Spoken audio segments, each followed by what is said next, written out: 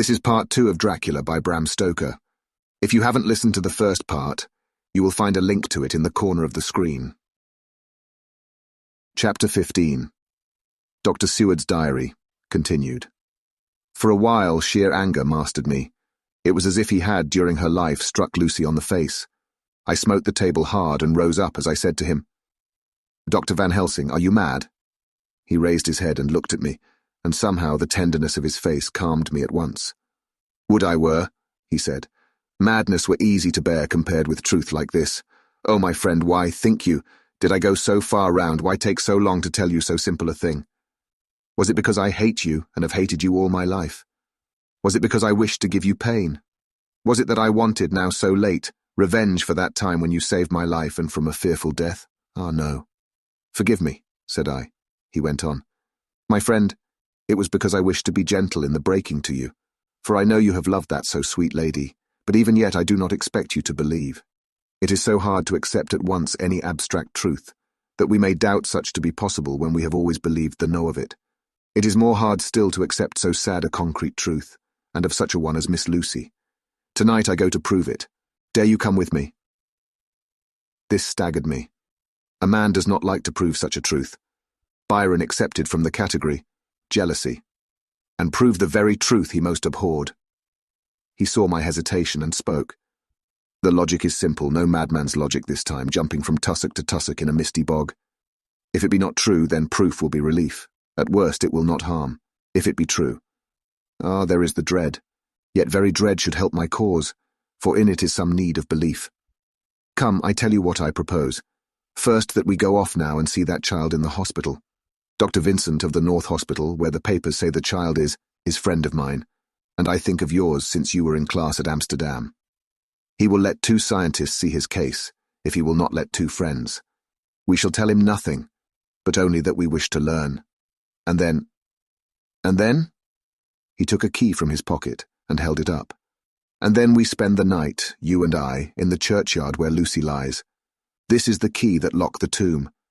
I had it from the coffin man to give to Arthur." My heart sank within me, for I felt that there was some fearful ordeal before us. I could do nothing, however, so I plucked up what heart I could and said that we had better hasten, as the afternoon was passing. We found the child awake. It had had a sleep and taken some food, and altogether was going on well. Dr. Vincent took the bandage from its throat and showed us the punctures. There was no mistaking the similarity to those which had been on Lucy's throat. They were smaller, and the edges looked fresher. That was all. We asked Vincent to what he attributed them, and he replied that it must have been a bite of some animal, perhaps a rat. But for his own part, he was inclined to think that it was one of the bats which are so numerous on the northern heights of London. "Out of so many harmless ones," he said, "there may be some wild specimen from the south of a more malignant species.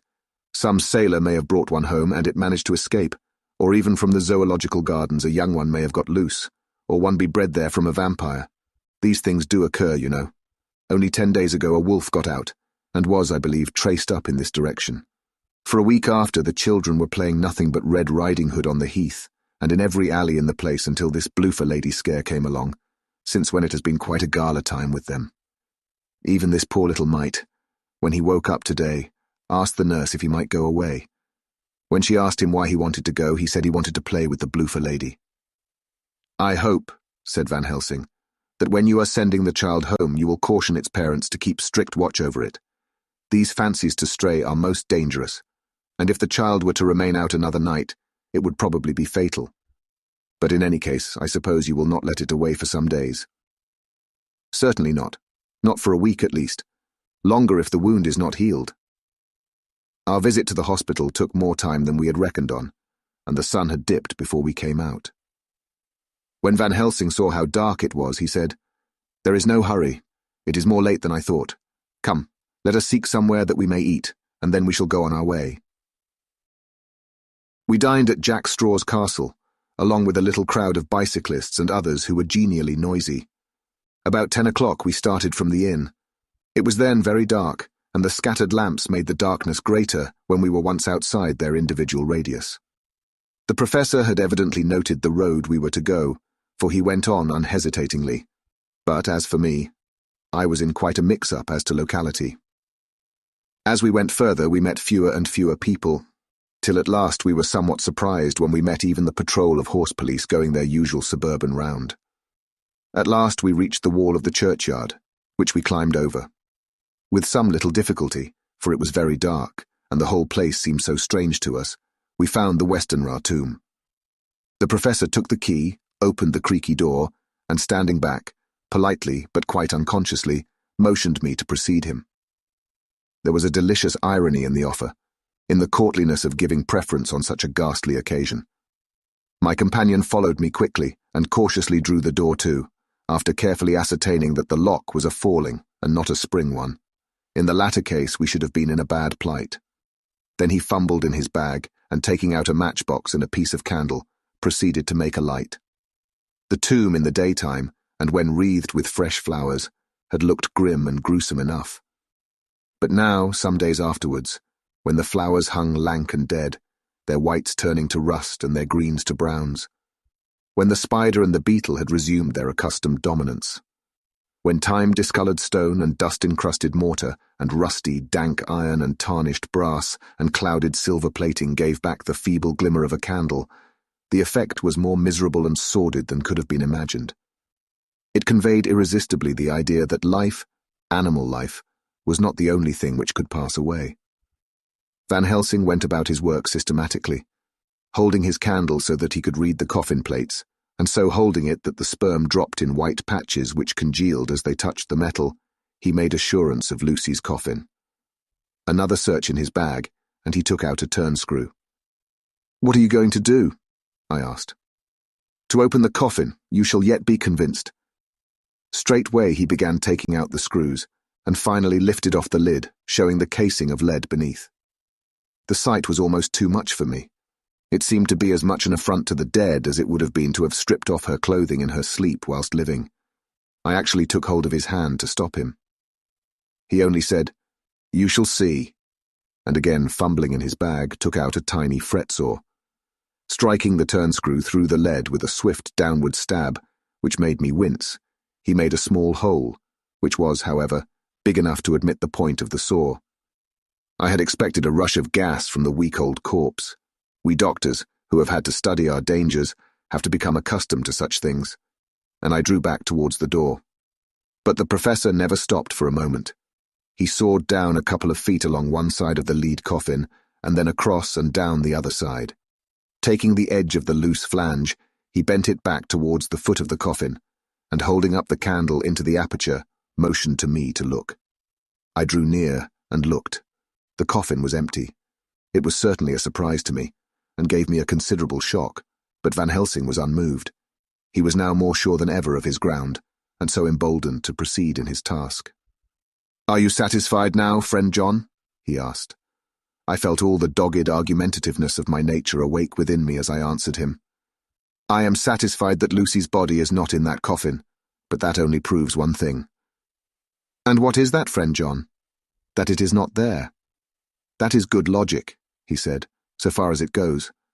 But how can you account for it not being there?" "Perhaps a body snatcher," I suggested. "Some of the undertaker's people may have stolen it." I felt that I was speaking folly, and yet it was the only real cause which I could suggest. The professor sighed. "Ah, well," he said, "we must have more proof. Come with me."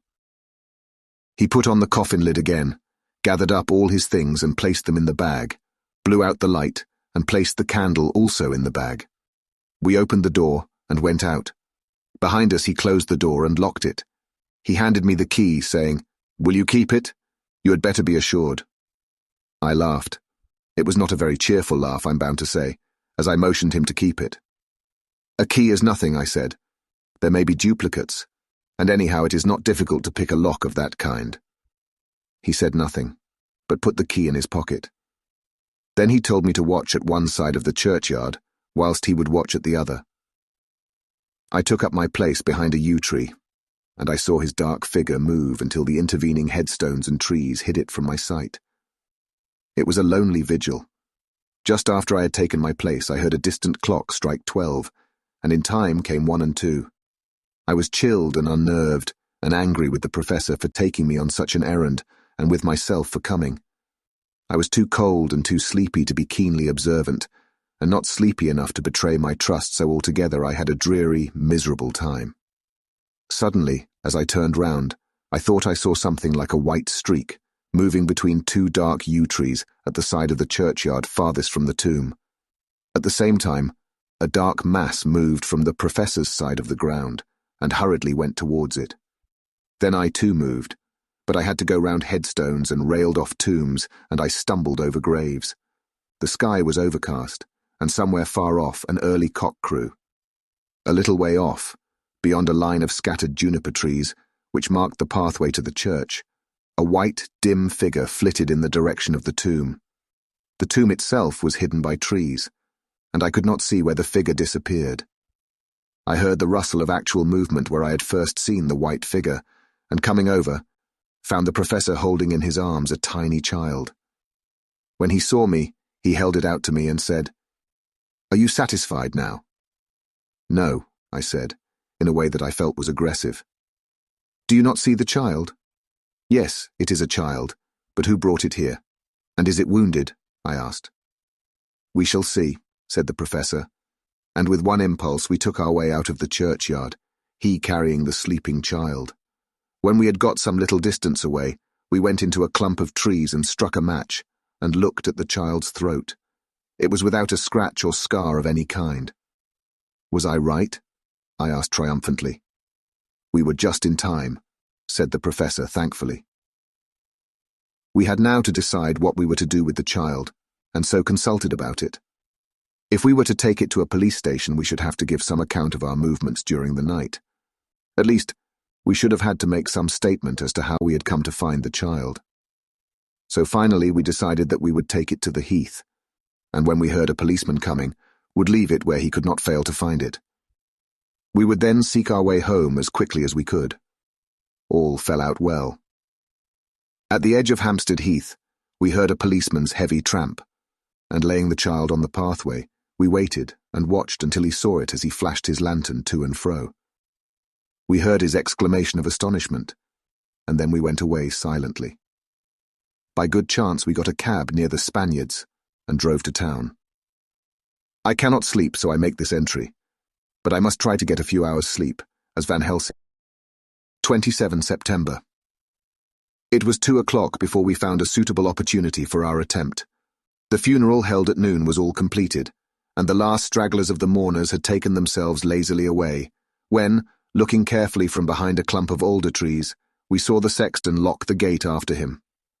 We knew then that we were safe till morning did we desire it, but the professor told me that we should not want more than an hour at most. Again, I felt that horrid sense of the reality of things, in which any effort of imagination seemed out of place, and I realized distinctly the perils of the law which we were incurring in our unhallowed work. Besides, I felt it was all so useless. Outrageous as it was to open a leaden coffin to see if a woman dead nearly a week were really dead, it now seemed the height of folly to open the tomb again, when we knew from the evidence of our own eyesight that the coffin was empty. I shrugged my shoulders, however, and rested silent, for Van Helsing had a way of going on his own road no matter who remonstrated. He took the key, opened the vault, and again courteously motioned me to proceed. The place was not so gruesome as last night, but oh, how unutterably mean-looking when the sunshine streamed in. Van Helsing walked over to Lucy's coffin, and I followed. He bent over and again forced back the leaden flange, and then a shock of surprise and dismay shot through me. There lay Lucy, seemingly just as we had seen her the night before her funeral. She was, if possible, more radiantly beautiful than ever, and I could not believe that she was dead. The lips were red, nay redder than before, and on the cheeks was a delicate bloom. "Is this a juggle?" I said to him. "Are you convinced now?" said the professor in response, and as he spoke he put over his hand, and in a way that made me shudder, pulled back the dead lips and showed the white teeth. "See," he went on, "see, they are even sharper than before.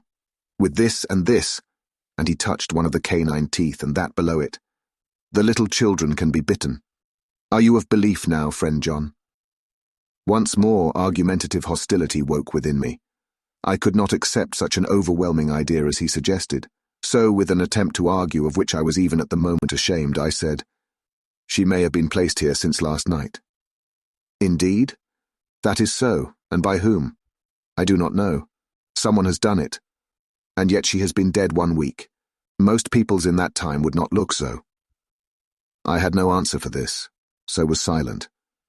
Van Helsing did not seem to notice my silence. At any rate, he showed neither chagrin nor triumph. He was looking intently at the face of the dead woman, raising the eyelids and looking at the eyes, and once more opening the lips and examining the teeth.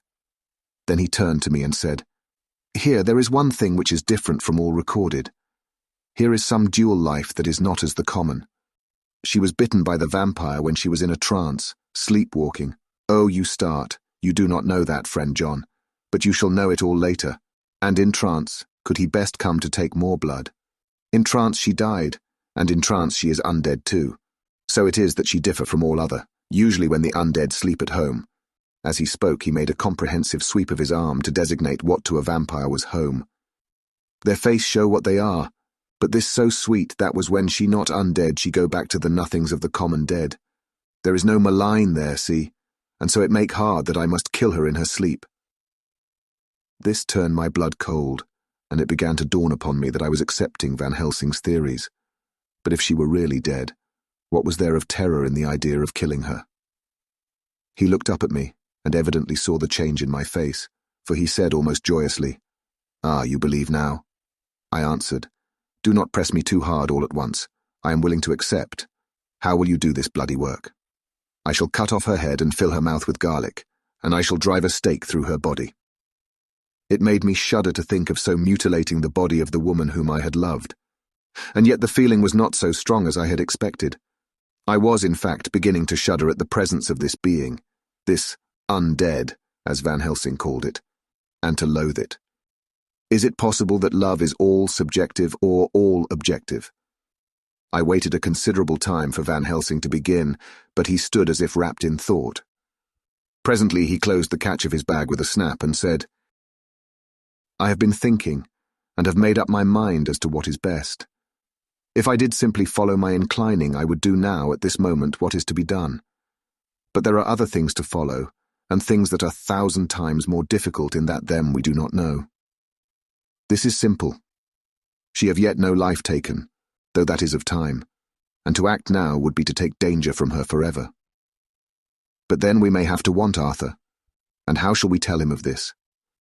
If you, who saw the wounds on Lucy's throat, and saw the wounds so similar on the child's at the hospital, if you, who saw the coffin empty last night and full today with a woman who have not changed only to be more rose and more beautiful in a whole week after she die, if you know of this and know of the white figure last night that brought the child to the churchyard, and yet of your own senses you did not believe, how then can I expect Arthur, who know none of those things, to believe?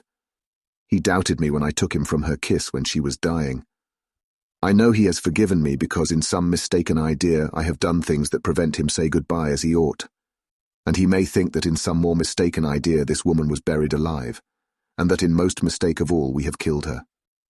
He will then argue back that it is we, mistaken ones, that have killed her by our ideas, and so he will be much unhappy always. Yet he never can be sure, and that is the worst of all. And he will sometimes think that she he loved was buried alive, and that will paint his dreams with horrors of what she must have suffered, and again, he will think that we may be right, and that his so beloved was, after all, an undead. No, I told him once, and since then I learn much. Now since I know it is all true, 100,000 times more do I know that he must pass through the bitter waters to reach the sweet. He, poor fellow, must have 1 hour that will make the very face of heaven grow black to him. Then we can act for good all round and send him peace. My mind is made up. Let us go. You return home for tonight to your asylum, and see that all be well. As for me, I shall spend the night here in this churchyard in my own way. Tomorrow night you will come to me to the Berkeley Hotel at 10 of the clock.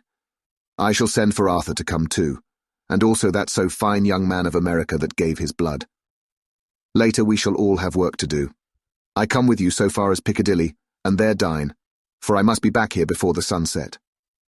So we locked the tomb and came away, and got over the wall of the churchyard, which was not much of a task, and drove back to Piccadilly. Note left by Van Helsing in his portmanteau. Berkeley Hotel, directed to John Seward, M.D., not delivered. The 27th of September. Friend John, I write this in case anything should happen. I go alone to watch in that churchyard. It pleases me that the undead Miss Lucy shall not leave tonight, that so on the morrow night she may be more eager. Therefore I shall fix some things she like not, garlic and a crucifix, and so seal up the door of the tomb. She is young as undead, and will heed. Moreover, these are only to prevent her coming out. They may not prevail on her wanting to get in, for then the undead is desperate, and must find the line of least resistance whatsoever it may be. I shall be at hand all the night from sunset till after the sunrise, and if there be aught that may be learned, I shall learn it. For Miss Lucy or from her, I have no fear, but that other to whom is there that she is undead, he have now the power to seek her tomb and find shelter. He is cunning, as I know from Mr. Jonathan, and from the way that all along he have fooled us when he played with us for Miss Lucy's life, and we lost, and in many ways the undead are strong. He have always the strength in his hand of 20 men, even we 4 who gave our strength to Miss Lucy, it also is all to him. Besides, he can summon his wolf and I know not what. So if it be that he come thither on this night he shall find me, but none other shall, until it be too late. But it may be that he will not attempt the place. There is no reason why he should. His hunting ground is more full of game than the churchyard where the undead woman sleep, and the one old man watch. Therefore I write this in case. Take the papers that are with this, the diaries of Harker and the rest, and read them, and then find this great undead, and cut off his head and burn his heart, or drive a stake through it, so that the world may rest from him. If it be so, farewell.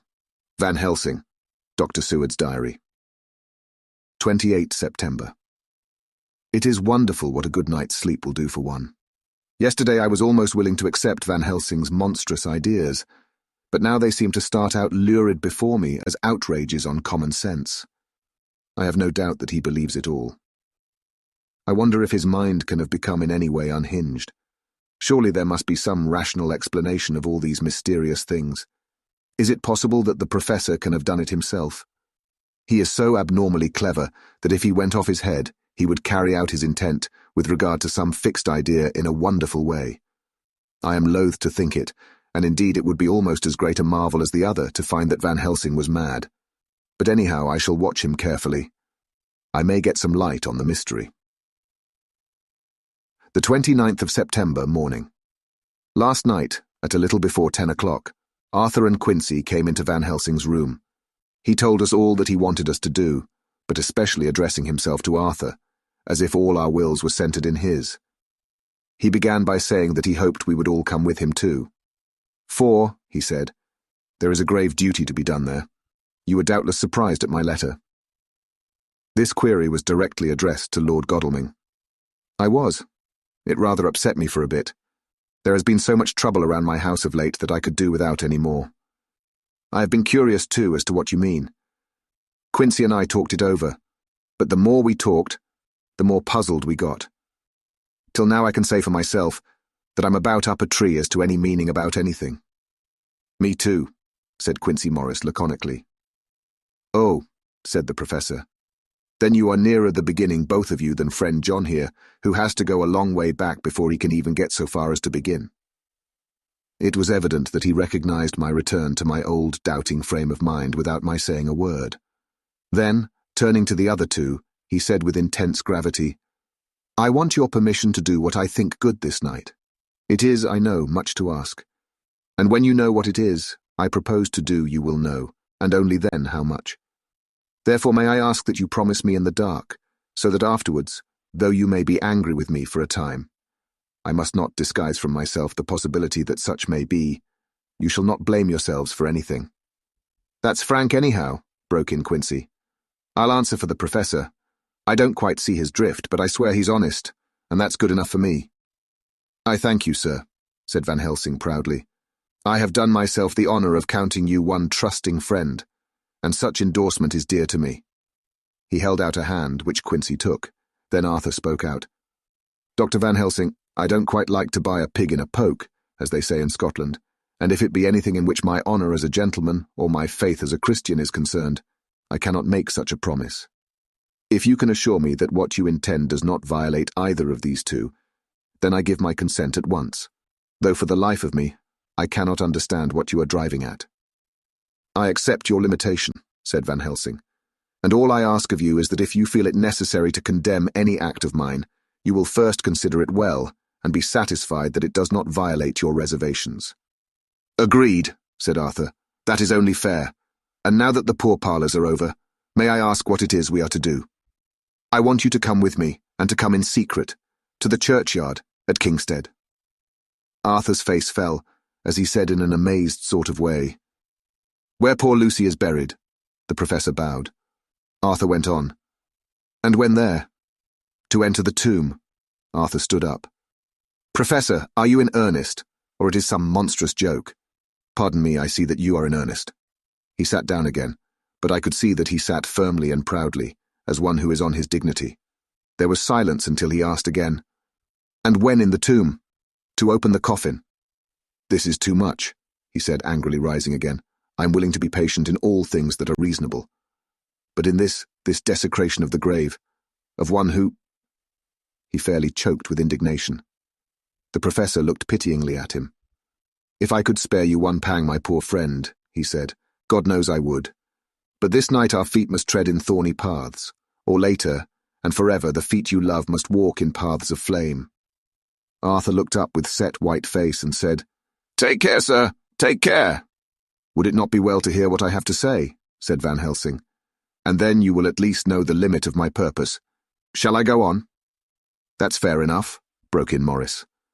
After a pause, Van Helsing went on, evidently with an effort. "Miss Lucy is dead, is it not so?" "Yes, then there can be no wrong to her.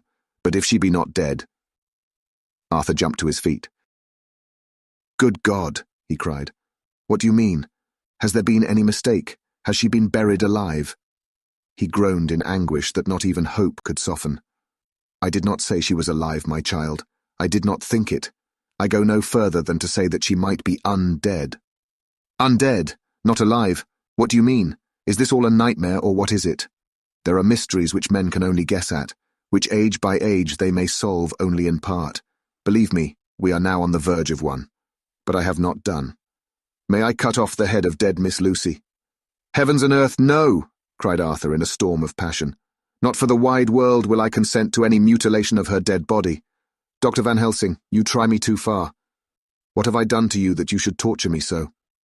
What did that poor, sweet girl do that you should want to cast such dishonor on her grave?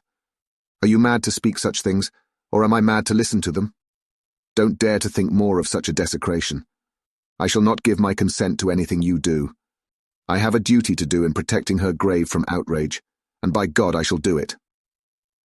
Van Helsing rose up from where he had all the time been seated, and said gravely and sternly, "My Lord Godalming, I too have a duty to do, a duty to others, a duty to you, a duty to the dead, and by God I shall do it. All I ask you now is that you come with me, that you look and listen. And if when later I make the same request you do not be more eager for its fulfillment even than I am, then I shall do my duty, whatever it may seem to me. And then, to follow of your lordship's wishes, I shall hold myself at your disposal to render an account to you, when and where you will." His voice broke a little, and he went on with a voice full of pity. "But I beseech you, do not go forth in anger with me, in a long life of acts which were often not pleasant to do, and which sometimes did wring my heart. I have never had so heavy a task as now. Believe me, that if the time comes for you to change your mind towards me, one look from you will wipe away all this so sad hour, for I would do what a man can to save you from sorrow. Just think, for why should I give myself so much of labor and so much of sorrow? I have come here from my own land to do what I can of good, at the first to please my friend John, and then to help a sweet young lady whom too I came to love. For her, I am ashamed to say so much, but I say it in kindness. I gave what you gave, the blood of my veins. I gave it, I who was not like you her lover, but only her physician and her friend. I gave to her my nights and days, before death, after death. And if my death can do her good even now, when she is the dead undead, she shall have it freely." He said this with a very grave, sweet pride, and Arthur was much affected by it. He took the old man's hand and said in a broken voice, "Oh, it is hard to think of it, and I cannot understand. but at least I shall go with you and wait. Chapter 16. Dr. Seward's Diary, continued. It was just 12:15 when we got into the churchyard over the low wall. The night was dark, with occasional gleams of moonlight between the rents of the heavy clouds that scudded across the sky. We all kept somehow close together, with Van Helsing slightly in front as he led the way. When we had come close to the tomb, I looked well at Arthur, for I feared that the proximity to a place laden with so sorrowful a memory would upset him, but he bore himself well. I took it that the very mystery of the proceeding was in some way a counteractant to his grief. The professor unlocked the door, and seeing a natural hesitation amongst us for various reasons, solved the difficulty by entering first himself. The rest of us followed, and he closed the door. He then lit a dark lantern and pointed to the coffin. Arthur stepped forward hesitatingly. Van Helsing said to me, "You were with me here yesterday. Was the body of Miss Lucy in that coffin?" "It was." The professor turned to the rest, saying, "You hear, and yet there is no one who does not believe with me." He took his screwdriver and again took off the lid of the coffin. Arthur looked on, very pale but silent. When the lid was removed, he stepped forward. He evidently did not know that there was a leaden coffin, or at any rate had not thought of it. When he saw the rent in the lead, the blood rushed to his face for an instant, but as quickly fell away again, so that he remained of a ghastly whiteness. He was still silent. Van Helsing forced back the leaden flange, and we all looked in and recoiled. The coffin was empty. For several minutes no one spoke a word. The silence was broken by Quincy Morris. "Professor, I answered for you. Your word is all I want. I wouldn't ask such a thing ordinarily. I wouldn't so dishonor you as to imply a doubt. But this is a mystery that goes beyond any honor or dishonor. Is this your doing? I swear to you by all that I hold sacred that I have not removed nor touched her. What happened was this. 2 nights ago, my friend Seward and I came here, with good purpose, believe me. I opened that coffin, which was then sealed up, and we found it as now empty. We then waited, and saw something white come through the trees. The next day we came here in daytime, and she lay there. Did she not, friend John? Yes. That night we were just in time. One more so small child was missing, and we find it, thank God, unharmed amongst the graves. Yesterday I came here before sundown, for at sundown the undead can move. I waited here all the night till the sun rose, but I saw nothing. It was most probable that it was because I had laid over the clamps of those doors garlic, which the undead cannot bear, and other things which they shun. Last night there was no exodus, so tonight before the sundown I took away my garlic and other things. And so it is we find this coffin empty. But bear with me. So far there is much that is strange. Wait you with me outside, unseen and unheard, and things much stranger are yet to be. So, here he shut the dark slide of his lantern. Now to the outside. He opened the door and we filed out, he coming last and locking the door behind him. Oh, but it seemed fresh and pure in the night air after the terror of that vault. How sweet it was to see the clouds race by, and the passing gleams of the moonlight between the scudding clouds crossing and passing, like the gladness and sorrow of a man's life. How sweet it was to breathe the fresh air, that had no taint of death and decay. How humanizing to see the red lighting of the sky beyond the hill, and to hear far away the muffled roar that marks the life of a great city. Each in his own way was solemn and overcome. Arthur was silent, and was, I could see, striving to grasp the purpose and the inner meaning of the mystery. I was myself tolerably patient, and half inclined again to throw aside doubt and to accept Van Helsing's conclusions. Quincy Morris was phlegmatic in the way of a man who accepts all things, and accepts them in the spirit of cool bravery, with hazard of all he has to stake.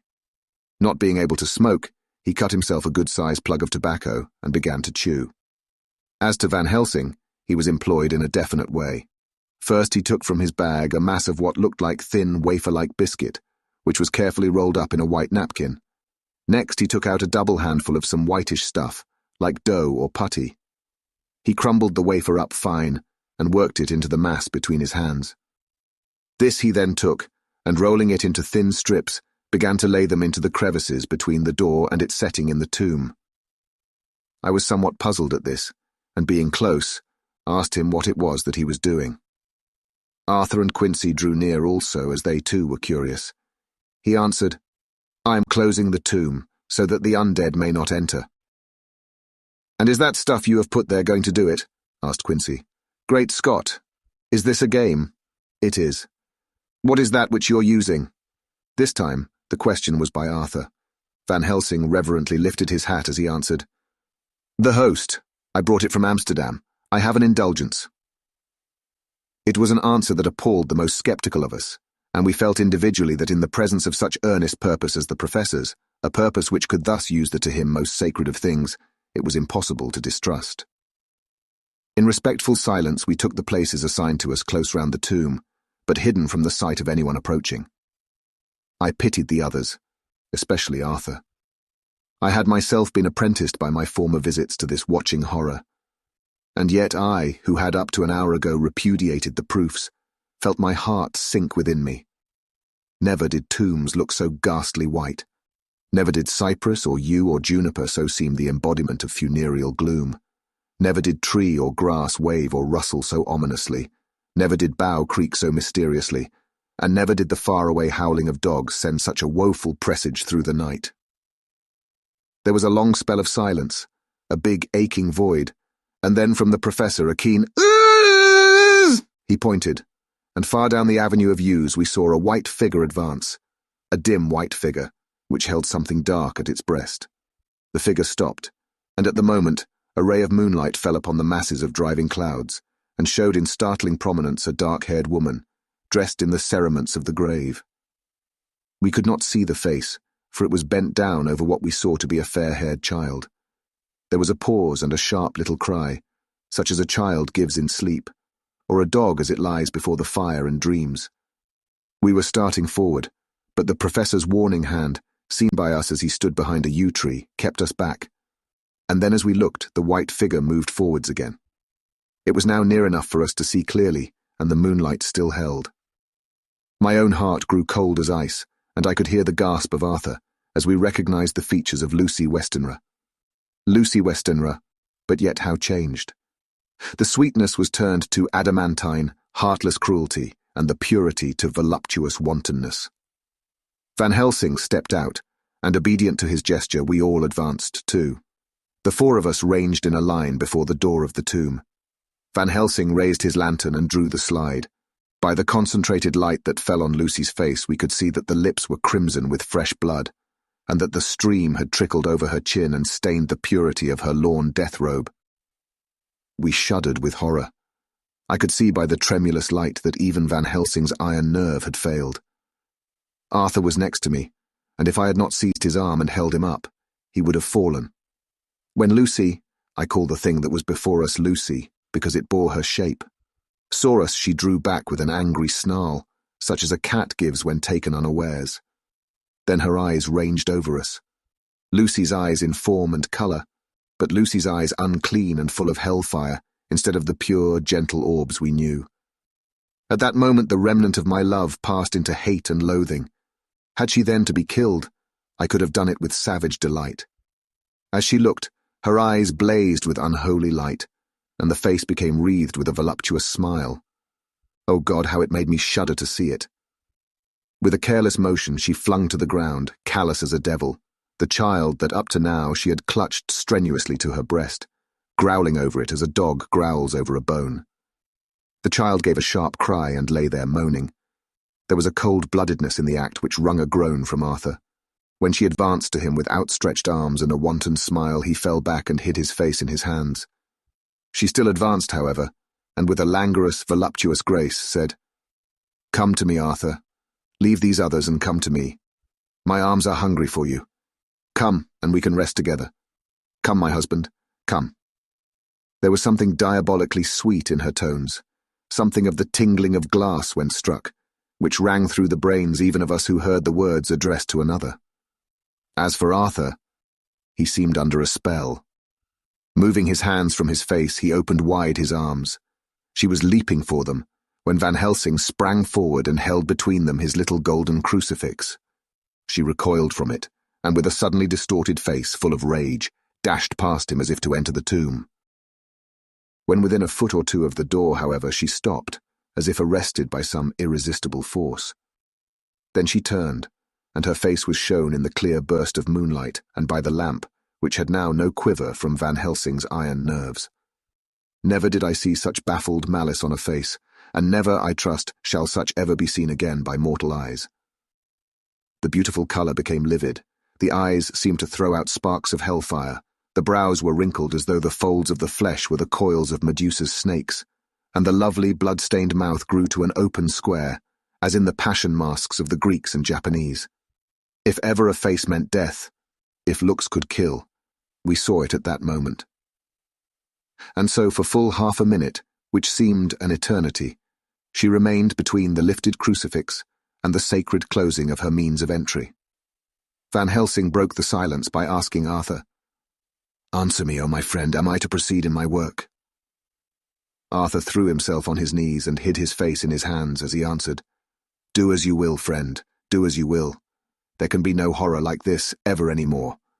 And he groaned in spirit. Quincy and I simultaneously moved towards him and took his arms. We could hear the click of the closing lantern as Van Helsing held it down. Coming close to the tomb, he began to remove from the chinks some of the sacred emblem which he had placed there.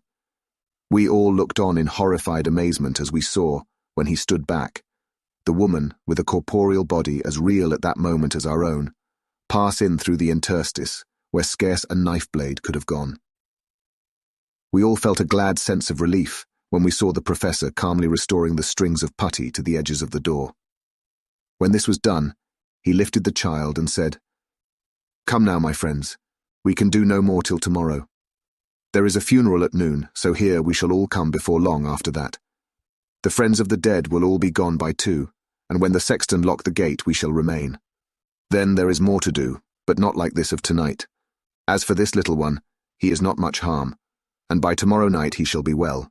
We shall leave him where the police will find him, as on the other night, and then to home." Coming close to Arthur, he said, "My friend Arthur, you have had a sore trial, but after, when you look back, you will see how it was necessary. You are now in the bitter waters, my child. By this time tomorrow you will, please God, have passed them, and have drunk of the sweet waters, so do not mourn overmuch. Till then, I shall not ask you to forgive me." Arthur and Quincy came home with me, and we tried to cheer each other on the way. We had left the child in safety and were tired, so we all slept with more or less reality of sleep.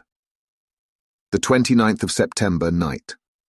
A little before 12 o'clock we three, Arthur, Quincy Morris and myself, called for the professor.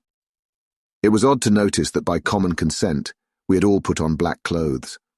Of course Arthur wore black, for he was in deep mourning, but the rest of us wore it by instinct.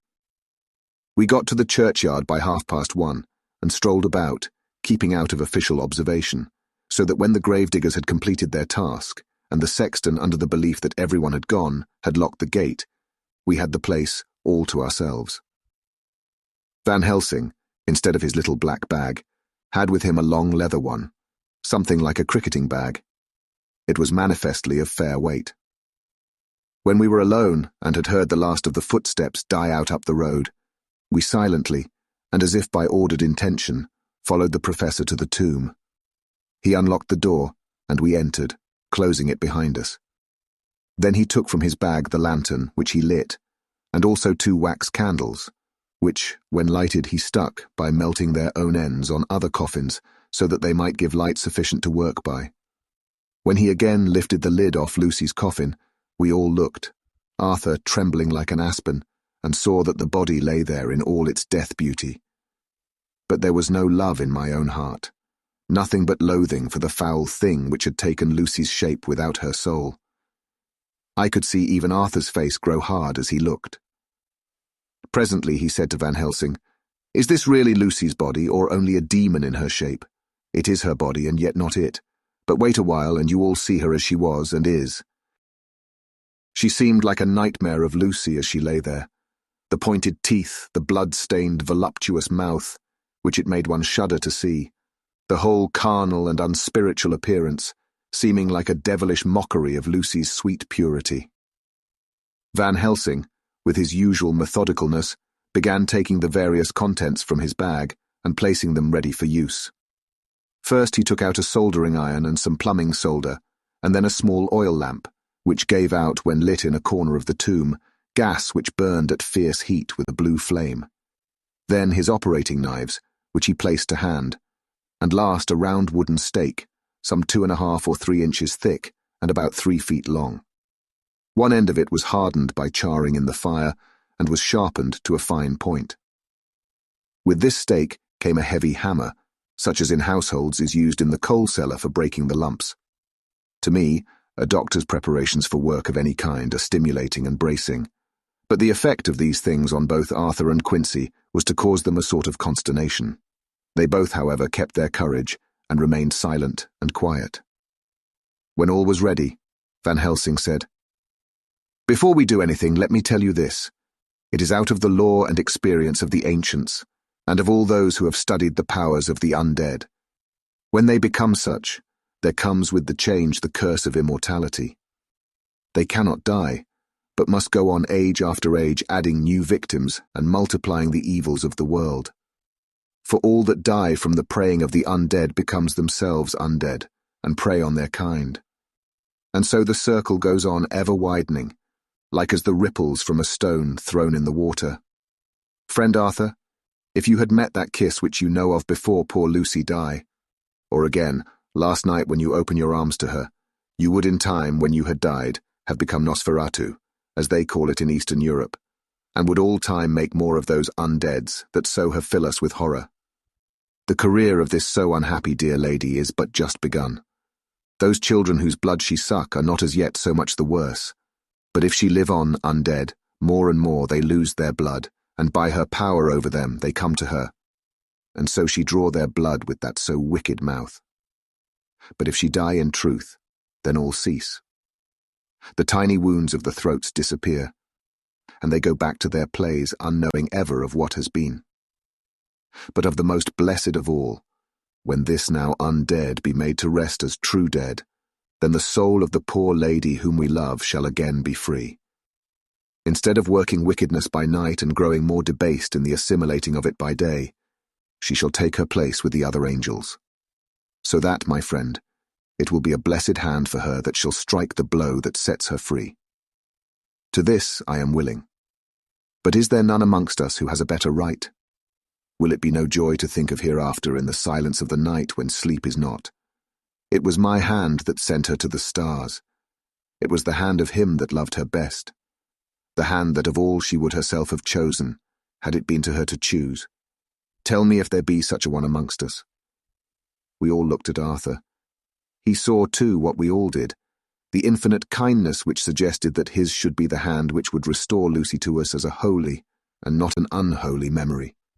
He stepped forward and said bravely, though his hand trembled, and his face was as pale as snow, "My true friend, from the bottom of my broken heart I thank you. Tell me what I am to do, and I shall not falter." Van Helsing laid a hand on his shoulder and said, "Brave lad, a moment's courage, and it is done. This stake must be driven through her. It will be a fearful ordeal, be not deceived in that, but it will be only a short time, and you will then rejoice more than your pain was great. From this grim tomb you will emerge as though you tread on air, but you must not falter when once you have begun. Only think that we, your true friends, are round you, and that we pray for you all the time." "Go on," said Arthur hoarsely. "Tell me what I am to do. Take this stake in your left hand, ready to place the point over the heart, and the hammer in your right. Then when we begin our prayer for the dead, I shall read him, I have here the book, and the others shall follow. Strike in God's name, that so all may be well with the dead that we love, and that the undead pass away." Arthur took the stake and the hammer, and when once his mind was set on action, his hands never trembled, nor even quivered. Van Helsing opened his missal and began to read, and Quincy and I followed as well as we could. Arthur placed the point over the heart, and as I looked I could see its dint in the white flesh. Then he struck with all his might. The thing in the coffin writhed, and a hideous blood-curdling screech came from the opened red lips. The body shook and quivered and twisted in wild contortions. The sharp white teeth champed together till the lips were cut, and the mouth was smeared with a crimson foam. But Arthur never faltered. He looked like a figure of Thor as his untrembling arm rose and fell, driving deeper and deeper the mercy-bearing stake, whilst the blood from the pierced heart welled and spurted up around it. His face was set, and high duty seemed to shine through it. The sight of it gave us courage so that our voices seemed to ring through the little vault. And then the writhing and quivering of the body became less, and the teeth seemed to champ, and the face to quiver. Finally, it lay still. The terrible task was over. The hammer fell from Arthur's hand. He reeled, and would have fallen had we not caught him. The great drops of sweat sprang from his forehead, and his breath came in broken gasps. It had indeed been an awful strain on him, and had he not been forced to his task by more than human considerations, he could never have gone through with it. For a few minutes we were so taken up with him that we did not look towards the coffin. When we did, however, a murmur of startled surprise ran from one to the other of us. We gazed so eagerly that Arthur rose, for he had been seated on the ground, and came and looked too. And then a glad, strange light broke over his face, and dispelled altogether the gloom of horror that lay upon it. There in the coffin lay no longer the foul thing that we had so dreaded and grown to hate, that the work of her destruction was yielded as a privilege to the one best entitled to it. But Lucy, as we had seen her in her life, with her face of unequalled sweetness and purity. True that there were there, as we had seen them in life, the traces of care and pain and waste, but these were all dear to us, for they marked her truth to what we knew. One and all we felt that the holy calm that lay like sunshine over the wasted face and form was only an earthly token and symbol of the calm that was to reign forever. Van Helsing came and laid his hand on Arthur's shoulder and said to him, "And now, Arthur, my friend, dear lad, am I not forgiven?" The reaction of the terrible strain came as he took the old man's hand in his, and raising it to his lips, pressed it and said, "Forgiven. God bless you that you have given my dear one her soul again and me peace." He put his hands on the professor's shoulder, and laying his head on his breast, cried for a while silently, whilst we stood unmoving. When he raised his head, Van Helsing said to him, "And now, my child, you may kiss her. Kiss her dead lips, if you will, as she would have you to, if for her to choose. For she is not a grinning devil now, not any more a foul thing for all eternity. No longer she is the devil's undead. She is God's true dead, whose soul is with him." Arthur bent and kissed her, and then we sent him and Quincy out of the tomb. The professor and I sawed the top off the stake, leaving the point of it in the body. Then we cut off the head and filled the mouth with garlic. We soldered up the leaden coffin, screwed on the coffin lid, and gathering up our belongings, came away. When the professor locked the door, he gave the key to Arthur. Outside the air was sweet, the sun shone, and the birds sang, and it seemed as if all nature were tuned to a different pitch. There was gladness and mirth and peace everywhere, for we were at rest ourselves on one account, and we were glad, though it was with a tempered joy. Before we moved away, Van Helsing said, "Now, my friends, one step of our work is done, one the most harrowing to ourselves. But there remains a greater task, to find out the author of all this, our sorrow, and to stamp him out. I have clues which we can follow, but it is a long task, and a difficult, and there is danger in it, and pain. Shall you not all help me? We have learned to believe, all of us. Is it not so? And since so, do we not see our duty? Yes. And do we not promise to go on to the bitter end?" Each in turn we took his hand, and the promise was made. Then said the professor as we moved off, "2 nights hence you shall meet with me and dine together at 7 of the clock with friend John. I shall entreat 2 others, 2 that you know not as yet, and I shall be ready to all our work show and our plans unfold. Friend John, you come with me home, for I have much to consult about and you can help me. Tonight I leave for Amsterdam, but shall return tomorrow night. And then begins our great quest. But first I shall have much to say, so that you may know what is to do and to dread. Then our promise shall be made to each other anew, for there is a terrible task before us, and once our feet are on the ploughshare, we must not draw back." Chapter 17. Dr. Seward's Diary. Continued. When we arrived at the Berkeley Hotel, Van Helsing found a telegram waiting for him. "Am coming up by train. Jonathan at Whitby. Important news. Mina Harker." The professor was delighted. "Ah, that wonderful Madam Mina," he said. "Pearl among women. She arrived, but I cannot stay. She must go to your house, friend John. You must meet her at the station. Telegraph her en route, so that she may be prepared." When the wire was dispatched, he had a cup of tea. Over it, he told me of a diary kept by Jonathan Harker when abroad, and gave me a typewritten copy of it, as also of Mrs. Harker's diary at Whitby. "Take these," he said, "and study them well. When I have returned, you will be master of all the facts, and we can then better enter on our inquisition. Keep them safe, for there is in them much of treasure. You will need all your faith, even you who have had such an experience as that of today. What is here told," he laid his hand heavily and gravely on the packet of papers as he spoke, "may be the beginning of the end to you and me and many another, or it may sound the knell of the undead who walk the earth. Read all, I pray you, with the open mind, and if you can add in any way to the story here told, do so, for it is all important. You have kept diary of all these so strange things. Is it not so? Yes, then we shall go through all these together when we meet." He then made ready for his departure, and shortly after drove off to Liverpool Street. I took my way to Paddington, where I arrived about 15 minutes before the train came in. The crowd melted away, after the bustling fashion common to arrival platforms, and I was beginning to feel uneasy lest I might miss my guest, when a sweet-faced, dainty-looking girl stepped up to me, and after a quick glance said, "Dr. Seward, is it not?" "And you are Mrs. Harker," I answered at once, whereupon she held out her hand. "I knew you from the description of poor dear Lucy, but—" She stopped suddenly, and a quick blush overspread her face. The blush that rose to my own cheeks somehow set us both at ease, for it was a tacit answer to her own. I got her luggage, which included a typewriter, and we took the Underground to Fenchurch Street, after I'd sent a wire to my housekeeper to have a sitting room and bedroom prepared at once for Mrs. Harker. In due time, we arrived. She knew, of course, that the place was a lunatic asylum, but I could see that she was unable to repress a shudder when we entered.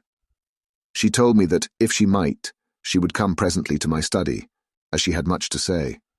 So here I am finishing my entry in my phonograph diary whilst I await her. As yet I have not had the chance of looking at the papers which Van Helsing left with me, though they lie open before me. I must get her interested in something, so that I may have an opportunity of reading them.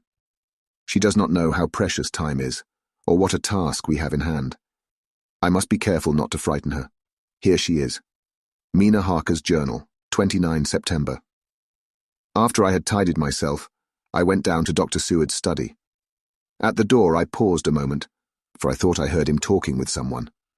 As, however, he had pressed me to be quick, I knocked at the door, and on his calling out, "Come in," I entered. To my intense surprise, there was no one with him. He was quite alone, and on the table opposite him was what I knew at once from the description to be a phonograph. I had never seen one, and was much interested. "I hope I did not keep you waiting," I said, "but I stayed at the door as I heard you talking, and thought there was someone with you." "Oh," he replied with a smile, "I was only entering my diary." "Your diary?" I asked him in surprise. "Yes," he answered. "I keep it in this." As he spoke, he laid his hand on the phonograph. I felt quite excited over it and blurted out, "Why, this beats even shorthand. May I hear it say something?" "Certainly," he replied with alacrity, and stood up to put it in train for speaking. Then he paused, and a troubled look overspread his face. "The fact is," he began awkwardly, "I only keep my diary in it. And as it is entirely, almost entirely about my cases, it may be awkward. That is, I mean—" He stopped, and I tried to help him out of his embarrassment. "You helped to attend dear Lucy at the end. Let me hear how she died. For all that I know of her, I shall be very grateful. She was very, very dear to me." To my surprise, he answered, with a horror-struck look in his face, "Tell you of her death? Not for the wide world." "Why not?" I asked, for some grave, terrible feeling was coming over me. Again he paused, and I could see that he was trying to invent an excuse. At length he stammered out, "You see, I do not know how to pick out any particular part of the diary." Even while he was speaking, an idea dawned upon him, and he said with unconscious simplicity, in a different voice, and with the naivete of a child, "That's quite true, upon my honour. Honest Indian." I could not but smile, at which he grimaced. "I gave myself away that time," he said. "But do you know that, although I have kept the diary for months past, it never once struck me how I was going to find any particular part of it in case I wanted to look it up?" By this time my mind was made up that the diary of a doctor who attended Lucy might have something to add to the sum of our knowledge of that terrible being, and I said boldly, "Then, Dr. Seward, you had better let me copy it out for you on my typewriter." He grew to a positively deathly pallor as he said, "No, no, no. For all the world I wouldn't let you know that terrible story." Then it was terrible. My intuition was right. For a moment I thought, and as my eyes ranged the room, unconsciously looking for something or some opportunity to aid me, they lit on a great batch of typewriting on the table. His eyes caught the look in mine, and without his thinking, followed their direction. As they saw the parcel, he realized my meaning. "You do not know me," I said. "When you have read those papers, my own diary and my husband's also, which I have typed, you will know me better. I have not faltered in giving every thought of my own heart in this cause, but of course you do not know me, yet, and I must not expect you to trust me so far." He is certainly a man of noble nature. Poor dear Lucy was right about him. He stood up and opened a large drawer, in which were arranged in order a number of hollow cylinders of metal covered with dark wax, and said, "You're quite right. I did not trust you because I did not know you. But I know you now, and let me say that I should have known you long ago. I know that Lucy told you of me. She told me of you too. May I make the only atonement in my power? Take the cylinders and hear them.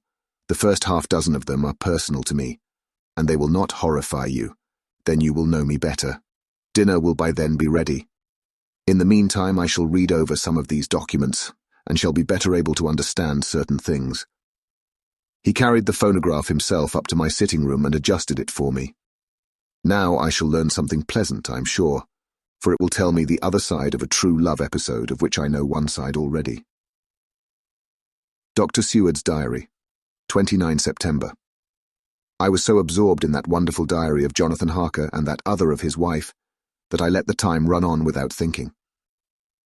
Mrs. Harker was not down when the maid came to announce dinner, so I said, "She's possibly tired. Let dinner wait an hour." And I went on with my work. I had just finished Mrs. Harker's diary when she came in. She looked sweetly pretty, but very sad, and her eyes were flushed with crying. This somehow moved me much. Of late, I have had cause for tears, God knows. But the relief of them was denied me, and now the sight of those sweet eyes, brightened with recent tears, went straight to my heart. So I said as gently as I could, "I greatly fear I have distressed you." "Oh no, not distressed me," she replied. "But I have been more touched than I can say by your grief. That is a wonderful machine, but it is cruelly true. It told me in its very tones the anguish of your heart. It was like a soul crying out to Almighty God. No one must hear them spoken ever again. See, I have tried to be useful. I have copied out the words on my typewriter, and none other need now hear your heart beat, as I did.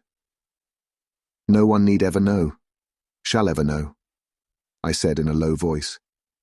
She laid her hand on mine and said very gravely, "Ah, but they must." "Must? But why?" I asked. "Because it is a part of the terrible story, a part of poor dear Lucy's death and all that led to it. Because in the struggle which we have before us to rid the earth of this terrible monster, we must have all the knowledge and all the help which we can get. I think that the cylinders which you gave me contained more than you intended me to know. But I can see that there are in your record many lights to this dark mystery. You will let me help, will you not? I know all up to a certain point, and I see already, though your diary only took me to the 7th of September, how poor Lucy was beset, and how her terrible doom was being wrought out. Jonathan and I have been working day and night since Professor Van Helsing saw us. He is gone to Whitby to get more information, and he will be here tomorrow to help us. We need have no secrets amongst us. Working together and with absolute trust, we can surely be stronger than if some of us were in the dark." She looked at me so appealingly, and at the same time manifested such courage and resolution in her bearing, that I gave in at once to her wishes. "You shall," I said. Do as you like in the matter. God forgive me if I do wrong. There are terrible things yet to learn of, but if you have so far travelled on the road to poor Lucy's death, you will not be content, I know, to remain in the dark. Nay, the end, the very end, may give you a gleam of peace. Come, there is dinner. We must keep one another strong for what is before us. We have a cruel and dreadful task. When you have eaten, you shall learn the rest, and I shall answer any questions you ask, if there be anything which you do not understand, though it was apparent to us who were present. Mina Harker's Journal. 29 September. After dinner, I came with Dr. Seward to his study. He brought back the phonograph from my room, and I took my typewriter.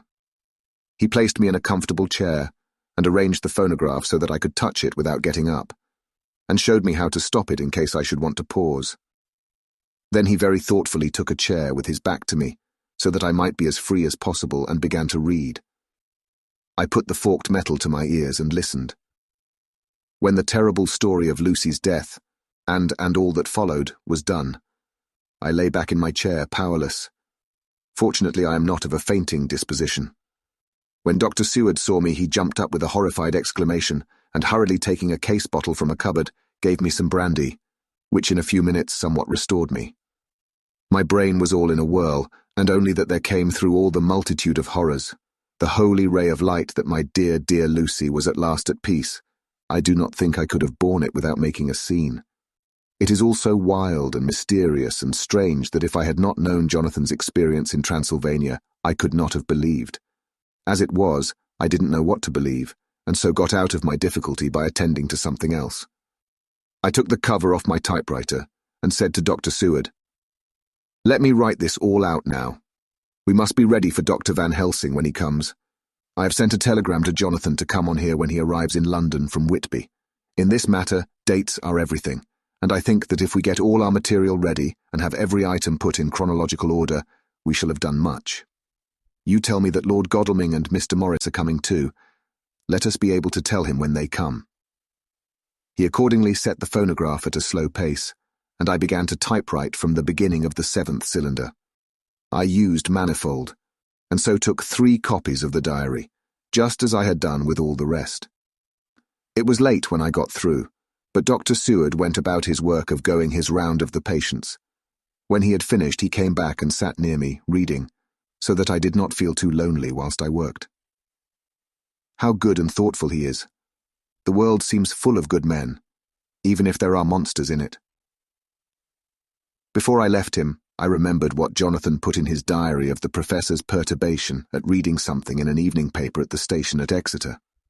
So, seeing that Dr. Seward keeps his newspapers, I borrowed the files of the Westminster Gazette and the Pall Mall Gazette, and took them to my room.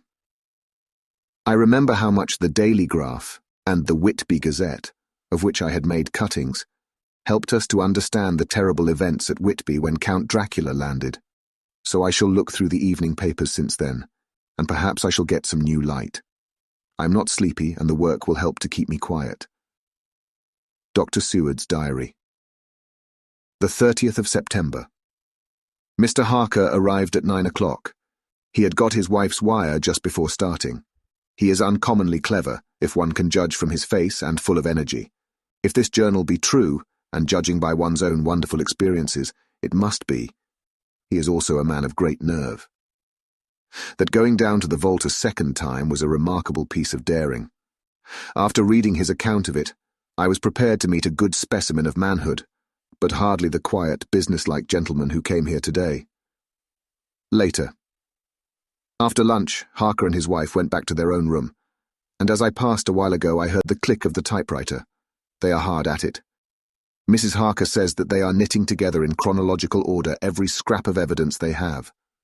Harker has got the letters between the consignee of the boxes at Whitby and the carriers in London who took charge of them.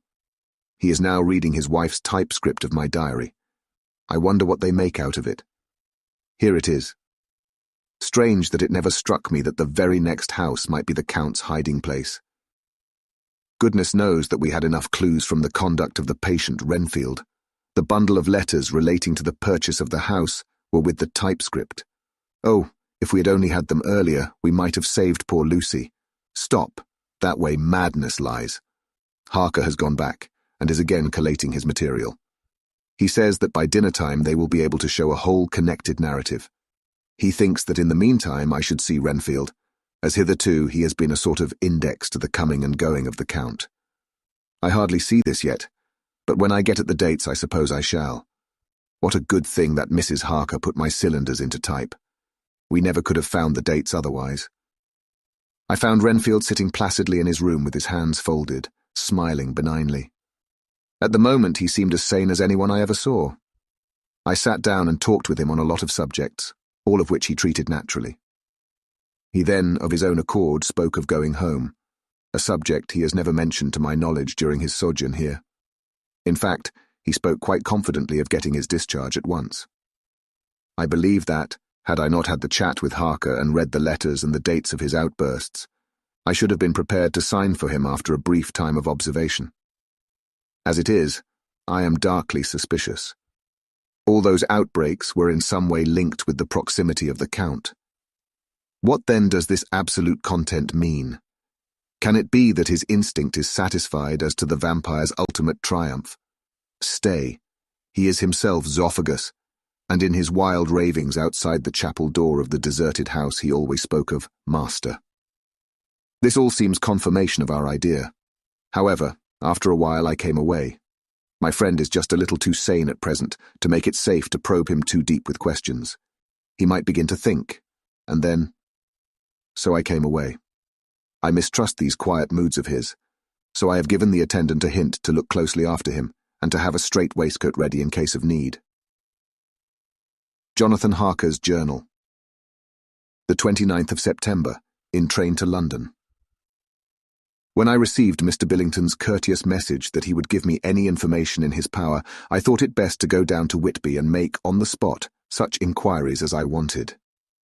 It was now my object to trace that horrid cargo of the Count's to its place in London. Later, we may be able to deal with it.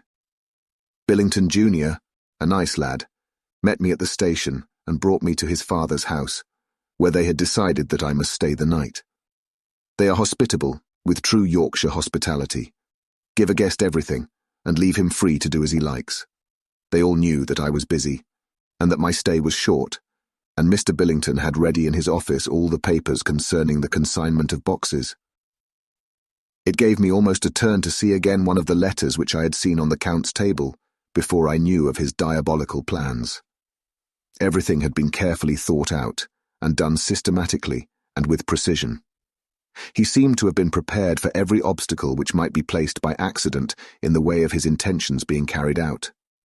To use an Americanism, he had taken no chances, and the absolute accuracy with which his instructions were fulfilled was simply the logical result of his care. I saw the invoice and took note of it. 50 cases of common earth to be used for experimental purposes.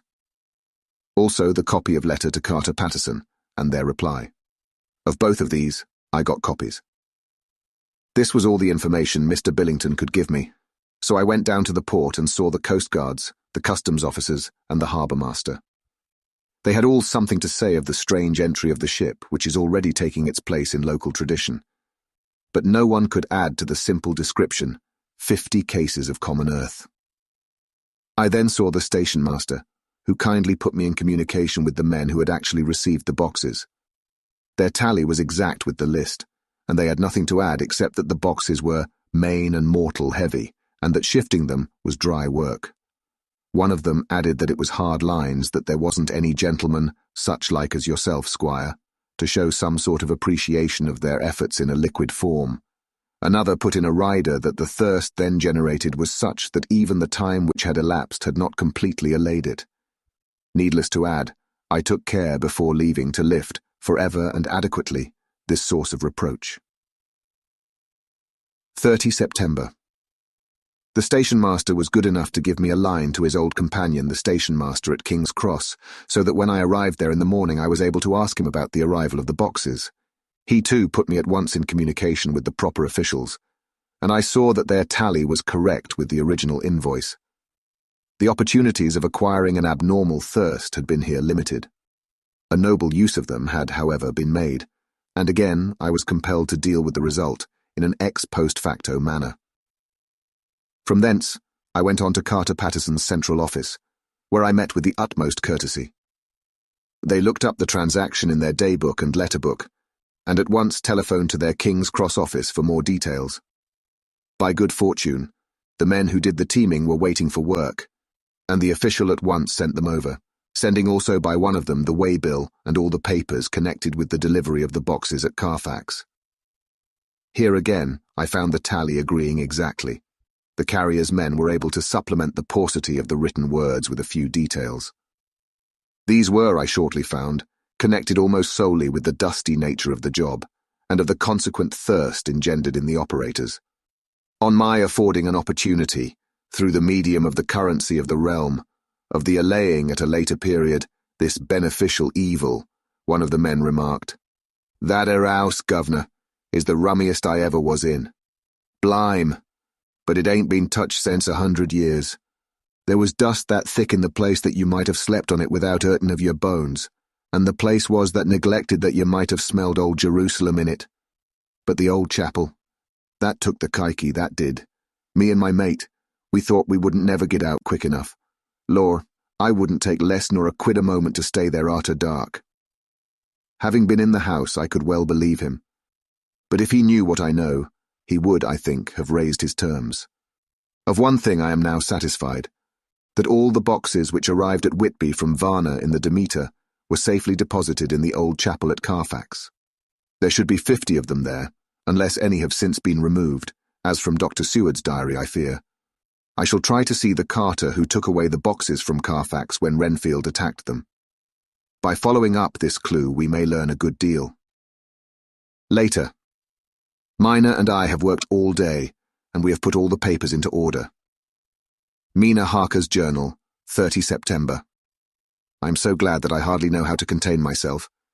It is, I suppose, the reaction from the haunting fear which I have had, that this terrible affair and the reopening of his old wound might act detrimentally on Jonathan. I saw him leave for Whitby with as brave a face as I could, but I was sick with apprehension. The effort has, however, done him good. He was never so resolute, never so strong, never so full of volcanic energy, as at present. It is just as that dear good Professor Van Helsing said, he is true grit, and he improves under strain that would kill a weaker nature. He came back full of life and hope and determination. We have got everything in order for tonight. I feel myself quite wild with excitement. I suppose one ought to pity anything so hunted as is the Count. That is just it. This thing is not human, not even beast.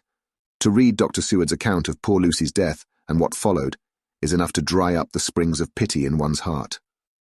Later, Lord Godalming and Mr. Morris arrived earlier than we expected. Dr. Seward was out on business, and had taken Jonathan with him, so I had to see them. It was to me a painful meeting, for it brought back all poor dear Lucy's hopes of only a few months ago.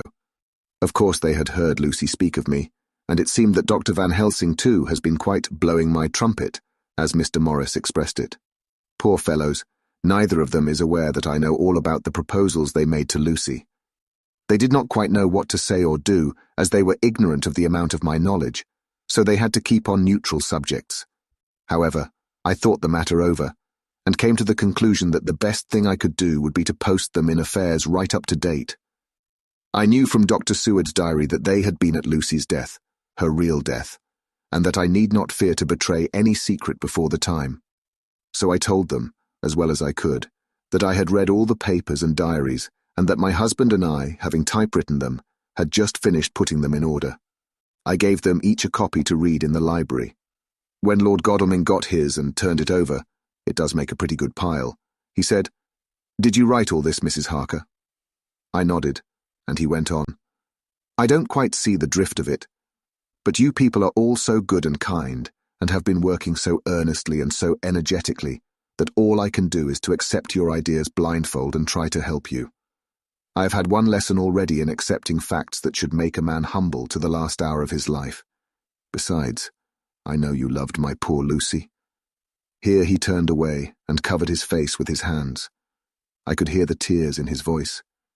Mr. Morris, with instinctive delicacy, just laid a hand for a moment on his shoulder, and then walked quietly out of the room. I suppose there is something in woman's nature that makes a man free to break down before her, and express his feelings on the tender or emotional side without feeling it derogatory to his manhood. For when Lord Godalming found himself alone with me, he sat down on the sofa and gave way utterly and openly. I sat down beside him and took his hand. I hope he didn't think it forward of me, and that if he ever thinks of it afterwards, he never will have such a thought. There I wrong him. I know he never will. He is too true a gentleman. I said to him, for I could see that his heart was breaking, I loved dear Lucy, and I know what she was to you and what you were to her. She and I were like sisters, and now she is gone. Will you not let me be like a sister to you in your trouble? I know what sorrows you have had, though I cannot measure the depth of them. If sympathy and pity can help in your affliction, won't you let me be of some little service, for Lucy's sake? In an instant the poor dear fellow was overwhelmed with grief. It seemed to me that all that he had of late been suffering in silence found a vent at once. He grew quite hysterical, and raising his open hands beat his palms together in a perfect agony of grief. He stood up and then sat down again, and the tears rained down his cheeks. I felt an infinite pity for him, and opened my arms unthinkingly. With a sob he laid his head on my shoulder and cried like a wearied child, whilst he shook with emotion. We women have something of the mother in us that makes us rise above smaller matters when the mother spirit is invoked. I felt this big, sorrowing man's head resting on me, as though it were that of the baby that some day may lie on my bosom, and I stroked his hair as though he were my own child. I never thought at the time how strange it all was. After a little bit his sobs ceased, and he raised himself with an apology, though he made no disguise of his emotion. He told me that for days and nights past, weary days and sleepless nights, he had been unable to speak with anyone, as a man must speak in his time of sorrow.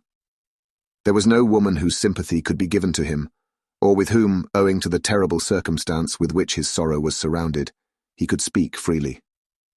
I know now how I suffered, he said, as he dried his eyes, but I do not know even yet, and none other can ever know, how much your sweet sympathy has been to me today. I shall know better in time, and believe me that, though I am not ungrateful now, my gratitude will grow with my understanding. You will let me be like a brother, will you not, for all our lives, for dear Lucy's sake? For dear Lucy's sake, I said as we clasped hands. Aye, and for your own sake, he added, for if a man's esteem and gratitude are ever worth the winning, you have won mine today. If ever the future should bring to you a time when you need a man's help, believe me, you will not call in vain. God grant that no such time may ever come to you to break the sunshine of your life. But if it should ever come, promise me that you will let me know. He was so earnest, and his sorrow was so fresh, that I felt it would comfort him, so I said, I promise. As I came along the corridor, I saw Mr. Morris looking out of a window. He turned as he heard my footsteps. How is Art? He said. Then noticing my red eyes, he went on. Ah, I see you have been comforting him. Poor old fellow, he needs it. No one but a woman can help a man when he is in trouble of the heart, and he had no one to comfort him. He bore his own trouble so bravely that my heart bled for him. I saw the manuscript in his hand, and I knew that when he read it, he would realize how much I knew.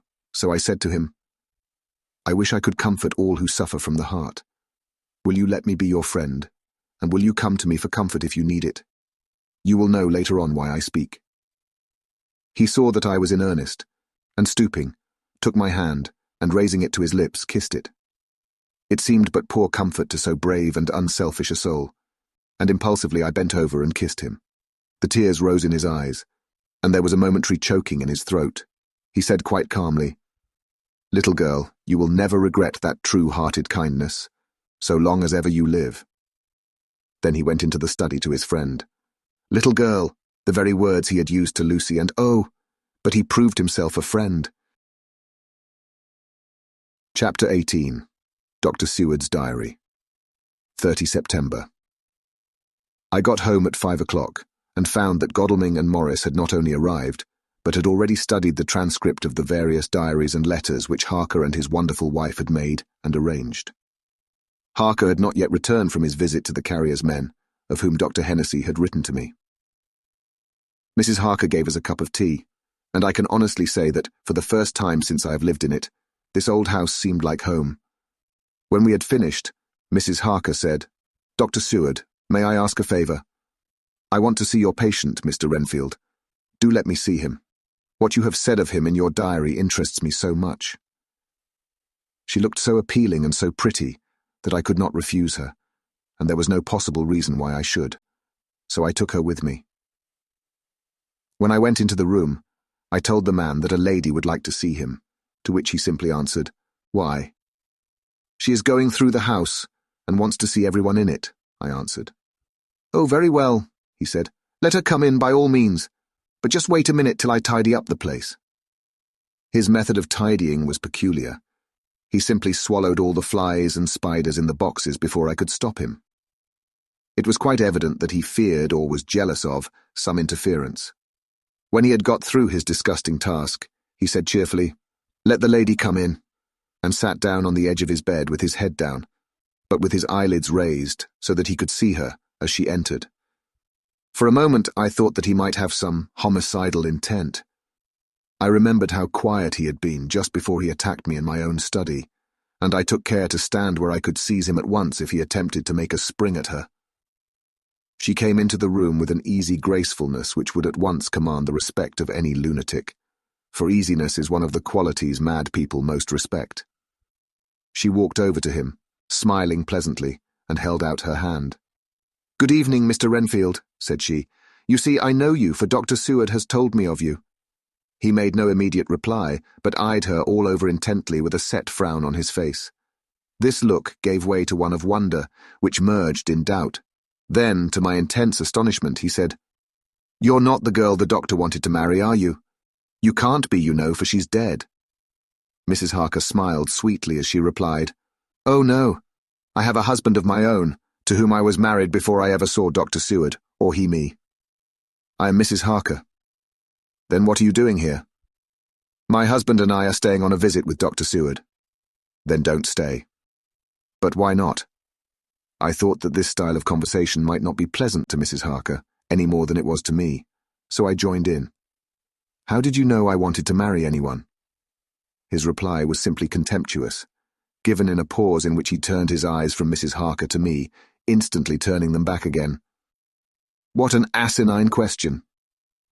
"I don't see that at all, Mr. Renfield," said Mrs. Harker, at once championing me. He replied to her with as much courtesy and respect as he had shown contempt to me. "You will, of course, understand, Mrs. Harker, that when a man is so loved and honoured as our host is, everything regarding him is of interest in our little community. Dr. Seward is loved not only by his household and his friends, but even by his patients, who, being some of them hardly in mental equilibrium, are apt to distort causes and effects. Since I myself have been an inmate of a lunatic asylum, I cannot but notice that the sophistic tendencies of some of its inmates lean towards the errors of non causa and ignoratio elenchi. I positively opened my eyes at this new development. Here was my own pet lunatic, the most pronounced of his type that I had ever met with, talking elemental philosophy, and with the manner of a polished gentleman. I wonder if it was Mrs. Harker's presence which had touched some chord in his memory. If this new phase was spontaneous, or in any way due to her unconscious influence, she must have some rare gift or power. We continued to talk for some time, and seeing that he was seemingly quite reasonable, she ventured, looking at me questioningly as she began, to lead him to his favourite topic. I was again astonished, for he addressed himself to the question with the impartiality of the completest sanity. He even took himself as an example when he mentioned certain things. Why, I myself am an instance of a man who had a strange belief. Indeed, it was no wonder that my friends were alarmed, and insisted on my being put under control. I used to fancy that life was a positive and perpetual entity, and that by consuming a multitude of live things, no matter how low in the scale of creation, one might indefinitely prolong life. At times I held the belief so strongly that I actually tried to take human life. The doctor here will bear me out that on one occasion I tried to kill him for the purpose of strengthening my vital powers by the assimilation with my own body of his life through the medium of his blood, relying, of course, upon the scriptural phrase, "For the blood is the life." Though indeed, the vendor of a certain nostrum has vulgarized the truism to the very point of contempt. Isn't that true, Doctor? I nodded assent, for I was so amazed that I hardly knew what to either think or say. It was hard to imagine that I had seen him eat up his spiders and flies not 5 minutes before. Looking at my watch, I saw that I should go to the station to meet Van Helsing, so I told Mrs. Harker that it was time to leave. She came at once, after saying pleasantly to Mr. Renfield, "Goodbye, and I hope I may see you often, under auspices pleasanter to yourself," to which, to my astonishment, he replied, "Goodbye, my dear. I pray God I may never see your sweet face again. May he bless and keep you." When I went to the station to meet Van Helsing, I left the boys behind me. Poor Art seemed more cheerful than he has been since Lucy first took ill, and Quincy is more like his own bright self than he has been for many a long day. Van Helsing stepped from the carriage with the eager nimbleness of a boy. He saw me at once and rushed up to me, saying, "Ah, friend John, how goes all?" "Well, so I've been busy, for I come here to stay, if need be. All affairs are settled with me, and I have much to tell. Madam Mina is with you?" "Yes, and her so fine husband. And Arthur and my friend Quincy, they are with you too?" "Good." As I drove to the house, I told him of what had passed, and of how my own diary had come to be of some use through Mrs. Harker's suggestion. At which the professor interrupted me. "Ah, that wonderful Madam Mina. She has man's brain, a brain that a man should have were he much gifted, and a woman's heart. The good God fashioned her for a purpose, believe me, when he made that so good combination. Friend John, up to now fortune has made that woman of help to us. After tonight she must not have to do with this so terrible affair. It is not good that she run a risk so great. We men are determined, nay, are we not pledged, to destroy this monster, but it is no part for a woman. Even if she be not harmed, her heart may fail her in so much and so many horrors, and hereafter she may suffer, both in waking from her nerves and in sleep from her dreams. And besides, she is young woman, and not so long married. There may be other things to think of some time, if not now. You tell me she has wrote all, then she must consult with us. But tomorrow she say goodbye to this work, and we go alone." I agreed heartily with him, and then I told him what we had found in his absence, that the house which Dracula had bought was the very next one to my own. He was amazed, and a great concern seemed to come on him.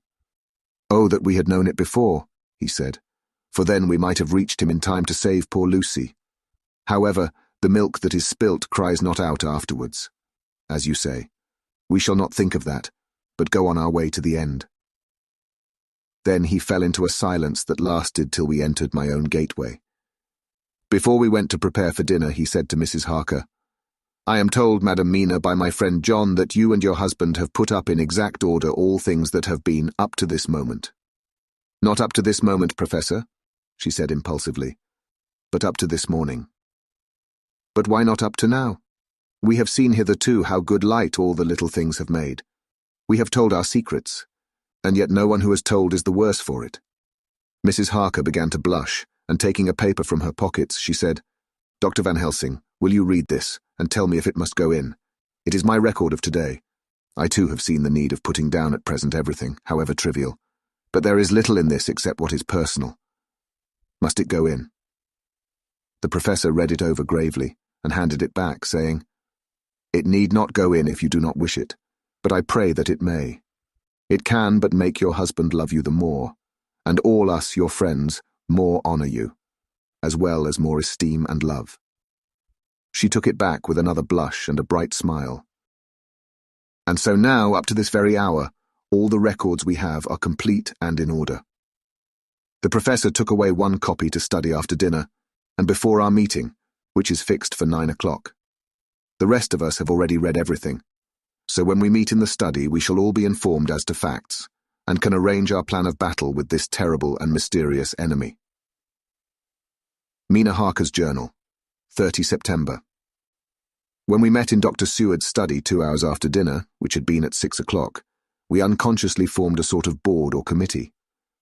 Professor Van Helsing took the head of the table, to which Dr. Seward motioned him as he came into the room. He made me sit next to him on his right, and asked me to act as secretary. Jonathan sat next to me.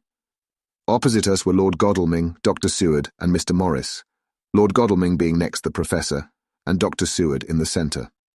The professor said, "I may, I suppose, take it that we are all acquainted with the facts that are in these papers." We all expressed assent, and he went on. Then it were, I think, good that I tell you something of the kind of enemy with which we have to deal. I shall then make known to you something of the history of this man, which has been ascertained for me. So we then can discuss how we shall act, and can take our measure according. There are such beings as vampires. Some of us have evidence that they exist. Even had we not the proof of our own unhappy experience, the teachings and the records of the past give proof enough for sane peoples. I admit that at the first I was skeptic. Were it not that through long years I have trained myself to keep an open mind, I could not have believed until such time as that fact thunder on my ear. See, I prove. Alas, had I known at the first what now I know, nay, had I even guessed at him, one so precious life had been spared to many of us who did love her. But that is gone, and we must so work that other poor souls perish not whilst we can save. The Nosferatu do not die like the bee when he sting once. He is only stronger, and being stronger have yet more power to work evil. This vampire which is amongst us is of himself so strong in person as 20 men. He is of cunning more than mortal, for his cunning be the growth of ages. He have still the aids of necromancy, which is, as his etymology imply, the divination by the dead, and all the dead that he can come nigh to are for him at command. He is brute, and more than brute. He is devil in callous, and the heart of him is not.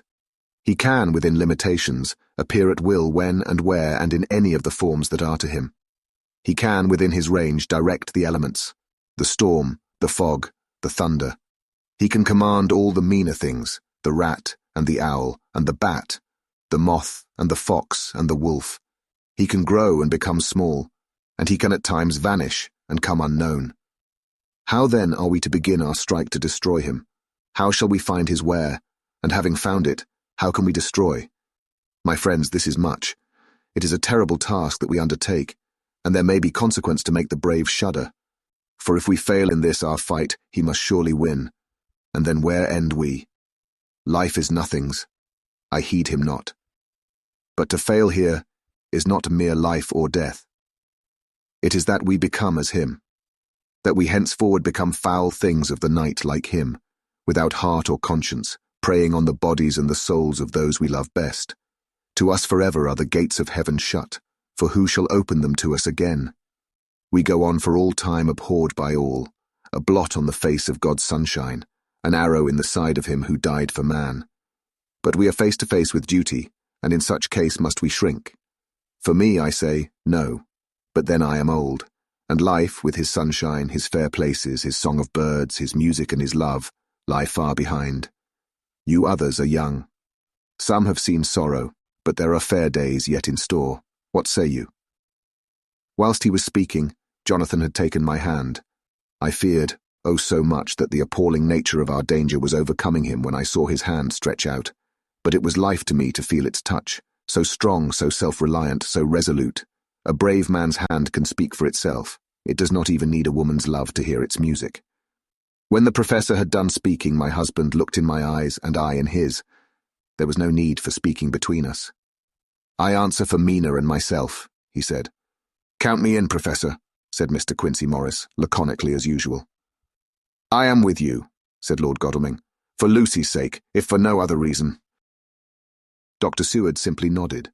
The professor stood up and, after laying his golden crucifix on the table, held out his hand on either side. I took his right hand, and Lord Godalming his left.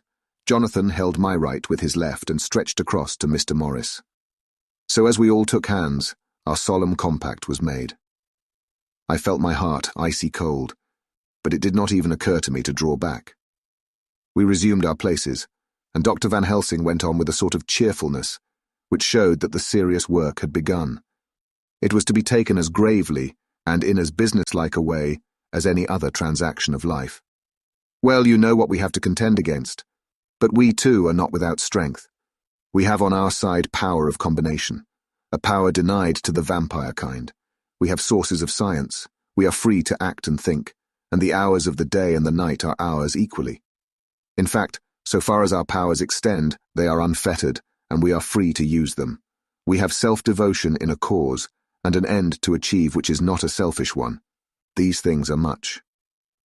Now let us see how far the general powers arrayed against us are restrict, and how the individual cannot. In fine, let us consider the limitations of the vampire in general, and of this one in particular. All we have to go upon are traditions and superstitions. These do not at the first appear much when the matter is one of life and death, nay, of more than either life or death. Yet must we be satisfied, in the first place because we have to be, no other means is at our control, and secondly, because after all these things, tradition and superstition, are everything. Does not the belief in vampires rest for others, though not, alas, for us, on them? A year ago, which of us would have received such a possibility, in the midst of our scientific, skeptical, matter-of-fact 19th century? We even scouted a belief that we saw justified under our very eyes. Take it, then, that the vampire, and the belief in his limitations and his cure, rest for the moment on the same base. For let me tell you, he is known everywhere that men have been. In old Greece, in old Rome. He flourished in Germany all over, in France, in India, even in the Chernonese, and in China, so far from us in all ways, there even is he, and the peoples fear him at this day. He have followed the wake of the berserker Icelander, the devil-begotten Hun, the Slav, the Saxon, the Magyar. So far, then, we have all we may act upon, and let me tell you that very much of the beliefs are justified by what we have seen in our own so unhappy experience. The vampire live on, and cannot die by mere passing of the time. He can flourish when that he can fatten on the blood of the living.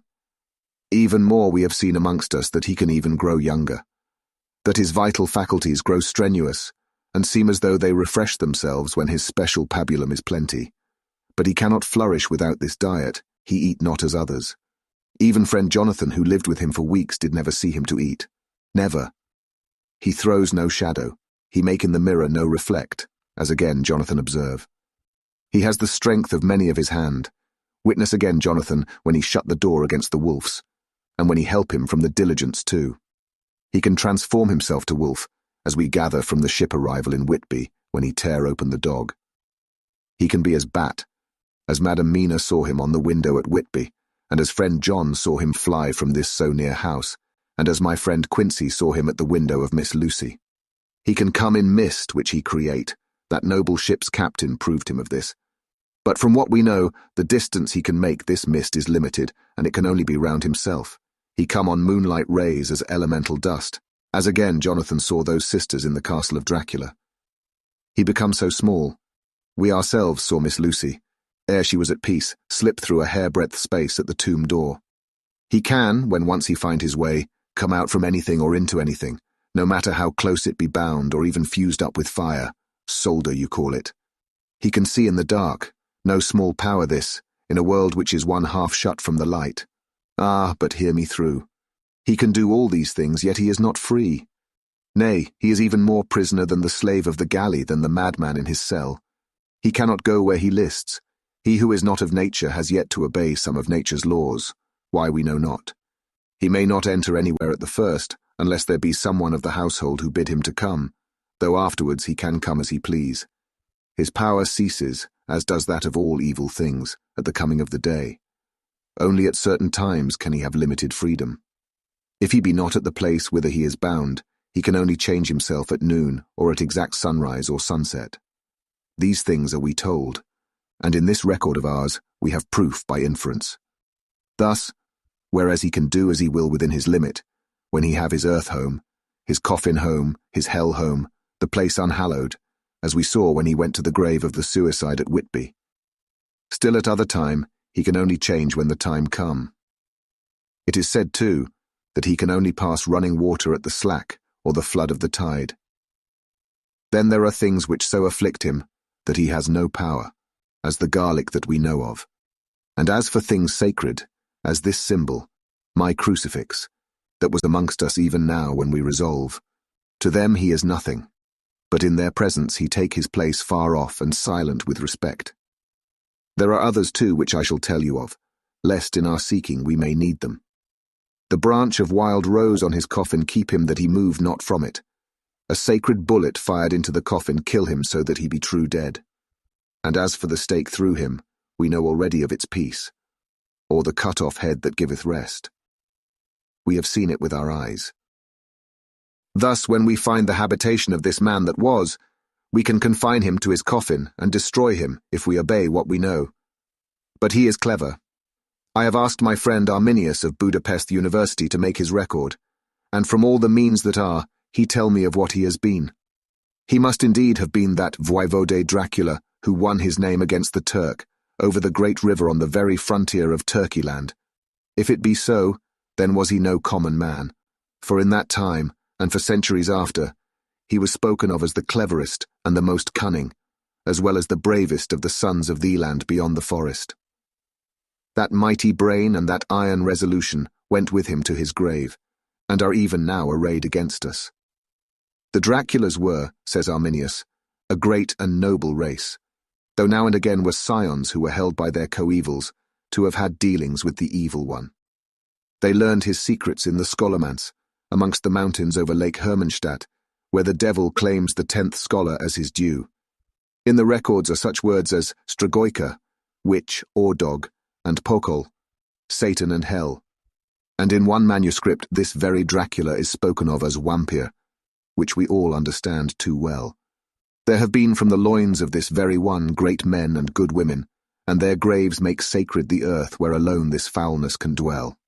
For it is not the least of its terrors that this evil thing is rooted deep in all good. In soil barren of holy memories, it cannot rest. Whilst they were talking, Mr. Morris was looking steadily at the window, and he now got up quietly and went out of the room. There was a little pause, and then the professor went on. And now we must settle what we do. We have here much data, and we must proceed to lay out our campaign. We know from the inquiry of Jonathan that from the castle to Whitby came 50 boxes of earth, all of which were delivered at Carfax. We also know that at least some of these boxes have been removed. It seems to me that our first step should be to ascertain whether all the rest remain in the house beyond that wall where we look today, or whether any more have been removed. If the latter, we must trace. Here we were interrupted in a very startling way. Outside the house came the sound of a pistol shot. The glass of the window was shattered with a bullet, which, ricocheting from the top of the embrasure, struck the far wall of the room. I'm afraid I'm at heart a coward, for I shrieked out. The men all jumped to their feet. Lord Godalming flew over to the window and threw up the sash. As he did so, we heard Mr. Morris's voice without. "Sorry, I fear I've alarmed you. I shall come in and tell you about it." A minute later he came in and said, "It was an idiotic thing of me to do, and I ask your pardon, Mrs. Harker, most sincerely. I fear I must have frightened you terribly. But the fact is that whilst the professor was talking, there came a big bat and sat on the window-sill. I have got such a horror of the damned brutes from recent events that I cannot stand them, and I went out to have a shot, as I have been doing of late of evenings, whenever I have seen one. You used to laugh at me for it then, Art." "Did you hit it?" asked Dr. Van Helsing. "I don't know, I fancy not, for it flew away into the wood." Without saying any more, he took his seat, and the professor began to resume his statement. "We must trace each of these boxes, and when we are ready, we must either capture or kill this monster in his lair, or we must, so to speak, sterilize the earth, so that no more he can seek safety in it. Thus, in the end, we may find him in his form of man between the hours of noon and sunset, and so engage with him when he is at his most weak. And now for you, Madam Mina. This night is the end until all be well. You are too precious to us to have such risk. When we part tonight, you no more must question. We shall tell you all in good time. We are men and are able to bear, but you must be our star and our hope, and we shall act all the more free that you are not in the danger, such as we are." All the men, even Jonathan, seemed relieved. But it did not seem to me good that they should brave danger and perhaps lessen their safety, strength being the best safety, through care of me. But their minds were made up, and though it was a bitter pill for me to swallow, I could say nothing, save to accept their chivalrous care of me. Mr. Morris resumed the discussion. "As there is no time to lose, I vote we have a look at his house right now. Time is everything with him, and swift action on our part may save another victim." I own that my heart began to fail me when the time for action came so close, but I did not say anything, for I had a greater fear that if I appeared as a drag or a hindrance to their work, they might even leave me out of their counsels altogether. They have now gone off to Carfax with means to get into the house. Manlike, they had told me to go to bed and sleep, as if a woman can sleep when those she loves are in danger. I shall lie down and pretend to sleep, lest Jonathan have added anxiety about me when he returns. Dr. Seward's Diary. The 1st of October, 4 a.m. Just as we were about to leave the house, an urgent message was brought to me from Renfield to know if I would see him at once, as he had something of the utmost importance to say to me. I told the messenger to say that I would attend to his wishes in the morning. I was busy just at the moment. The attendant added, "He seems very importunate, sir. I've never seen him so eager. I don't know but what, if you don't see him soon, he will have one of his violent fits."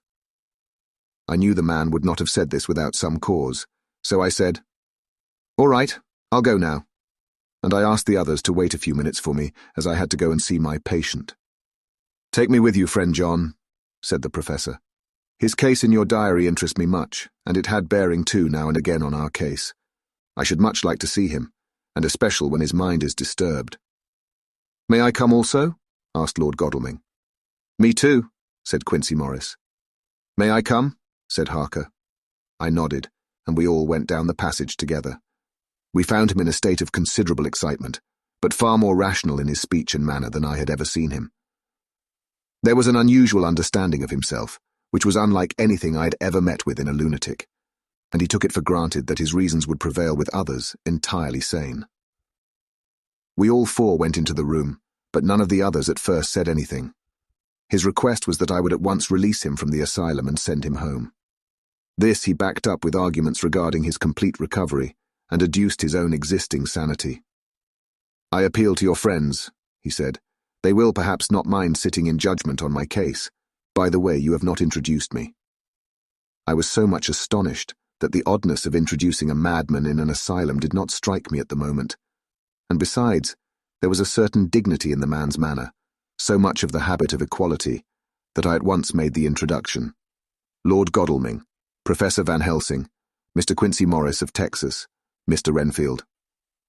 He shook hands with each of them, saying in turn, "Lord Godalming, I had the honour of seconding your father at the Wyndham.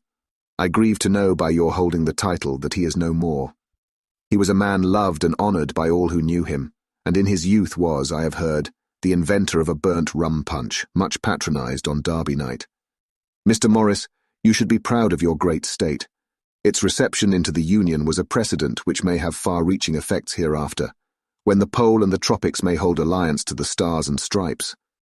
The power of treaty may yet prove a vast engine of enlargement, when the Monroe Doctrine takes its true place as a political fable. What shall any man say of his pleasure at meeting Van Helsing? Sir, I make no apology for dropping all forms of conventional prefix. When an individual has revolutionized therapeutics by his discovery of the continuous evolution of brain matter, conventional forms are unfitting, since they would seem to limit him to one of a class. You, gentlemen, who by nationality, by heredity, or by the possession of natural gifts, are fitted to hold your respective places in the moving world, I take to witness that I am as sane as at least the majority of men who are in full possession of their liberties. And I am sure that you, Dr. Seward, humanitarian and medico-jurist as well as scientist, will deem it a moral duty to deal with me as one to be considered as under exceptional circumstances. He made this last appeal with a courtly air of conviction, which was not without its own charm. I think we were all staggered. For my own part, I was under the conviction, despite my knowledge of the man's character and history, that his reason had been restored, and I felt under a strong impulse to tell him that I was satisfied as to his sanity, and would see about the necessary formalities for his release in the morning. I thought it better to wait, however, before making so grave a statement, for of old I knew the sudden changes to which this particular patient was liable. So I contented myself with making a general statement that he appeared to be improving very rapidly, that I would have a longer chat with him in the morning, and would then see what I could do in the direction of meeting his wishes. This did not at all satisfy him, for he said quickly, "But I fear, Dr. Seward, that you hardly apprehend my wish. I desire to go at once, here, now, this very hour, this very moment, if I may. Time presses, and in our implied agreement with the old scytheman, it is of the essence of the contract. I am sure it is only necessary to put before so admirable a practitioner as Dr. Seward so simple, yet so momentous a wish, to ensure its fulfilment." He looked at me keenly, and seeing the negative in my face, turned to the others and scrutinized them closely. Not meeting any sufficient response, he went on. Is it possible that I have erred in my supposition? You have, I said frankly, but at the same time as I felt brutally. There was a considerable pause, and then he said slowly, Then I suppose I must only shift my ground of request. Let me ask for this concession. Boon, privilege, what you will. I am content to implore in such a case, not on personal grounds, but for the sake of others. I am not at liberty to give you the whole of my reasons, but you may, I assure you, take it from me that they are good ones, sound and unselfish, and spring from the highest sense of duty. Could you look, sir, into my heart, you would approve to the full the sentiments which animate me. Nay, more, you would count me amongst the best and truest of your friends. Again he looked at us all keenly. I had a growing conviction that this sudden change of his entire intellectual method was but yet another form or phase of his madness, and so determined to let him go on a little longer, knowing from experience that he would, like all lunatics, give himself away in the end. Van Helsing was gazing at him with a look of utmost intensity, his bushy eyebrows almost meeting with the fixed concentration of his look. He said to Renfield in a tone which did not surprise me at the time, but only when I thought of it afterwards, for it was as of one addressing an equal. Can you not tell frankly your real reason for wishing to be free tonight?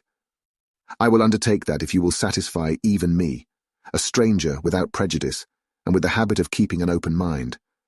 Dr. Seward will give you, at his own risk and on his own responsibility, the privilege you seek. He shook his head sadly and with a look of poignant regret on his face. The professor went on. Come, sir, bethink yourself. You claim the privilege of reason in the highest degree, since you seek to impress us with your complete reasonableness. You do this, whose sanity we have reason to doubt, since you are not yet released from medical treatment for this very defect.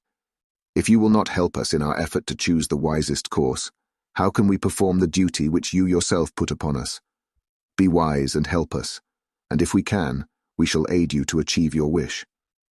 He still shook his head as he said, Dr. Van Helsing, I have nothing to say. Your argument is complete, and if I were free to speak I should not hesitate a moment, but I am not my own master in the matter. I can only ask you to trust me. If I am refused, the responsibility does not rest with me. I thought it was now time to end the scene, which was becoming too comically grave, so I went towards the door simply saying, Come, my friends, we have work to do. Good night. As, however, I got near the door, a new change came over the patient. He moved towards me so quickly that for the moment I feared that he was about to make another homicidal attack. My fears, however, were groundless, for he held up his two hands imploringly and made his petition in a moving manner. As he saw that the very excess of his emotion was militating against him, by restoring us more to our old relations, he became still more demonstrative. I glanced at Van Helsing and saw my conviction reflected in his eyes. So I became a little more fixed in my manner, if not more stern, and motioned to him that his efforts were unavailing. I had previously seen something of the same constantly growing excitement in him when he had to make some request of which at the time he had thought much, such, for instance, as when he wanted a cat, and I was prepared to see the collapse into the same sullen acquiescence on this occasion.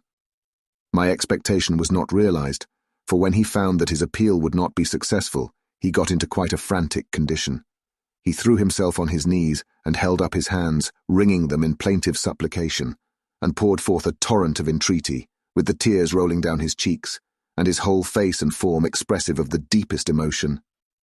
Let me entreat you, Dr. Seward. Oh, let me implore you to let me out of this house at once. Send me away how you will, and where you will. Send keepers with me with whips and chains.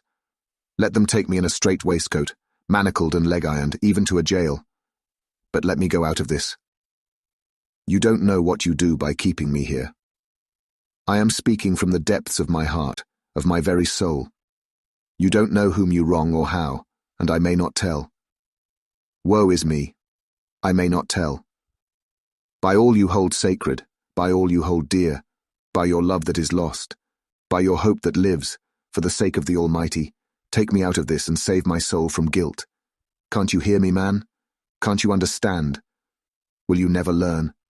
Don't you know that I am sane and earnest now, that I am no lunatic in a mad fit, but a sane man fighting for his soul.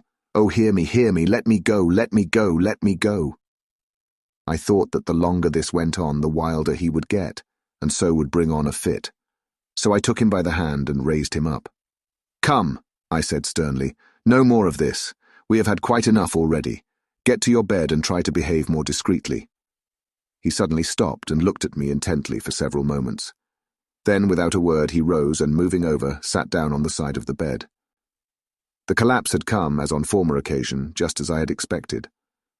When I was leaving the room last of our party, he said to me in a quiet, well-bred voice, "You will, I trust, Dr. Seward, do me the justice to bear in mind, later on, that I did what I could to convince you tonight." Chapter 19. Jonathan Harker's Journal. The 1st of October, 5 a.m. I went with the party to the search with an easy mind, for I think I never saw Mina so absolutely strong and well. I'm so glad that she consented to hold back and let us men do the work. Somehow, it was a dread to me that she was in this fearful business at all.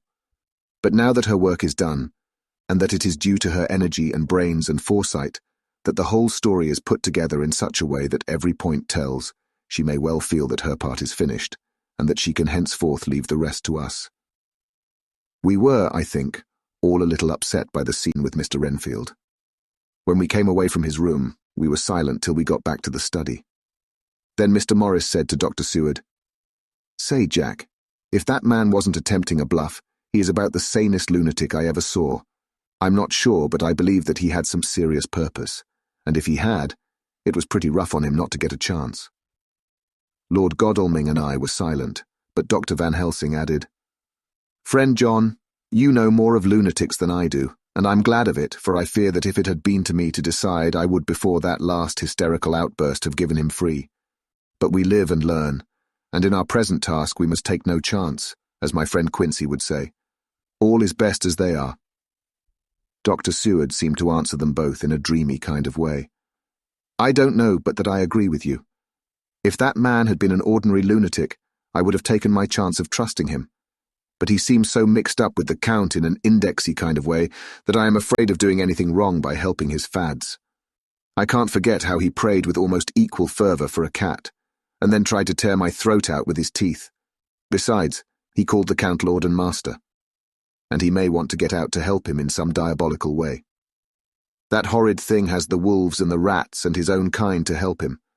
So I suppose he isn't above trying to use a respectable lunatic. He certainly did seem earnest, though. I only hope we have done what is best. These things, in conjunction with the wild work we have in hand, help to unnerve a man." The professor stepped over and, laying his hand on his shoulder, said in his grave, kindly way, "Friend John, have no fear. We are trying to do our duty in a very sad and terrible case. We can only do as we deem best. What else have we to hope for except the pity of the good God?" Lord Godalming had slipped away for a few minutes, but now he returned. He held up a little silver whistle as he remarked, "That old place may be full of rats, and if so, I've got an antidote on call." Having passed the wall, we took our way to the house, taking care to keep in the shadows of the trees on the lawn when the moonlight shone out. When we got to the porch, the professor opened his bag and took out a lot of things, which he laid on the step, sorting them into 4 little groups, evidently one for each. Then he spoke. "My friends, we are going into a terrible danger, and we need arms of many kinds. Our enemy is not merely spiritual. Remember that he has the strength of 20 men, and that though our necks or our windpipes are of the common kind, and therefore breakable or crushable, his are not amenable to mere strength. A stronger man, or a body of men more strong in all than him, can at certain times hold him. But they cannot hurt him as we can be hurt by him. We must therefore guard ourselves from his touch. Keep this near your heart." As he spoke, he lifted a little silver crucifix and held it out to me, I being nearest to him. "Put these flowers round your neck." Here he handed to me a wreath of withered garlic blossoms. For other enemies more mundane, this revolver and this knife. And for aid in all, these so small electric lamps which you can fasten to your breast. And for all, and above all at the last, this, which we must not desecrate, needless. This was a portion of sacred wafer, which he put in an envelope and handed to me. Each of the others was similarly equipped. "Now," he said, "Friend John, where are the skeleton keys? If so that we can open the door, we need not break house by the window as before at Miss Lucy's." Dr. Seward tried one or two skeleton keys, his mechanical dexterity as a surgeon standing him in good stead. Presently he got one to suit. After a little play back and forward, the bolt yielded, and with a rusty clang, shot back. We pressed on the door, the rusty hinges creaked, and it slowly opened. It was startlingly like the image conveyed to me in Dr. Seward's diary of the opening of Miss Westenra's tomb. I fancy that the same idea seemed to strike the others, for with one accord they shrank back. The professor was the first to move forward and stepped into the open door. "In manus tuas, Domine," he said, crossing himself as he passed over the threshold. We closed the door behind us, lest when we should have lit our lamps we should possibly attract attention from the road. The professor carefully tried the lock, lest we might not be able to open it from within should we be in a hurry making our exit. Then we all lit our lamps and proceeded on our search. The light from the tiny lamps fell in all sorts of odd forms, as the rays crossed each other, or the opacity of our bodies threw great shadows. I could not for my life get away from the feeling that there was someone else amongst us. I suppose it was the recollection, so powerfully brought home to me by the grim surroundings, of that terrible experience in Transylvania. I think the feeling was common to us all, for I noticed that the others kept looking over their shoulders at every sound and every new shadow, just as I felt myself doing. The whole place was thick with dust. The floor was seemingly inches deep, except where there were recent footsteps, in which on holding down my lamp I could see marks of hobnails where the dust was cracked. The walls were fluffy and heavy with dust, and in the corners were masses of spiders' webs, whereon the dust had gathered till they looked like old tattered rags as the weight had torn them partly down. On a table in the hall was a great bunch of keys, with a time-yellowed label on each. They had been used several times, for on the table were several similar rents in the blanket of dust, similar to that exposed when the professor lifted them. He turned to me and said, "You know this place, Jonathan. You have copied maps of it, and you know it at least more than we do. Which is the way to the chapel?" I had an idea of its direction, though on my former visit I had not been able to get admission to it. So I led the way, and after a few wrong turnings found myself opposite a low, arched oaken door, ribbed with iron bands. "This is the spot," said the professor, as he turned his lamp on a small map of the house, copied from the file of my original correspondence regarding the purchase. With a little trouble we found the key on the bunch and opened the door. We were prepared for some unpleasantness, for as we were opening the door, a faint malodorous air seemed to exhale through the gaps, but none of us ever expected such an odour as we encountered. None of the others had met the Count at all at close quarters, and when I had seen him, he was either in the fasting stage of his existence in his rooms, or when he was gloated with fresh blood in a ruined building open to the air. But here the place was small and close, and the long disuse had made the air stagnant and foul. There was an earthy smell, as of some dry miasma, which came through the fouler air. But as to the odour itself, how shall I describe it? It was not alone that it was composed of all the ills of mortality, and with the pungent, acrid smell of blood, but it seemed as though corruption had become itself corrupt. For it sickens me to think of it. Every breath exhaled by that monster seemed to have clung to the place and intensified its loathsomeness. Under ordinary circumstances, such a stench would have brought our enterprise to an end. But this was no ordinary case, and the high and terrible purpose in which we were involved gave us a strength which rose above merely physical considerations. After the involuntary shrinking consequent on the first nauseous whiff, we one and all set about our work as though that loathsome place were a garden of roses. We made an accurate examination of the place, the professor saying as we began, "The first thing is to see how many of the boxes are left. We must then examine every hole and corner and cranny and see if we cannot get some clue as to what has become of the rest." A glance was sufficient to show how many remained, for the great earth chests were bulky, and there was no mistaking them. There were only 29 left out of the 50. Once I got a fright, for seeing Lord Godalming suddenly turn and look out of the vaulted door into the dark passage beyond, I looked too, and for an instant my heart stood still. Somewhere, looking out from the shadow, I seemed to see the high lights of the Count's evil face. the ridge of the nose, the red eyes, the red lips, the awful pallor. It was only for a moment, for as Lord Godalming said, I thought I saw a face, but it was only the shadows, and resumed his inquiry. I turned my lamp in the direction and stepped into the passage. There was no sign of anyone, and as there were no corners, no doors, no aperture of any kind, but only the solid walls of the passage, there could be no hiding place even for him. I took it that fear had helped imagination, and said nothing. A few minutes later I saw Morris step suddenly back from a corner which he was examining. We all followed his movements with our eyes, for undoubtedly some nervousness was growing on us, and we saw a whole mass of phosphorescence which twinkled like stars. We all instinctively drew back. The whole place was becoming alive with rats.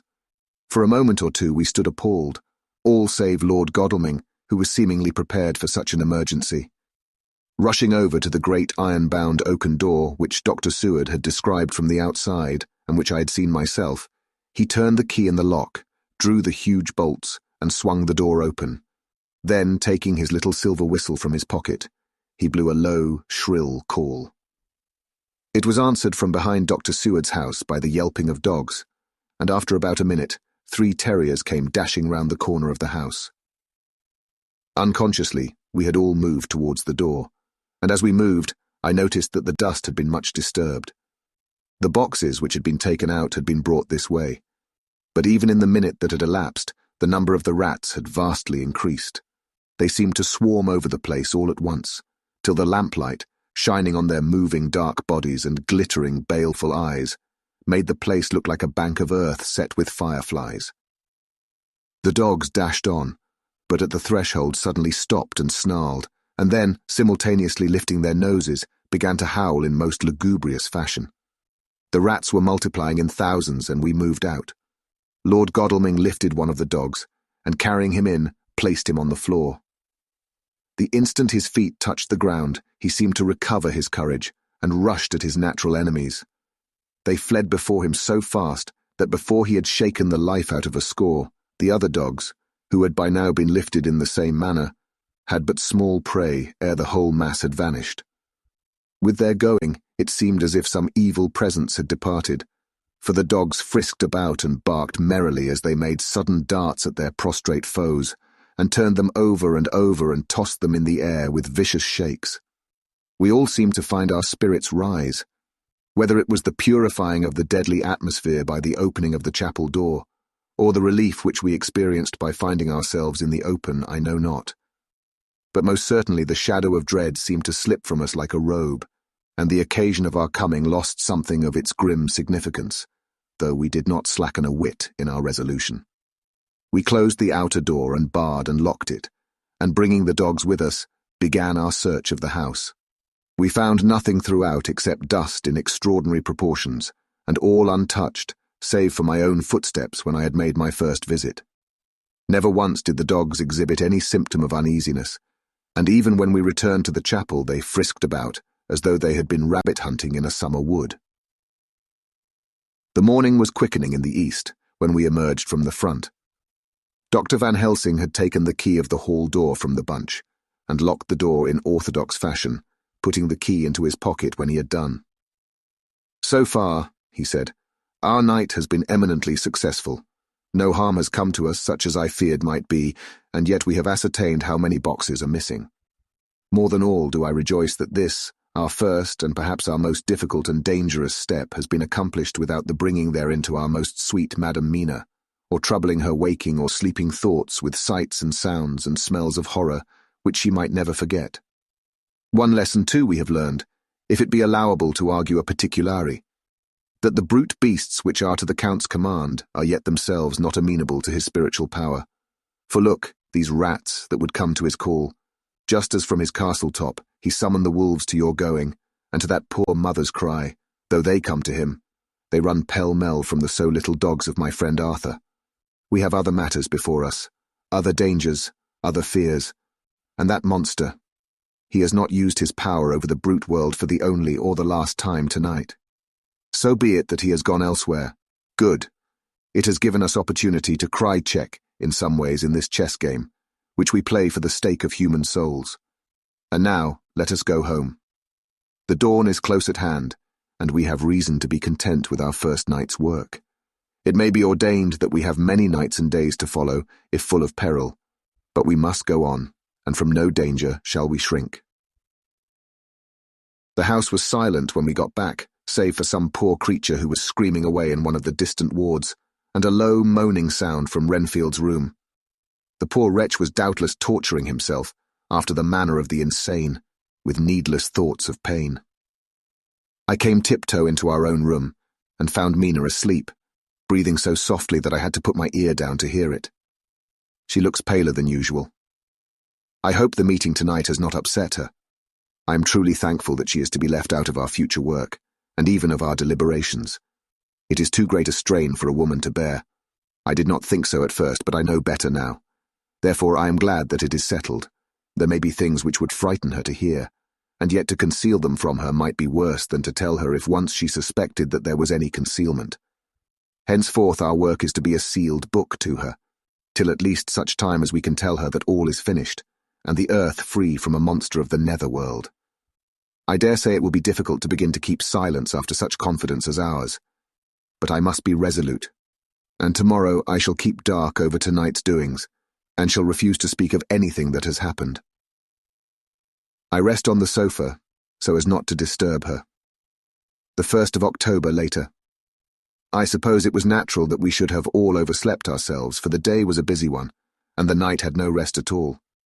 Even Mina must have felt its exhaustion, for though I slept till the sun was high, I was awake before her, and had to call 2 or 3 times before she awoke. Indeed, she was so sound asleep that for a few seconds she did not recognize me, but looked at me with a sort of blank terror, as one looks who has been waked out of a bad dream. She complained a little of being tired, and I let her rest till later in the day. We now know of 21 boxes having been removed, and if it be that several were taken in any of these removals, we may be able to trace them all. Such will, of course, immensely simplify our labour, and the sooner the matter is attended to, the better. I shall look up Thomas Snelling today. Dr. Seward's Diary. 1 October. It was towards noon when I was awakened by the professor walking into my room. He was more jolly and cheerful than usual, and it is quite evident that last night's work has helped to take some of the brooding weight off his mind.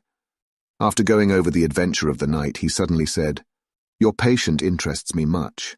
May it be that with you I visit him this morning, or if that you are too occupied, I can go alone if it may be. It is a new experience to me to find a lunatic who talk philosophy, and reason so sound."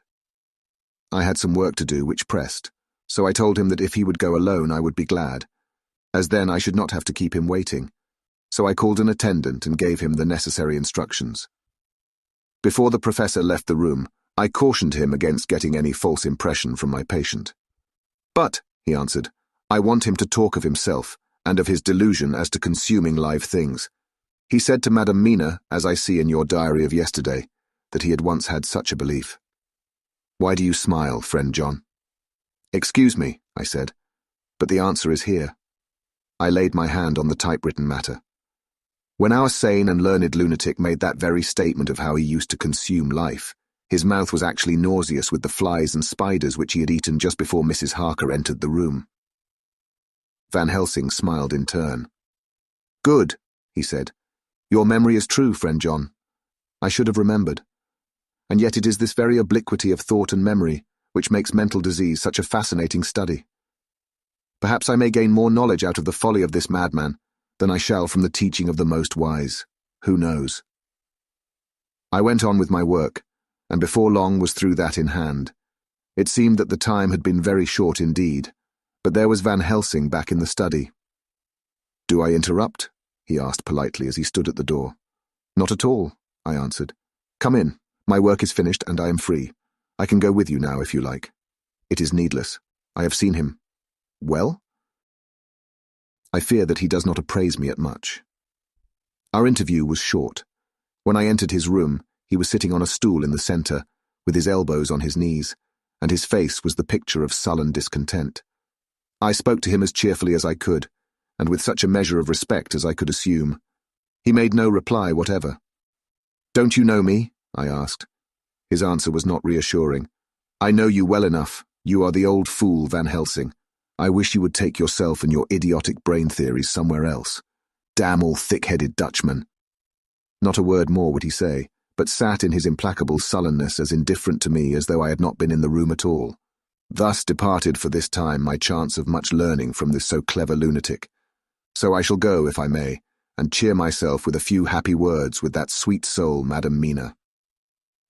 Friend John, it does rejoice me unspeakable that she is no more to be pained, no more to be worried with our terrible things. Though we shall much miss her help, it is better so. I agree with you with all my heart, I answered earnestly, for I did not want him to weaken in this matter. Mrs. Harker is better out of it. Things are quite bad enough for us, all men of the world, and who have been in many tight places in our time. But it is no place for a woman, and if she had remained in touch with the affair, it would in time infallibly have wrecked her. So Van Helsing has gone to confer with Mrs. Harker and Harker. Quincy and Art are all out following up the clues as to the earth boxes. I shall finish my round of work, and we shall meet tonight. Mina Harker's Journal. 1 October. It is strange to me to be kept in the dark as I am today, after Jonathan's full confidence for so many years, to see him manifestly avoid certain matters, and those the most vital of all. This morning I slept late after the fatigues of yesterday, and though Jonathan was late too, he was the earlier. He spoke to me before he went out, never more sweetly or tenderly, but he never mentioned a word of what had happened in the visit to the Count's house. And yet he must have known how terribly anxious I was. Poor dear fellow. I suppose it must have distressed him even more than it did me. They all agreed that it was best that I should not be drawn further into this awful work, and I acquiesced. But to think that he keeps anything from me. And now I am crying like a silly fool, when I know it comes from my husband's great love, and from the good wishes of those other strong men. That has done me good. Well, some day Jonathan will tell me all, and lest it should ever be that he should think for a moment that I kept anything from him, I still keep my journal as usual. Then if he has feared of my trust, I shall show it to him, with every thought of my heart put down for his dear eyes to read. I feel strangely sad and low-spirited today. I suppose it is the reaction from the terrible excitement. Last night I went to bed when the men had gone, simply because they told me to. I didn't feel sleepy, and I did feel full of devouring anxiety. I kept thinking over everything that has been ever since Jonathan came to see me in London, and it all seems like a horrible tragedy, with fate pressing on relentlessly to some destined end. Everything that one does seems, no matter how right it may be, to bring on the very thing which is most to be deplored. If I hadn't gone to Whitby, perhaps poor dear Lucy would be with us now. She hadn't taken to visiting the churchyard till I came, and if she hadn't come there in the daytime with me, she wouldn't have walked there in her sleep, and if she hadn't gone there at night in a sleep, that monster couldn't have destroyed her as he did. Oh, why did I ever go to Whitby? There now, crying again. I wonder what has come over me today. I must hide it from Jonathan, for if he knew that I had been crying twice in one morning, I, who never cried on my own account, and whom he has never caused to shed a tear, the dear fellow would fret his heart out. I shall put a bold face on, and if I do feel weepy, he shall never see it. I suppose it is one of the lessons that we poor women have to learn. I can't quite remember how I fell asleep last night. I remember hearing the sudden barking of the dogs and a lot of queer sounds like praying on a very tumultuous scale from Mr. Renfield's room, which is somewhere under this. And then there was silence over everything, silence so profound that it startled me, and I got up and looked out of the window. All was dark and silent, the black shadows thrown by the moonlight seeming full of a silent mystery of their own. Not a thing seemed to be stirring, but all to be grim and fixed as death or fate, so that a thin streak of white mist, that crept with almost imperceptible slowness across the grass towards the house, seemed to have a sentience and a vitality of its own. I think that the digression of my thoughts must have done me good, for when I got back to bed I found a lethargy creeping over me.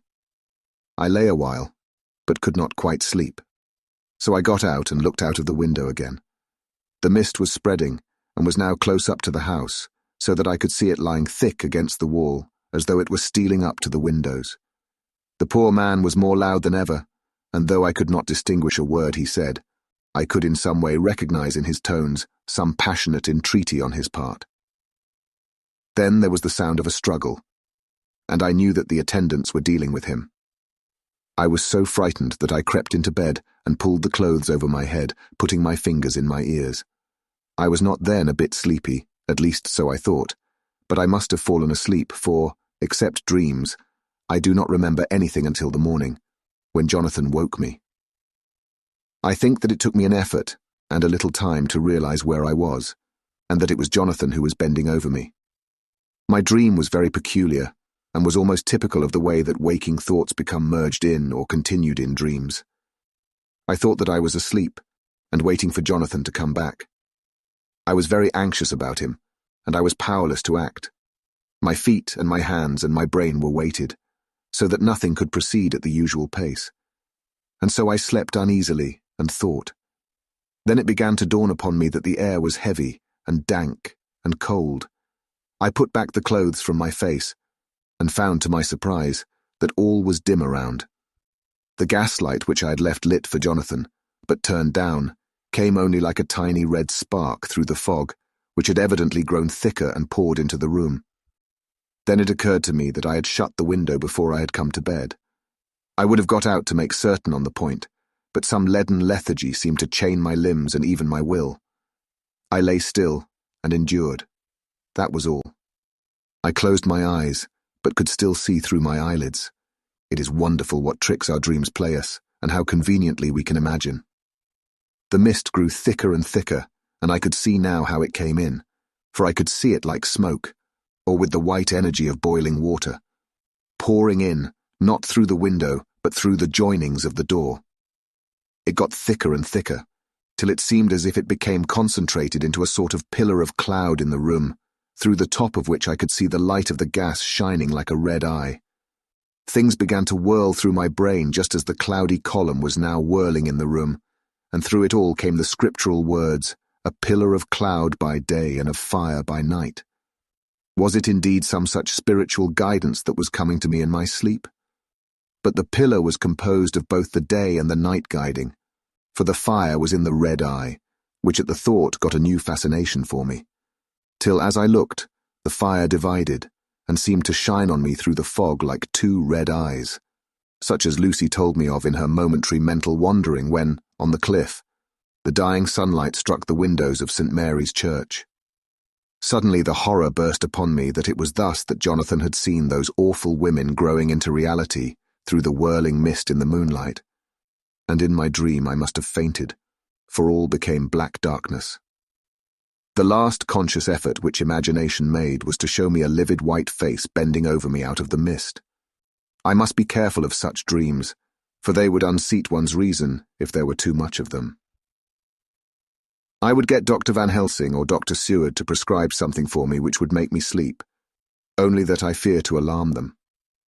Such a dream at the present time would become woven into their fears for me. Tonight I shall strive hard to sleep naturally. If I do not, I shall tomorrow night get them to give me a dose of chloral. That cannot hurt me for once, and it will give me a good night's sleep. Last night tired me more than if I had not slept at all. The 2nd of October, 10 p.m. Last night I slept, but did not dream. I must have slept soundly, for I was not waked by Jonathan coming to bed. But the sleep has not refreshed me, for today I feel terribly weak and spiritless. I spent all yesterday trying to read, or lying down dozing. In the afternoon Mr. Renfield asked if he might see me. Poor man, he was very gentle, and when I came away he kissed my hand and bade God bless me. Some way it affected me much. I am crying when I think of him. This is a new weakness of which I must be careful. Jonathan would be miserable if he knew I had been crying. He and the others were out till dinner time, and they all came in tired. I did what I could to brighten them up, and I suppose that the effort did me good, for I forgot how tired I was. After dinner they sent me to bed, and all went off to smoke together, as they said, but I knew that they wanted to tell each other of what had occurred to each during the day. I could see from Jonathan's manner that he had something important to communicate. I was not so sleepy as I should have been, so before they went I asked Dr. Seward to give me a little opiate of some kind, as I had not slept well the night before. He very kindly made me up a sleeping draught, which he gave to me, telling me that it would do me no harm, as it was very mild. I have taken it, and am waiting for sleep, which still keeps aloof. I hope I have not done wrong, for as sleep begins to flirt with me, a new fear comes. That I may have been foolish in thus depriving myself of the power of waking. I might want it. Here comes sleep. Good night. Chapter 20. Jonathan Harker's Journal, the 1st of October, evening. I found Thomas Snelling in his house at Bethnal Green, but unhappily he was not in a condition to remember anything. The very prospect of beer which my expected coming had opened to him had proved too much, and he had begun too early on his expected debauch. I learned, however, from his wife, who seemed a decent poor soul, that he was only the assistant to Smollett, who of the two mates was the responsible person. So off I drove to Walworth, and found Mr. Joseph Smollett at home and in his shirt-sleeves, taking a late tea out of a saucer. He is a decent, intelligent fellow, distinctly a good, reliable type of workman, and with a headpiece of his own. He remembered all about the incident of the boxes, and from a wonderful dog's-eared notebook, which he produced from some mysterious receptacle about the seat of his trousers, and which had hieroglyphical entries in thick, half-obliterated pencil, he gave me the destinations of the boxes.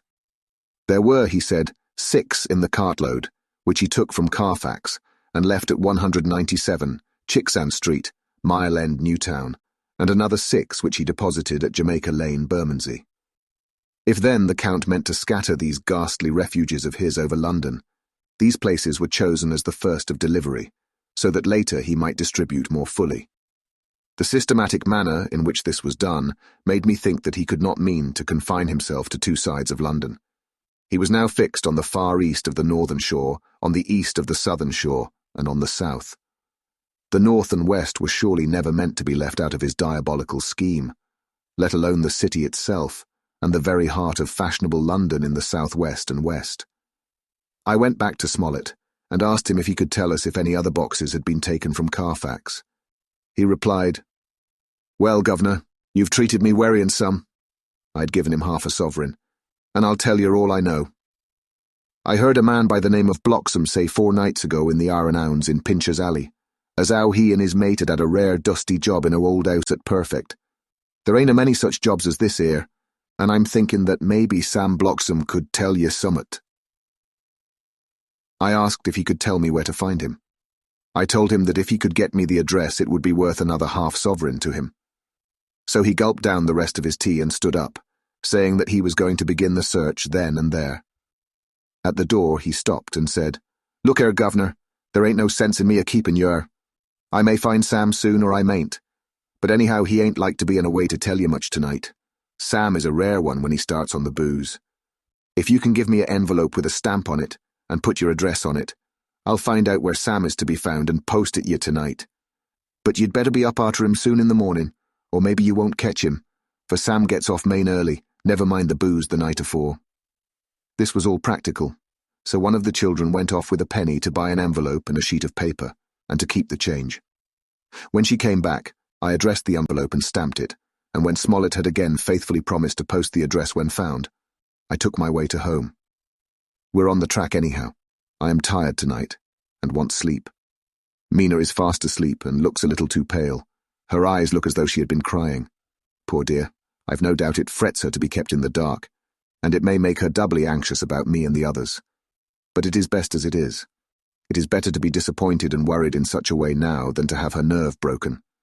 The doctors were quite right to insist on her being kept out of this dreadful business. I must be firm, for on me this particular burden of silence must rest. I shall not ever enter on the subject with her under any circumstances. Indeed, it may not be a hard task after all, for she herself has become reticent on the subject, and has not spoken of the Count or his doings ever since we told her of our decision. The 2nd of October, evening. A long and trying and exciting day. By the first post, I got my directed envelope with a dirty scrap of paper enclosed, on which was written with a carpenter's pencil in a sprawling hand, "Sam Bloxham, Corcoran's, 4, Poter's Court, Bartell Street, Walworth. Ask for the deputé." I got the letter in bed and rose without waking Mina. She looked heavy and sleepy and pale and far from well. I determined not to wake her, but that when I should return from this new search, I would arrange for her going back to Exeter. I think she would be happier in our own home, with her daily tasks to interest her, than in being here amongst us, and in ignorance. I only saw Dr. Seward for a moment, and told him where I was off to, promising to come back and tell the rest so soon as I should have found out anything. I drove to Walworth and found, with some difficulty, Potter's Court. Mr. Smollett's spelling misled me, as I asked for Potter's Court instead of Potter's Court. However, when I had found the court, I had no difficulty in discovering Corcoran's lodging house. When I asked the man who came to the door for the deputy, he shook his head and said, "I dunno him. There ain't no such a person here. I never heard of him in all my bloomin' days. Don't believe there ain't nobody of that kind living here or anywheres." I took out Smollett's letter, and as I read it, it seemed to me that the lesson of the spelling of the name of the court might guide me. "What are you?" I asked. "I'm the deputy," he answered. I saw at once that I was on the right track. Phonetic spelling had again misled me. A half-crown tip put the deputy's knowledge at my disposal, and I learned that Mr. Bloxam, who had slept off the remains of his beer on the previous night at Corcoran's, had left for his work at Poplar at 5 o'clock that morning. He could not tell me where the place of work was situated, but he had a vague idea that it was some kind of a newfangled warehouse, and with this slender clue, I had to start for Poplar. It was 12 o'clock before I got any satisfactory hint of such a building, and this I got at a coffee shop, where some workmen were having their dinner. One of these suggested that there was being erected at Cross Angel Street a new cold storage building, and as this suited the condition of a newfangled warehouse, I at once drove to it. An interview with a surly gatekeeper and a surlier foreman, both of whom were appeased with the coin of the realm, put me on the track of Bloxam. He was sent for on my suggesting that I was willing to pay his day's wages to his foreman for the privilege of asking him a few questions on a private matter. He was a smart enough fellow, though rough of speech and bearing. When I had promised to pay for his information and given him an earnest, he told me that he had made 2 journeys between Carfax and a house in Piccadilly, and had taken from this house to the latter 9 great boxes, main heavy ones, with a horse and cart hired by him for this purpose. I asked him if he could tell me the number of the house in Piccadilly, to which he replied, "Well, governor, I forgets the number, but it was only a few doors from a big white church or something of the kind, not long built. It was a dusty old house, too, though nothing to the dustiness of the house we took the bloomin' boxes from. How did you get into the houses if they were both empty? There was the old party what engaged me a-waiting in the house at Purfleet. He helped me to lift the boxes and put them in the dray. Curse me, but he was the strongest chap I ever struck, and him a old fellow with a white moustache, one that thin you would think he couldn't throw a shadder." How this phrase thrilled through me. Why, he took up his end of the boxes like they was pounds of tea, and me a puffin' and a blowin' afore I could upend mine anyhow, and I'm no chicken neither. "How did you get into the house in Piccadilly?" I asked. "He was there too. He must have started off and got there afore me, for when I rung of the bell, he came and opened the door hisself and helped me to carry the boxes into the hall." "The whole 9?" I asked. "Yus. There was 5 in the first load and 4 in the second. It was main dry work, and I don't so well remember how I got 'em." I interrupted him. "Were the boxes left in the hall?" "Yus. It was a big hall, and there was nothing else in it." I made one more attempt to further matters. "You didn't have any key?" "Never used no key nor nothing. The old gent, he opened the door hisself and shut it again when I druv off. I don't remember the last time, but that was the beer." "And you can't remember the number of the house?" "No, sir, but you needn't have no difficulty about that.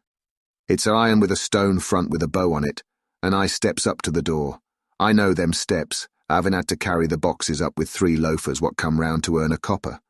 The old gent give them shillings, and they seein' they got so much they wanted more, but he took one of them by the shoulder and was like to throw him down the steps till the lot of them went away cussin'.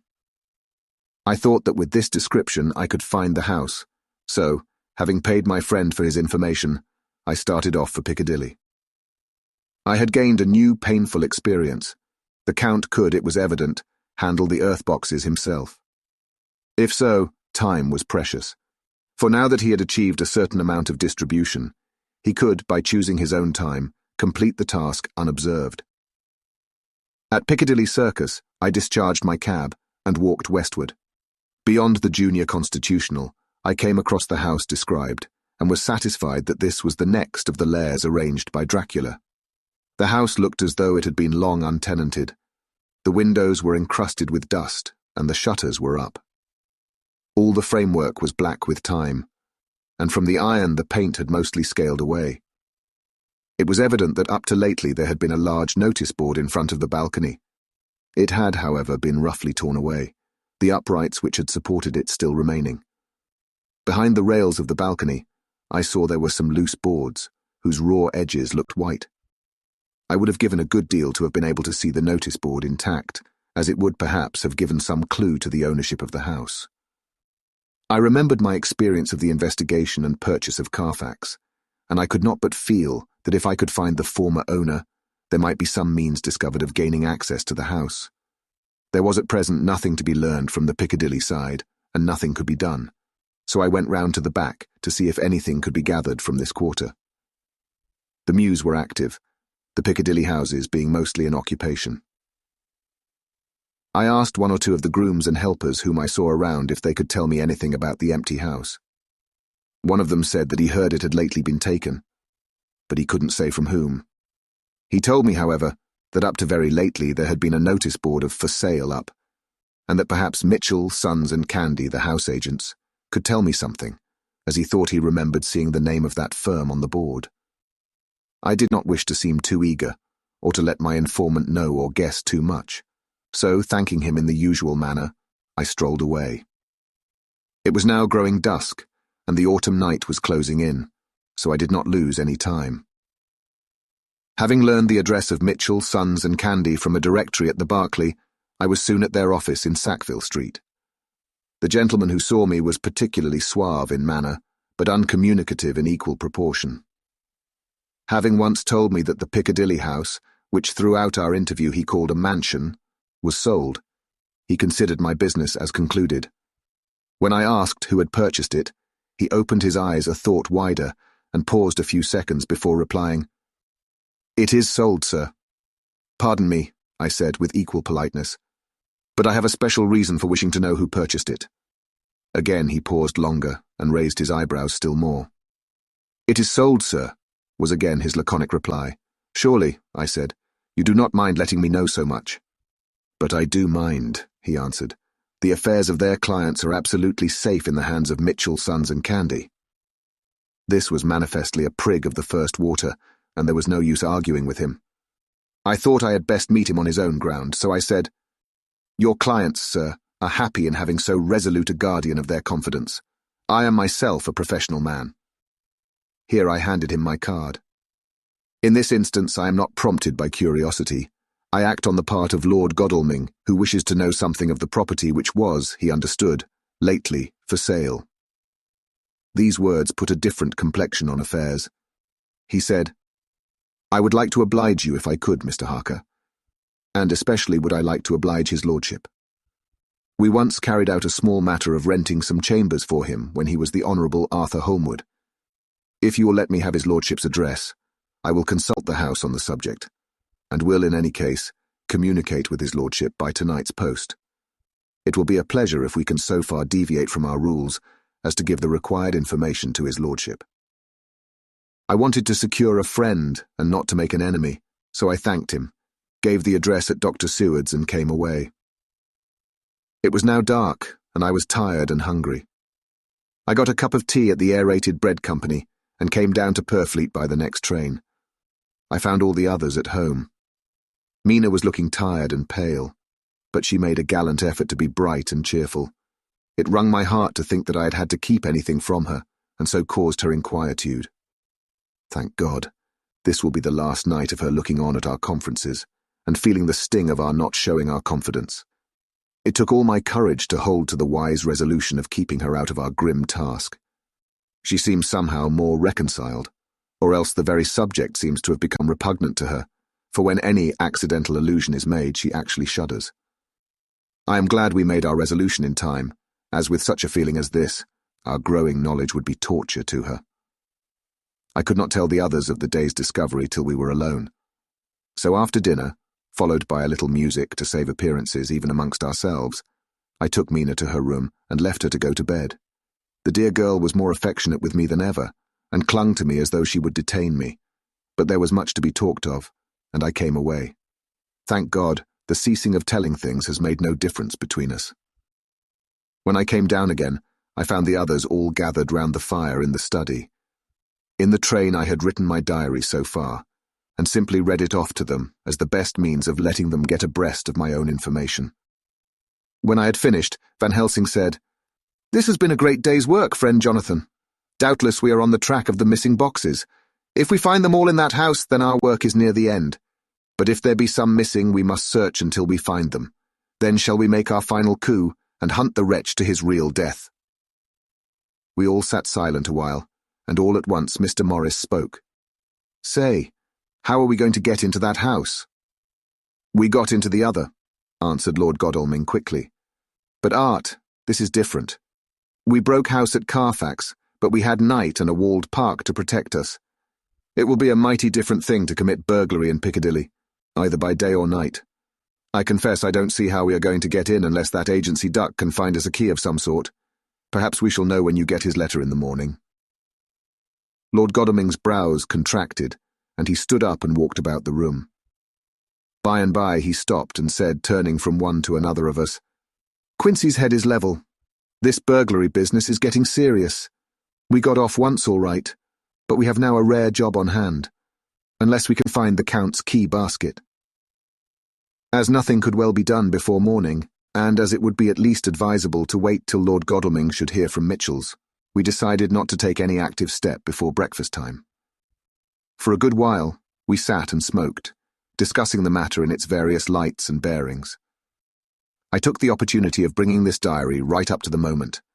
I am very sleepy, and shall go to bed. Just a line. Mina sleeps soundly and her breathing is regular. Her forehead is puckered up into little wrinkles, as though she thinks even in her sleep. She is still too pale, but does not look so haggard as she did this morning. Tomorrow will, I hope, mend all this. She will be herself at home in Exeter. Oh, but I am sleepy. Dr. Seward's Diary, 1 October. I am puzzled afresh about Renfield. His moods change so rapidly that I find it difficult to keep touch of them, and as they always mean something more than his own well-being, they form a more than interesting study. This morning, when I went to see him after his repulse of Van Helsing, his manner was that of a man commanding destiny. He was in fact commanding destiny, subjectively. He did not really care for any of the things of mere earth. He was in the clouds, and looked down on all the weaknesses and wants of us poor mortals. I thought I would improve the occasion and learn something, so I asked him, "What about the flies these times?" He smiled on me in quite a superior sort of way, such a smile as would have become the face of Malvolio, as he answered me, "The fly, my dear sir, has one striking feature. Its wings are typical of the aerial powers of the psychic faculties. The ancients did well when they typified the soul as a butterfly." I thought I would push his analogy to its utmost logically, so I said quickly, "Oh, it is a soul you are after now, is it?"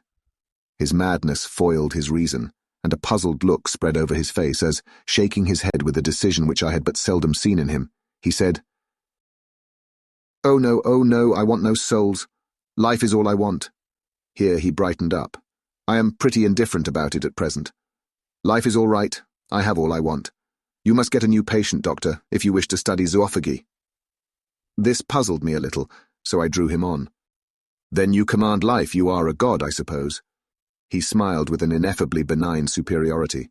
"Oh no, far be it from me to arrogate to myself the attributes of the deity. I am not even concerned in his especially spiritual doings. If I may state my intellectual position, I am, so far as concerns things purely terrestrial, somewhat in the position which Enoch occupied spiritually." This was a poser to me. I could not at the moment recall Enoch's appositeness, so I had to ask a simple question, though I felt that by so doing I was lowering myself in the eyes of the lunatic. "And why with Enoch?" "Because he walked with God." I could not see the analogy, but did not like to admit it, so I harked back to what he had denied. "So you don't care about life and you don't want souls. Why not?" I put my question quickly and somewhat sternly on purpose to disconcert him. The effort succeeded. For an instant he unconsciously relapsed into his old servile manner, bent low before me, and actually fawned upon me as he replied, "I don't want any souls, indeed I don't. I couldn't use them if I had them. They would be no manner of use to me. I couldn't eat them, or—" He suddenly stopped, and the old cunning look spread over his face like a wind sweep on the surface of the water. "And doctor, as to life, what is it after all? When you've got all you require, and you know that you will never want, that is all. I have friends, good friends, like you, Dr. Seward." This was said with a leer of inexpressible cunning. "I know that I shall never lack the means of life." I think that through the cloudiness of his insanity he saw some antagonism in me, for he at once fell back on the last refuge of such as he, a dogged silence. After a short time, I saw that for the present it was useless to speak to him. He was sulky, and so I came away. Later in the day he sent for me. Ordinarily I would not have come without special reason, but just at present I am so interested in him that I would gladly make an effort. Besides, I'm glad to have anything to help to pass the time. Harker is out, following up clues, and so are Lord Godalming and Quincy. Van Helsing sits in my study poring over the record prepared by the Harkers. He seems to think that by accurate knowledge of all details he will light upon some clue. He does not wish to be disturbed in the work, without cause. I would have taken him with me to see the patient, only I thought that after his last repulse he might not care to go again. There was also another reason. Renfield might not speak so freely before a third person as when he and I were alone. I found him sitting out in the middle of the floor on his stool, a pose which is generally indicative of some mental energy on his part. When I came in, he said at once, as though the question had been waiting on his lips, "What about souls?" It was evident then that my surmise had been correct. Unconscious cerebration was doing its work, even with the lunatic. I determined to have the matter out. "What about them yourself?" I asked. He did not reply for a moment, but looked all round him, and up and down, as though he expected to find some inspiration for an answer. "I don't want any souls," he said in a feeble, apologetic way.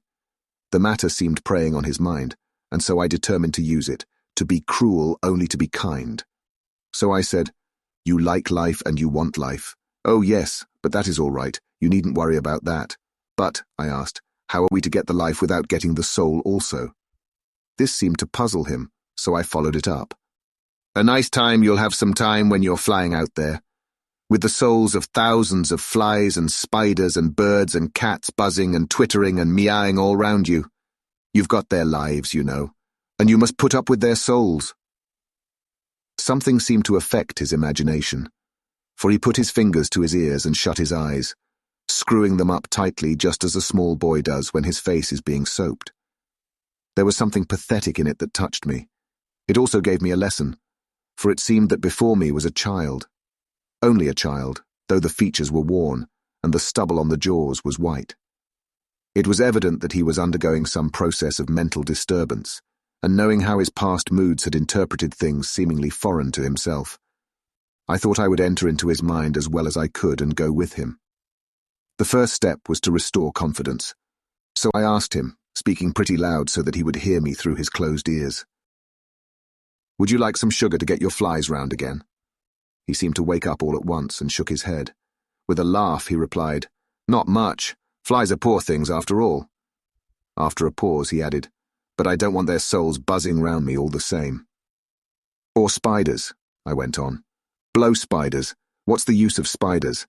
There isn't anything in them to eat or—" He stopped suddenly, as though reminded of a forbidden topic. So, I thought to myself. This is the second time he has suddenly stopped at the word drink. What does it mean? Renfield seemed himself aware of having made a lapse, for he hurried on, as though to distract my attention from it. "I don't take any stock at all in such matters. Rats and mice and such small deer, as Shakespeare has it. Chicken feed of the larder, they might be called. I'm past all that sort of nonsense. You might as well ask a man to eat molecules with a pair of chopsticks, as to try to interest me about the lesser carnivora, when I know of what is before me." "I see," I said. "You want big things that you can make your teeth meet in. How would you like to breakfast on elephant?" "What ridiculous nonsense you are talking." He was getting too wide awake. so I thought I would press him hard. "I wonder," I said reflectively, "what an elephant's soul is like." The effect I desired was obtained, for he at once fell from his high horse and became a child again. "I don't want an elephant's soul, or any soul at all," he said. For a few moments he sat despondently. Suddenly he jumped to his feet, with his eyes blazing and all the signs of intense cerebral excitement. "To hell with you and your souls," he shouted. "Why do you plague me about souls? Haven't I got enough to worry and pain and distract me already without thinking of souls?" He looked so hostile that I thought he was in for another homicidal fit, so I blew my whistle. The instant, however, that I did so, he became calm and said apologetically, "Forgive me, Doctor. I forgot myself. You do not need any help. I am so worried in my mind that I am apt to be irritable. If you only knew the problem I have to face, and that I am working out, you would pity and tolerate and pardon me. Pray do not put me in a strait waistcoat. I want to think, and I cannot think freely when my body is confined. I'm sure you will understand." He had evidently self-control, so when the attendants came I told them not to mind, and they withdrew. Renfield watched them go. When the door was closed, he said with considerable dignity and sweetness, "Dr. Seward, you have been very considerate towards me. Believe me that I am very, very grateful to you. I thought it well to leave him in this mood, and so I came away. There is certainly something to ponder over in this man's state. Several points seem to make what the American interviewer calls a story, if one could only get them in proper order. Here they are. Will not mention drinking. Fears the thought of being burdened with the soul of anything. Has no dread of wanting life in the future. Despises the meaner forms of life altogether, though he dreads being haunted by their souls. Logically, all these things point one way. He has assurance of some kind that he will acquire some higher life. He dreads the consequence, the burden of a soul. Then it is a human life he looks to. And the assurance, merciful God, the Count has been to him, and there is some new scheme of terror afoot. Later. I went after my round to Van Helsing and told him my suspicion. He grew very grave, and after thinking the matter over for a while asked me to take him to Renfield. I did so. As we came to the door, we heard the lunatic within singing gaily, as he used to do in the time which now seemed so long ago. When we entered, we saw with amazement that he had spread out his sugar as of old. The flies, lethargic with the autumn, were beginning to buzz into the room. We tried to make him talk of the subject of our previous conversation, but he would not attend. He went on with his singing just as though we had not been present. He had got a scrap of paper and was folding it into a notebook. We had to come away as ignorant as we went in. His is a curious case indeed. We must watch him tonight. Letter Mitchell, Sons and Candy to Lord Godalming. The 1st of October. My lord, we are at all times only too happy to meet your wishes.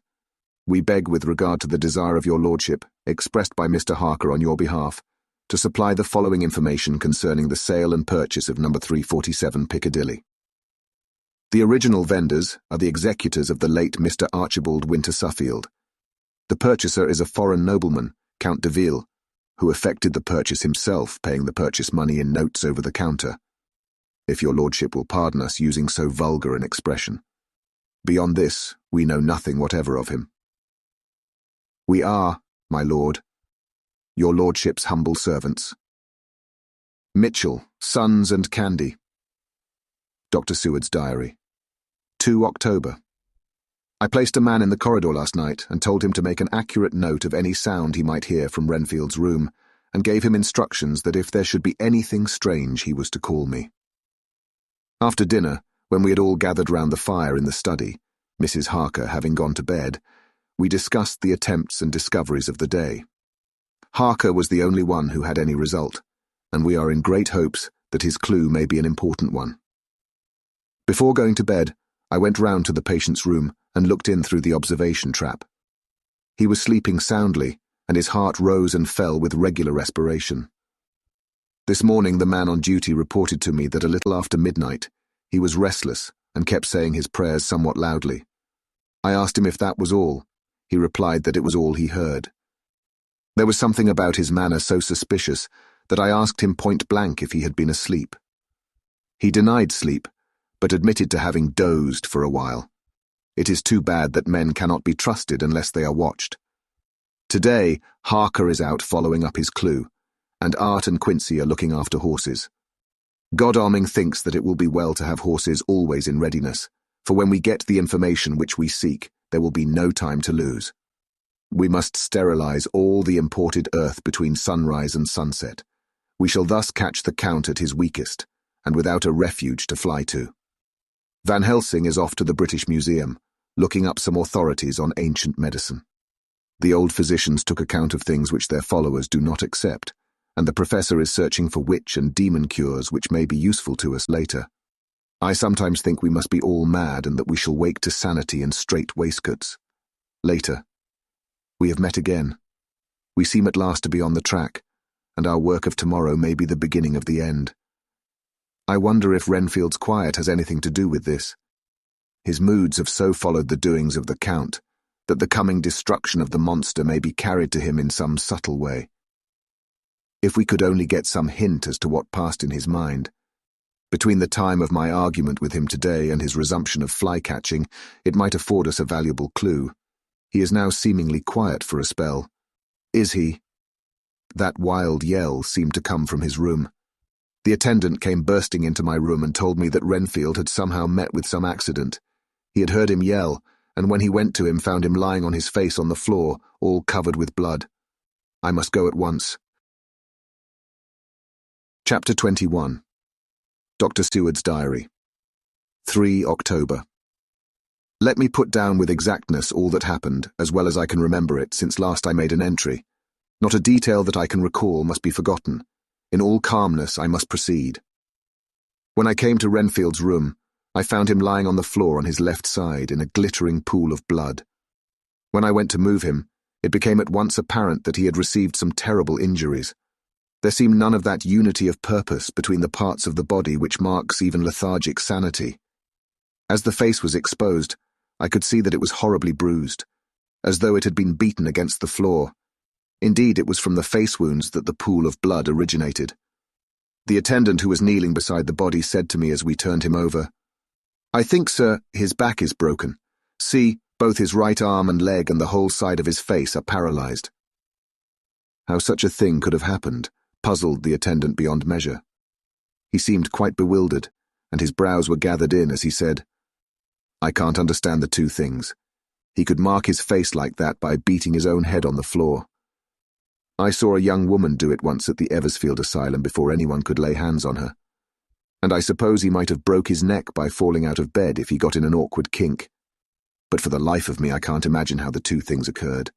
If his back was broke, he couldn't beat his head, and if his face was like that before the fall out of bed, there would be marks of it." I said to him, "Go to Dr. Van Helsing, and ask him to kindly come here at once. I want him without an instant's delay." The man ran off, and within a few minutes the professor in his dressing gown and slippers appeared. When he saw Renfield on the ground, he looked keenly at him a moment, and then turned to me. I think he recognized my thought in my eyes, for he said very quietly, manifestly for the ears of the attendant, "Ah, a sad accident. He will need very careful watching and much attention. I shall stay with you myself, but I shall first dress myself. If you will remain, I shall in a few minutes join you." The patient was now breathing stertorously, and it was easy to see that he had suffered some terrible injury. Van Helsing returned with extraordinary celerity, bearing with him a surgical case. He had evidently been thinking and had his mind made up. For almost before he looked at the patient, he whispered to me, "Send the attendant away. We must be alone with him when he becomes conscious, after the operation." So I said, "I think that will do now, Simmons. We have done all that we can at present. You'd better go your round, and Dr. Van Helsing will operate. Let me know instantly if there be anything unusual anywhere." The man withdrew, and we went into a strict examination of the patient. The wounds of the face was superficial. The real injury was a depressed fracture of the skull, extending right up through the motor area. The professor thought a moment and said, "We must reduce the pressure and get back to normal conditions as far as can be. The rapidity of the suffusion shows the terrible nature of his injury. The whole motor area seems affected. The suffusion of the brain will increase quickly, so we must trephine at once or it may be too late. As he was speaking, there was a soft tapping at the door. I went over and opened it and found in the corridor without Arthur and Quincy in pyjamas and slippers. The former spoke. "I heard your man call up Dr. Van Helsing and tell him of an accident. So I woke Quincy, or rather called for him as he was not asleep. Things are moving too quickly and too strangely for sound sleep for any of us these times. I've been thinking that tomorrow night we'll not see things as they have been. We'll have to look back and forward a little more than we have done. May we come in?" I nodded and held the door open till they had entered. Then I closed it again. When Quincy saw the attitude and state of the patient and noted the horrible pool on the floor, he said softly, "My God, what has happened to him? Poor devil." I told him briefly, and added that we expected he would recover consciousness after the operation, for a short time at all events. He went at once and sat down on the edge of the bed, with Godalming beside him. We all watched in patience. "We shall wait," said Van Helsing, "just long enough to fix the best spot for trephining, so that we may most quickly and perfectly remove the blood clot, for it is evident that the hemorrhage is increasing." The minutes during which we waited passed with fearful slowness. I had a horrible sinking in my heart, and from Van Helsing's face I gathered that he felt some fear or apprehension as to what was to come. I dreaded the words that Renfield might speak. I was positively afraid to think, but the conviction of what was coming was on me, as I have read of men who have heard the death watch. The poor man's breathing came in uncertain gasps. Each instant he seemed as though he would open his eyes and speak, but then would follow a prolonged stertorous breath, and he would relapse into a more fixed insensibility. Inured as I was to sick beds and death, this suspense grew and grew upon me. I could almost hear the beating of my own heart, and the blood surging through my temples sounded like blows from a hammer. The silence finally became agonizing. I looked at my companions, one after another, and saw from their flushed faces and damp brows that they were enduring equal torture. There was a nervous suspense over us all, as though overhead some dread bell would peal out powerfully when we should least expect it. At last there came a time when it was evident that the patient was sinking fast. He might die at any moment. I looked up at the professor and caught his eyes fixed on mine. His face was sternly set as he spoke. "There is no time to lose. His words may be worth many lives. I have been thinking so as I stood here. It may be there is a soul at stake. We shall operate just above the ear." Without another word, he made the operation. For a few moments the breathing continued to be stertorous. Then there came a breath so prolonged that it seemed as though it would tear open his chest. Suddenly his eyes opened and became fixed in a wild, helpless stare. This was continued for a few moments, then it softened into a glad surprise, and from the lips came a sigh of relief. He moved convulsively, and as he did so said, "I'll be quiet, Doctor. Tell them to take off the straight waistcoat. I have had a terrible dream, and it has left me so weak that I cannot move. What's wrong with my face? It feels all swollen and it smarts dreadfully." He tried to turn his head, but even with the effort his eyes seemed to grow glassy again, so I gently put it back. Then Van Helsing said in a quiet, grave tone, "Tell us your dream, Mr. Renfield." As he heard the voice, his face brightened, through its mutilation, and he said, "That is Dr. Van Helsing. How good it is of you to be here. Give me some water. My lips are dry, and I shall try to tell you. I dreamed." He stopped and seemed fainting. I called quietly to Quincy, "The brandy, it is in my study. Quick!"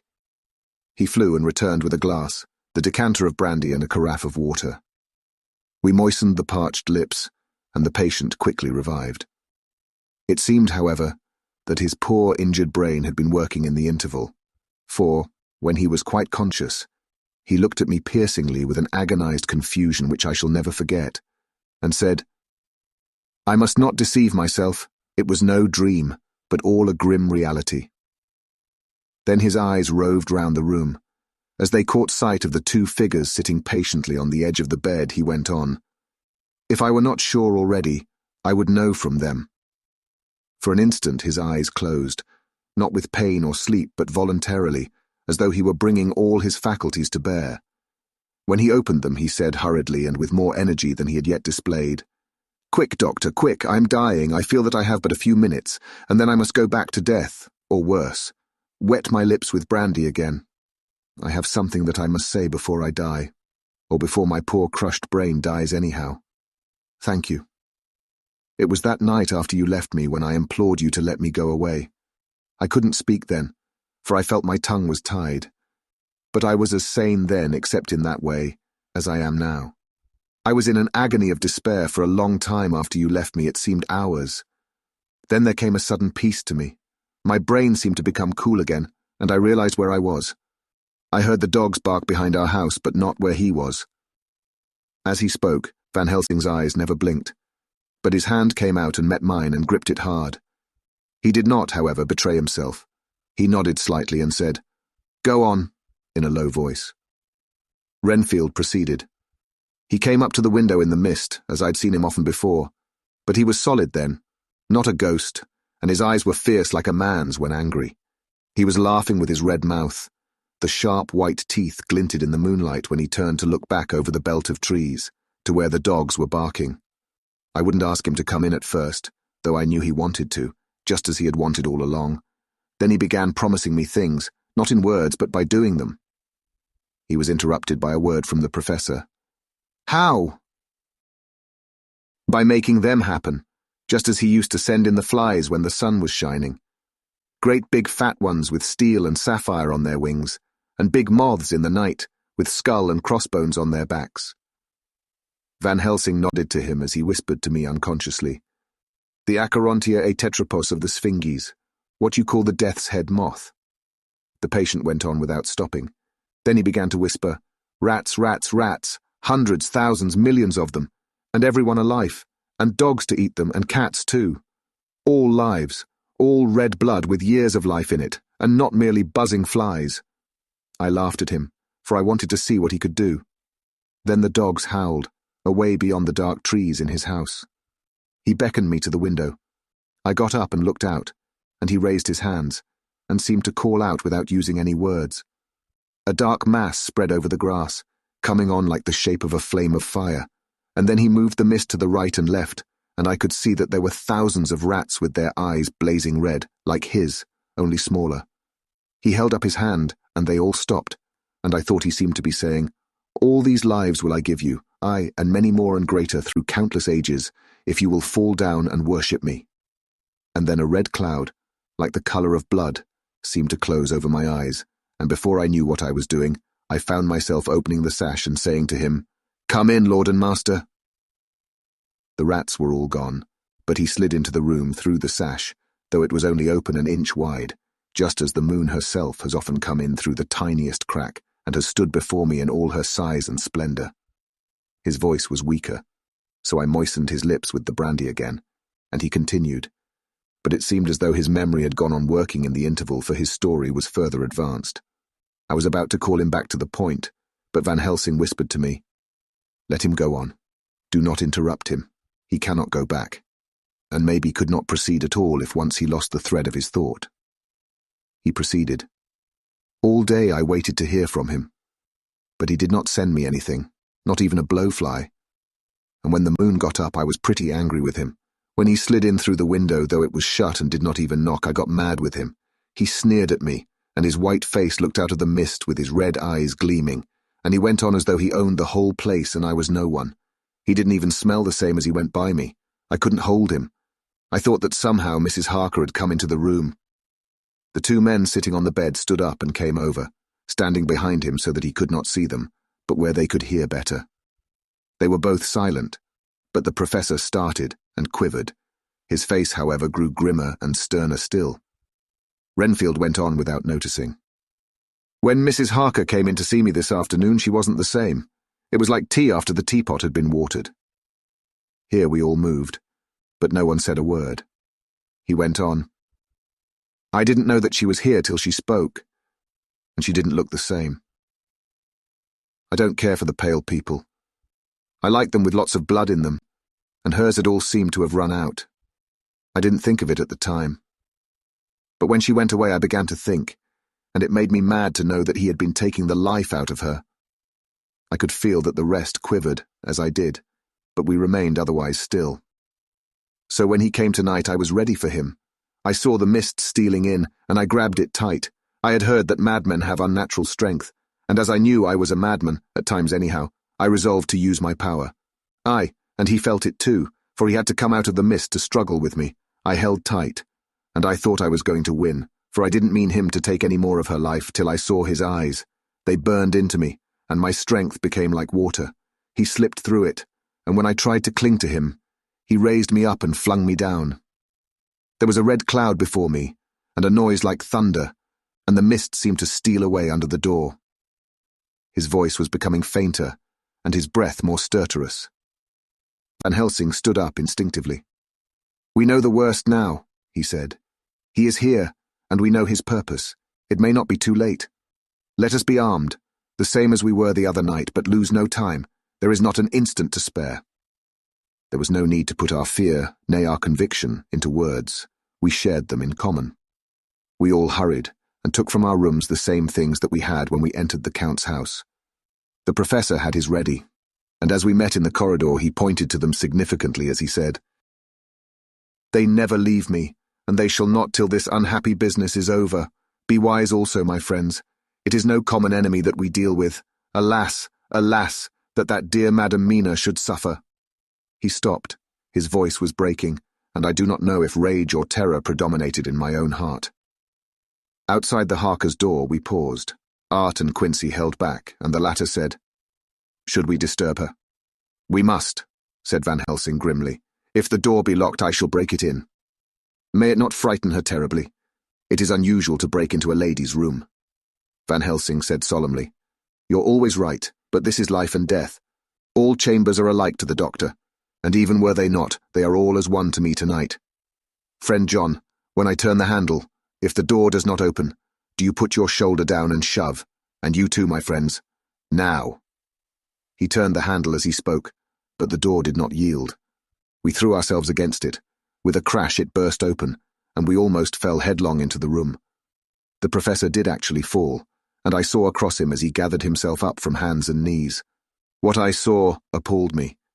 I felt my hair rise like bristles on the back of my neck, and my heart seemed to stand still. The moonlight was so bright that through the thick yellow blind the room was light enough to see. On the bed beside the window lay Jonathan Harker, his face flushed and breathing heavily as though in a stupor. Kneeling on the near edge of the bed, facing outwards, was the white-clad figure of his wife. By her side stood a tall, thin man clad in black. His face was turned from us, but the instant we saw we all recognized the Count, in every way, even to the scar on his forehead. With his left hand he held both Mrs. Harker's hands, keeping them away with her arms at full tension. His right hand gripped her by the back of the neck, forcing her face down on his bosom. Her white nightdress was smeared with blood, and a thin stream trickled down the man's bare breast, which was shown by his torn-open dress. The attitude of the two had a terrible resemblance to a child forcing a kitten's nose into a saucer of milk to compel it to drink. As we burst into the room, the Count turned his face, and the hellish look that I had heard described seemed to leap into it. His eyes flamed red with devilish passion. The great nostrils of the white aquiline nose opened wide and quivered at the edge, and the white sharp teeth, behind the full lips of the blood-dripping mouth, champed together like those of a wild beast. With a wrench, which threw his victim back upon the bed as though hurled from a height, he turned and sprang at us. But by this time the Professor had gained his feet and was holding towards him the envelope which contained the sacred wafer. The Count suddenly stopped, just as poor Lucy had done outside the tomb, and cowered back. Further and further back he cowered, as we, lifting our crucifixes, advanced. The moonlight suddenly failed, as a great black cloud sailed across the sky, and when the gaslight sprang up under Quincy's match, we saw nothing but a faint vapour. This, as we looked, trailed under the door, which with the recoil from its bursting open, had swung back to its old position. Van Helsing, Art, and I moved forward to Mrs. Harker, who by this time had drawn her breath, and with it had given a scream so wild, so ear-piercing, so despairing that it seems to me now that it will ring in my ears till my dying day. For a few seconds she lay in her helpless attitude and disarray. Her face was ghastly, with a pallor which was accentuated by the blood which smeared her lips and cheeks and chin. From her throat trickled a thin stream of blood. Her eyes were mad with terror. Then she put before her face her poor crushed hands, which bore on their whiteness the red mark of the Count's terrible grip. And from behind them came a low, desolate wail, which made the terrible scream seem only the quick expression of an endless grief. Van Helsing stepped forward and drew the coverlet gently over her body, whilst Art, after looking at her face for an instant despairingly, ran out of the room. Van Helsing whispered to me, "Jonathan is in a stupor, such as we know the vampire can produce.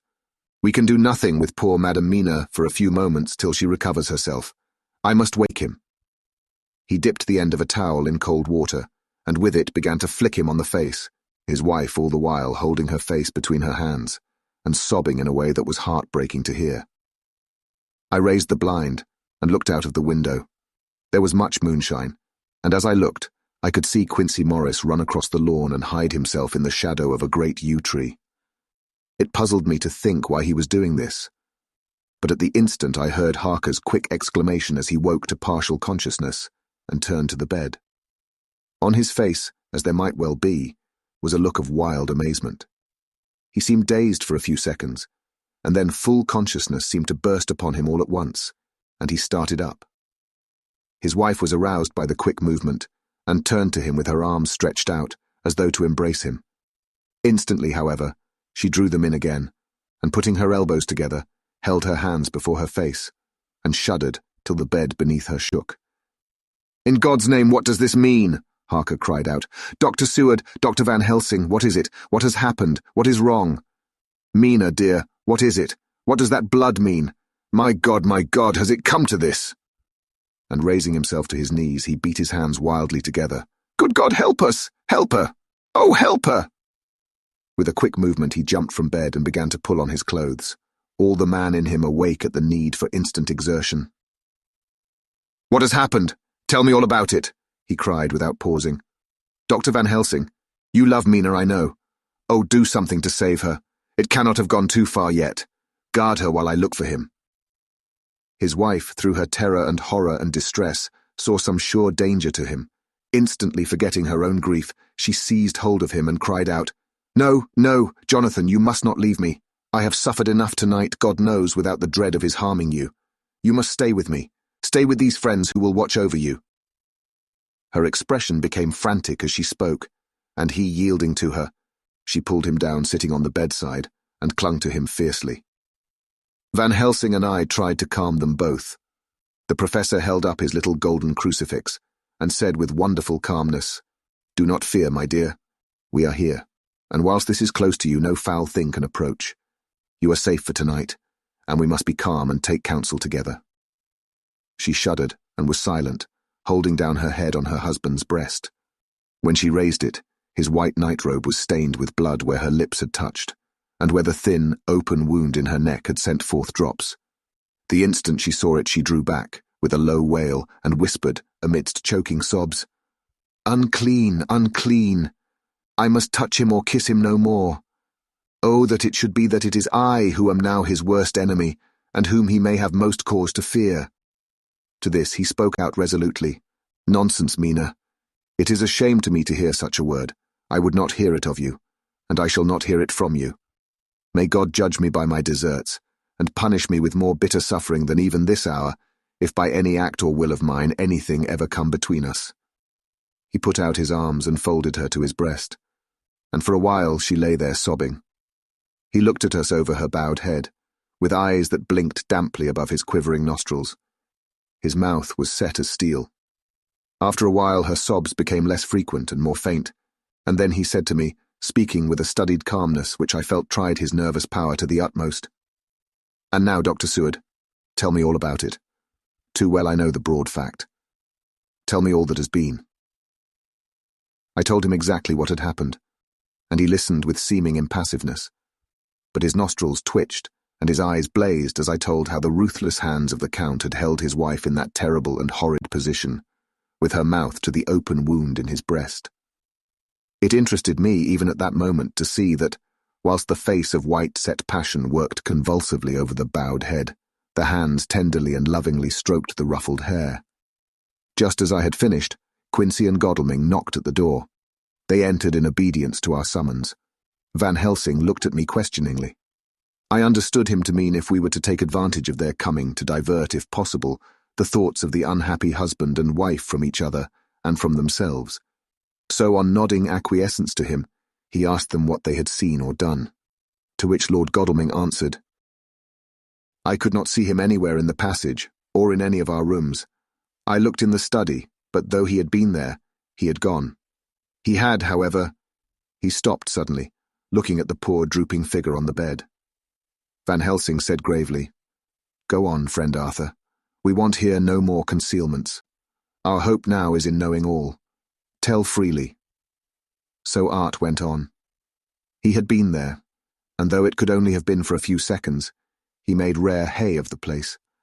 All the manuscript had been burned, and the blue flames were flickering amongst the white ashes.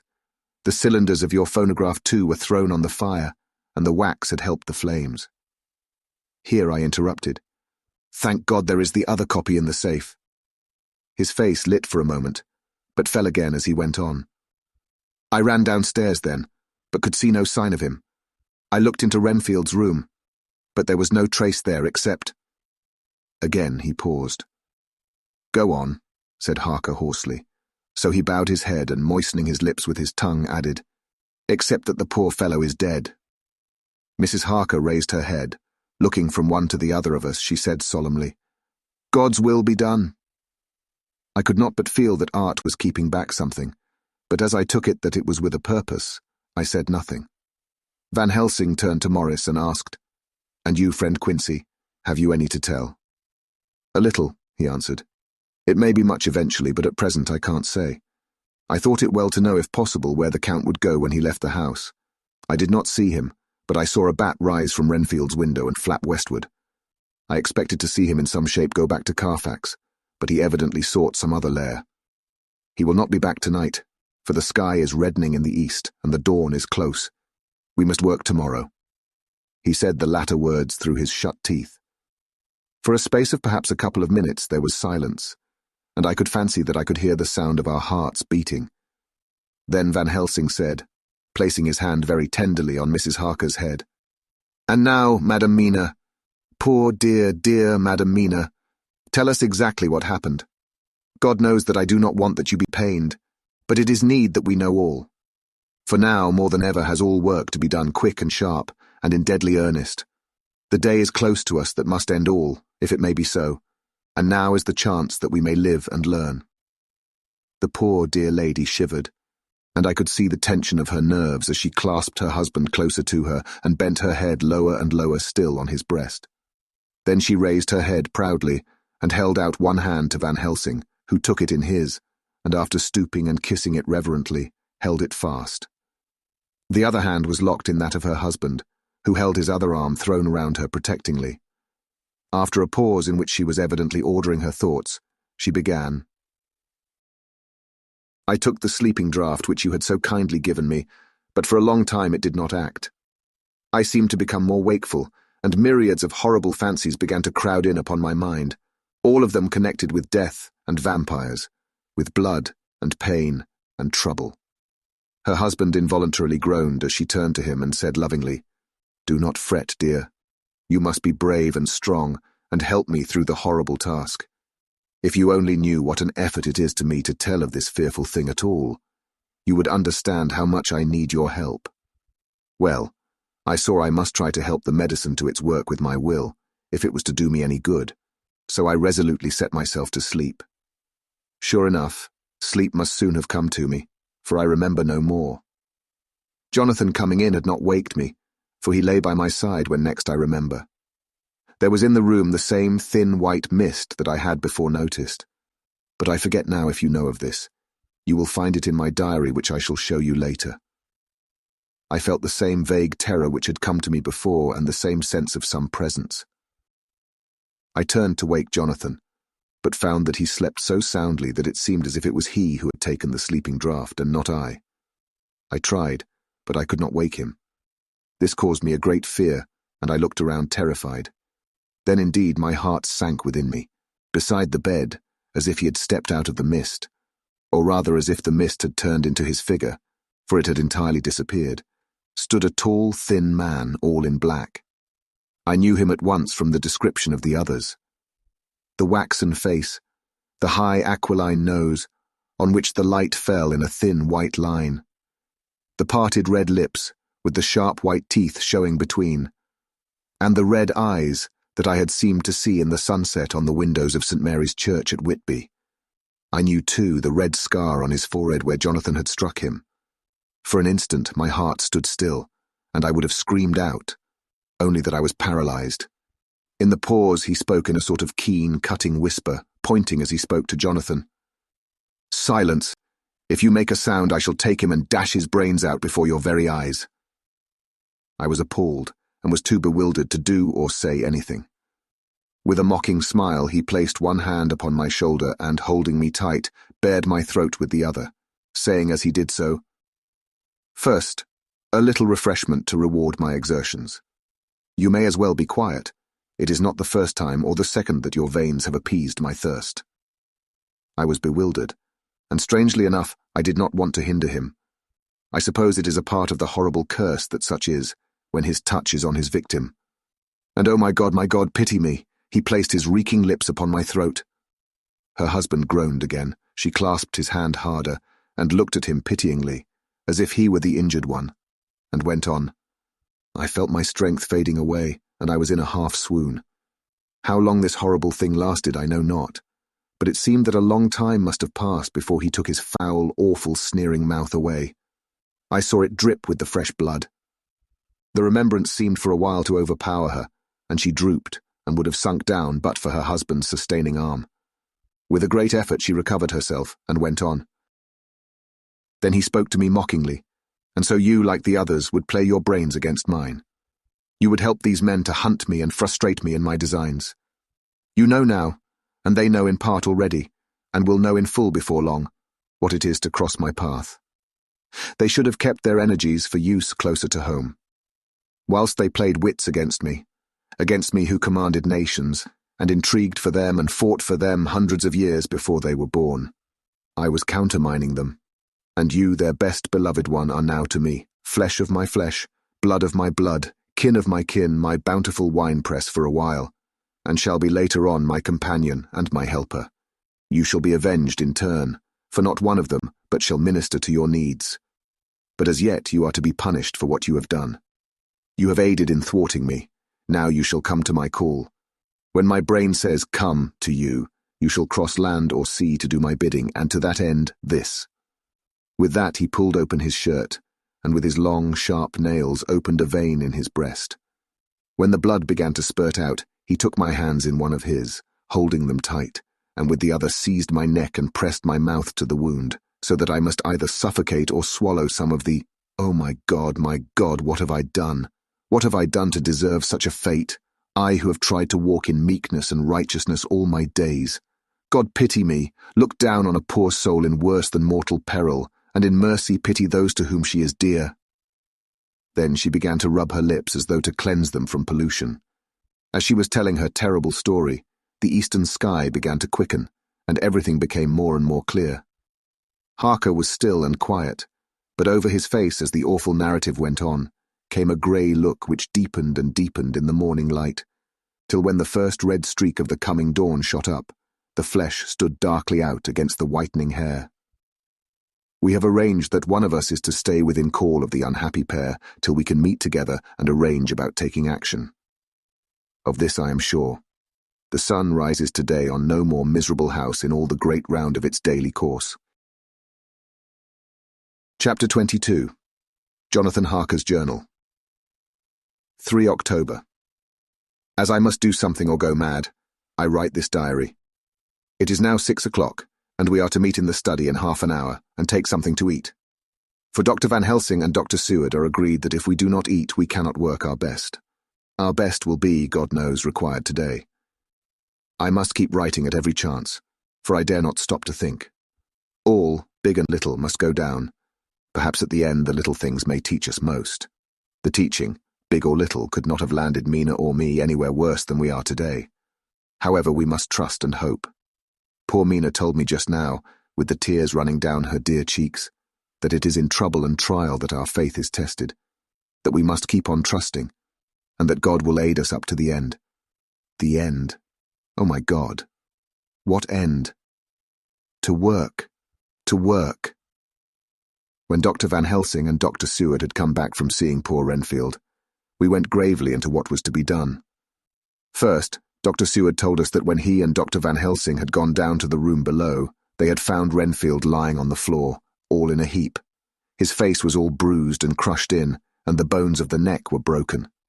Dr. Seward asked the attendant who was on duty in the passage if he had heard anything. He said that he had been sitting down, he confessed to half dozing, when he heard loud voices in the room, and then Renfield had called out loudly several times, "God! God! God!" After that there was a sound of falling, and when he entered the room he found him lying on the floor, face down, just as the doctors had seen him. Van Helsing asked if he had heard voices, or a voice, and he said he could not say, that at first it had seemed to him as if there were two, but as there was no one in the room, it could have been only one. He could swear to it, if required, that the word God was spoken by the patient. Dr. Seward said to us when we were alone that he did not wish to go into the matter. The question of an inquest had to be considered, and it would never do to put forward the truth, as no one would believe it. As it was, he thought that on the attendant's evidence he could give a certificate of death by misadventure in falling from bed. In case the coroner should demand it, there would be a formal inquest, necessarily to the same result. When the question began to be discussed as to what should be our next step, the very first thing we decided was that Mina should be in full confidence, that nothing of any sort, no matter how painful, should be kept from her. She herself agreed as to its wisdom, and it was pitiful to see her so brave and yet so sorrowful, and in such a depth of despair. "There must be no concealment," she said. "Alas, we have had too much already. And besides, there is nothing in all the world that can give me more pain than I have already endured, than I suffer now. Whatever may happen, it must be of new hope or of new courage to me." Van Helsing was looking at her fixedly as she spoke, and said suddenly but quietly, "But dear Madam Mina, are you not afraid? Not for yourself, but for others from yourself, after what has happened?" Her face grew set in its lines, but her eyes shone with the devotion of a martyr as she answered, "Ah, no, for my mind is made up." "To what?" he asked gently, whilst we were all very still, for each in our own way we had a sort of vague idea of what she meant. Her answer came with direct simplicity, as though she was simply stating a fact. "Because if I find in myself, and I shall watch keenly for it, a sign of harm to any that I love, I shall die." "You would not kill yourself?" he asked hoarsely. "I would if there were no friend who loved me, who would save me such a pain and so desperate an effort." She looked at him meaningly as she spoke. He was sitting down, but now he rose and came close to her and put his hand on her head as he said solemnly, "My child, there is such an one if it were for your good. For myself, I could hold it in my account with God to find such an euthanasia for you even at this moment if it were best, nay, were it safe. But my child—" For a moment he seemed choked, and a great sob rose in his throat. He gulped it down and went on. "There are here some who would stand between you and death. You must not die. You must not die by any hand, but least of all by your own. Until the other, who has fouled your sweet life, is true dead, you must not die. For if he is still with the quick undead, your death would make you even as he is. No, you must live. You must struggle and strive to live, though death would seem a boon unspeakable. You must fight death himself, though he come to you in pain or in joy, by the day or the night, in safety or in peril.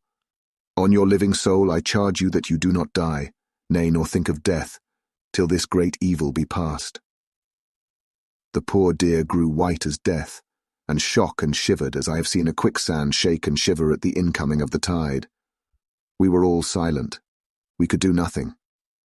At length she grew more calm, and turning to him said sweetly, but oh, so sorrowfully, as she held out her hand, I promise you, my dear friend, that if God will let me live, I shall strive to do so. Till, if it may be in his good time, this horror may have passed away from me." She was so good and brave that we all felt that our hearts were strengthened to work and endure for her, and we began to discuss what we were to do. I told her that she was to have all the papers in the safe, and all the papers or diaries and phonographs we might hereafter use, and was to keep the record as she had done before. She was pleased with the prospect of anything to do, if pleased could be used in connection with so grim an interest. As usual, Van Helsing had thought ahead of everyone else, and was prepared with an exact ordering of our work. "It is perhaps well," he said, "that at our meeting after our visit to Carfax we decided not to do anything with the earth boxes that lay there. Had we done so, the Count must have guessed our purpose, and would doubtless have taken measures in advance to frustrate such an effort with regard to the others. But now he does not know our intentions. Nay, more in all probability, he does not know that such a power exists to us as can sterilize his lairs, so that he cannot use them as of old. We are now so much further advanced in our knowledge as to their disposition that, when we have examined the house in Piccadilly, we may track the very last of them. Today, then, is ours, and in it rests our hope. The sun that rose on our sorrow this morning guards us in its course. Until it sets tonight, that monster must retain whatever form he now has. He is confined within the limitations of his earthly envelope. He cannot melt into thin air, nor disappear through cracks or chinks or crannies. If he go through a doorway, he must open the door like a mortal, and so we have this day to hunt out all his lairs and sterilize them. So we shall, if we have not yet catch him and destroy him, drive him to bay in some place where the catching and the destroying shall be in time sure." Here I started up, for I could not contain myself at the thought that the minutes and seconds so preciously laden with Mina's life and happiness were flying from us, since whilst we talked, action was impossible. But Van Helsing held up his hand warningly. "Nay, friend Jonathan," he said. "In this, the quickest way home is the longest way, so your proverbs say. We shall all act and act with desperate quick when the time has come. But think, in all probable the key of the situation is in that house in Piccadilly. The Count may have many houses which he has bought. Of them he will have deeds of purchase, keys and other things. He will have paper that he write on. He will have his book of checks. There are many belongings that he must have somewhere. Why not in this place so central, so quiet, where he come and go by the front or the back at all hour, when in the very vast of the traffic there is none to notice? We shall go there and search that house, and when we learn what it holds, then we do what our friend Arthur call, in his phrases of hunt stop the earths, and so we run down our old fox. So, is it not? Then let us come at once, I cried. We are wasting the precious, precious time. The professor did not move, but simply said, "And how are we to get into that house in Piccadilly?" "Any way," I cried. "We shall break in if need be." "And your police, where will they be, and what will they say?" I was staggered, but I knew that if he wished to delay, he had a good reason for it. So I said as quietly as I could, "Don't wait more than need be. You know, I am sure, what torture I am in." "Ah, my child, that I do. And indeed there is no wish of me to add to your anguish. But just think, what can we do until all the world be at movement? Then will come our time. I have thought, and it seems to me that the simplest way is the best of all. Now we wish to get into the house, but we have no key. Is it not so?" I nodded. "Now suppose that you were, in truth, the owner of that house, and could not still get in, and think there was to you no conscience of the housebreaker, what would you do?" "I should get a respectable locksmith and set him to work to pick the lock for me." "And your police? They would interfere, would they not?" "Oh, no. Not if they knew the man was properly employed." "Then," he looked at me as keenly as he spoke, "all that is in doubt is the conscience of the employer, and the belief of your policeman as to whether or no that employer has a good conscience or a bad one. Your police must indeed be zealous men and clever, oh, so clever, in reading the heart, that they trouble themselves in such matter. No, my friend Jonathan, you go take the lock off 100 empty house in this your London, or of any city in the world, and if you do it as such things are rightly done, and at the time such things are rightly done, no one will interfere. I have read of a gentleman who owned a so fine house in London, and when he went for months of summer to Switzerland and lock up his house, some burglar came and broke window at back and got in. Then he went and made open the shutters in front and walk out and in through the door before the very eyes of the police. Then he have an auction in that house and advertise it and put up big notice, and when the day come, he sell off by a great auctioneer all the goods of that other man who owned them. Then he go to a builder, and he sell him that house, making an agreement that he pull it down and take all away within a certain time, and your police and other authority help him all they can. And when that owner come back from his holiday in Switzerland, he find only an empty hole where his house had been. This was all done en règle, and in our work we shall be en règle too. We shall not go so early that the policemen who have then little to think of shall deem it strange, but we shall go after 10 o'clock, when there are many about, and such things would be done were we indeed owners of the house. I could not but see how right he was, and the terrible despair of Mina's face became relaxed to thought. There was hope in such good counsel. Van Helsing went on. When once within that house we may find more clues. At any rate, some of us can remain there whilst the rest find the other places where there be more earth boxes, at Bermondsey and Mile End. Lord Godalming stood up. I can be of some use here, he said. I shall wire to my people to have horses and carriages where they will be most convenient. Look here, old fellow, said Morris. It is a capital idea to have all ready in case we want to go horsebacking. But don't you think that one of your snappy carriages with its heraldic adornments in a byway of Walworth or Mile End would attract too much attention for our purposes? It seems to me that we ought to take cabs when we go south or east, and even leave them somewhere near the neighbourhood we are going to. Friend Quincy is right, said the professor. His head is what you call in plane with the horizon. It is a difficult thing that we go to do, and we do not want no peoples to watch us, if so it may. Mina took a growing interest in everything, and I was rejoiced to see that the exigency of affairs was helping her to forget for a time the terrible experience of the night. She was very, very pale, almost ghastly, and so thin that her lips were drawn away, showing her teeth in somewhat of prominence. I did not mention this last, lest it should give her needless pain, but it made my blood run cold in my veins to think of what had occurred with poor Lucy when the Count had sucked her blood. As yet there was no sign of the teeth growing sharper, but the time as yet was short, and there was time for fear. When we came to the discussion of the sequence of our efforts and of the disposition of our forces, there were new sources of doubt. It was finally agreed that before starting for Piccadilly, we should destroy the Count's lair close at hand.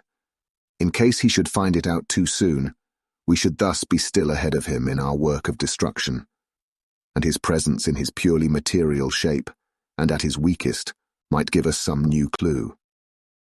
As to the disposal of forces, it was suggested by the professor that, after our visit to Carfax, we should all enter the house in Piccadilly, that the 2 doctors and I should remain there, whilst Lord Godalming and Quincy found the lairs at Walworth and Mile End and destroyed them. It was possible, if not likely, the professor urged, that the Count might appear in Piccadilly during the day, and that if so we might be able to cope with him then and there. At any rate, we might be able to follow him in force. To this plan I strenuously objected, and so far as my going was concerned, for I said that I intended to stay and protect Mina, I thought that my mind was made up on the subject, but Mina would not listen to my objection. She said that there might be some law matter in which I could be useful, that amongst the Count's papers might be some clue which I could understand out of my experience in Transylvania, and that, as it was, all the strength we could muster was required to cope with the Count's extraordinary power. I had to give in, for Mina's resolution was fixed. She said that it was the last hope for her that we should all work together. As for me, she said, I have no fear. Things have been as bad as they can be, and whatever may happen must have in it some element of hope or comfort. Go, my husband. God can, if he wishes it, guard me as well alone as with anyone present. So I started up crying out, Then in God's name let us come at once, for we are losing time. The Count may come to Piccadilly earlier than we think. Not so, said Van Helsing, holding up his hand. But why? I asked. Do you forget, he said with actually a smile, that last night he banqueted heavily and will sleep late? Did I forget? Shall I ever? Can I ever? Can any of us ever forget that terrible scene?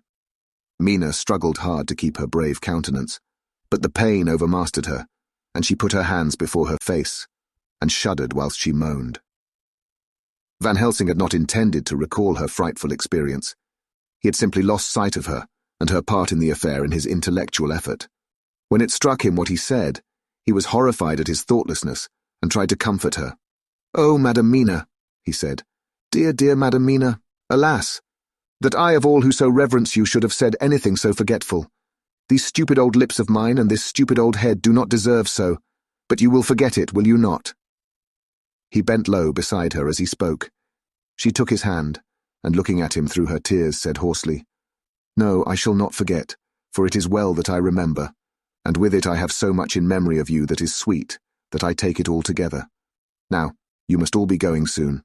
Breakfast is ready, and we must all eat, that we may be strong." Breakfast was a strange meal to us all. We tried to be cheerful and encourage each other, and Mina was the brightest and most cheerful of us.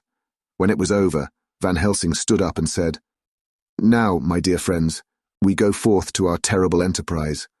Are we all armed as we were on that night when first we visited our enemy's lair? Armed against ghostly as well as carnal attack?" we all assured him. "Then it is well. Now, Madam Mina, you are in any case quite safe here until the sunset, and before then we shall return, if we shall return. But before we go, let me see you armed against personal attack. I have myself, since you came down, prepared your chamber by the placing of things of which we know, so that he may not enter. Now let me guard yourself. On your forehead I touch this piece of sacred wafer in the name of the Father, the Son, and—" There was a fearful scream which almost froze our hearts to hear. As he had placed the wafer on Mina's forehead, it had seared it, had burned into the flesh as though it had been a piece of white-hot metal. My poor darling's brain had told her the significance of the fact as quickly as her nerves received the pain of it, and the two so overwhelmed her that her overwrought nature had its voice in that dreadful scream. But the words to her thought came quickly. The echo of the scream had not ceased to ring on the air when there came the reaction, and she sank on her knees on the floor in an agony of abasement.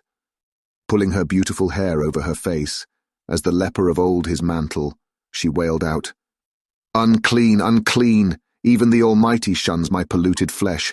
I must bear this mark of shame upon my forehead until the judgment day." They all paused. I had thrown myself beside her in an agony of helpless grief, and putting my arms around, held her tight.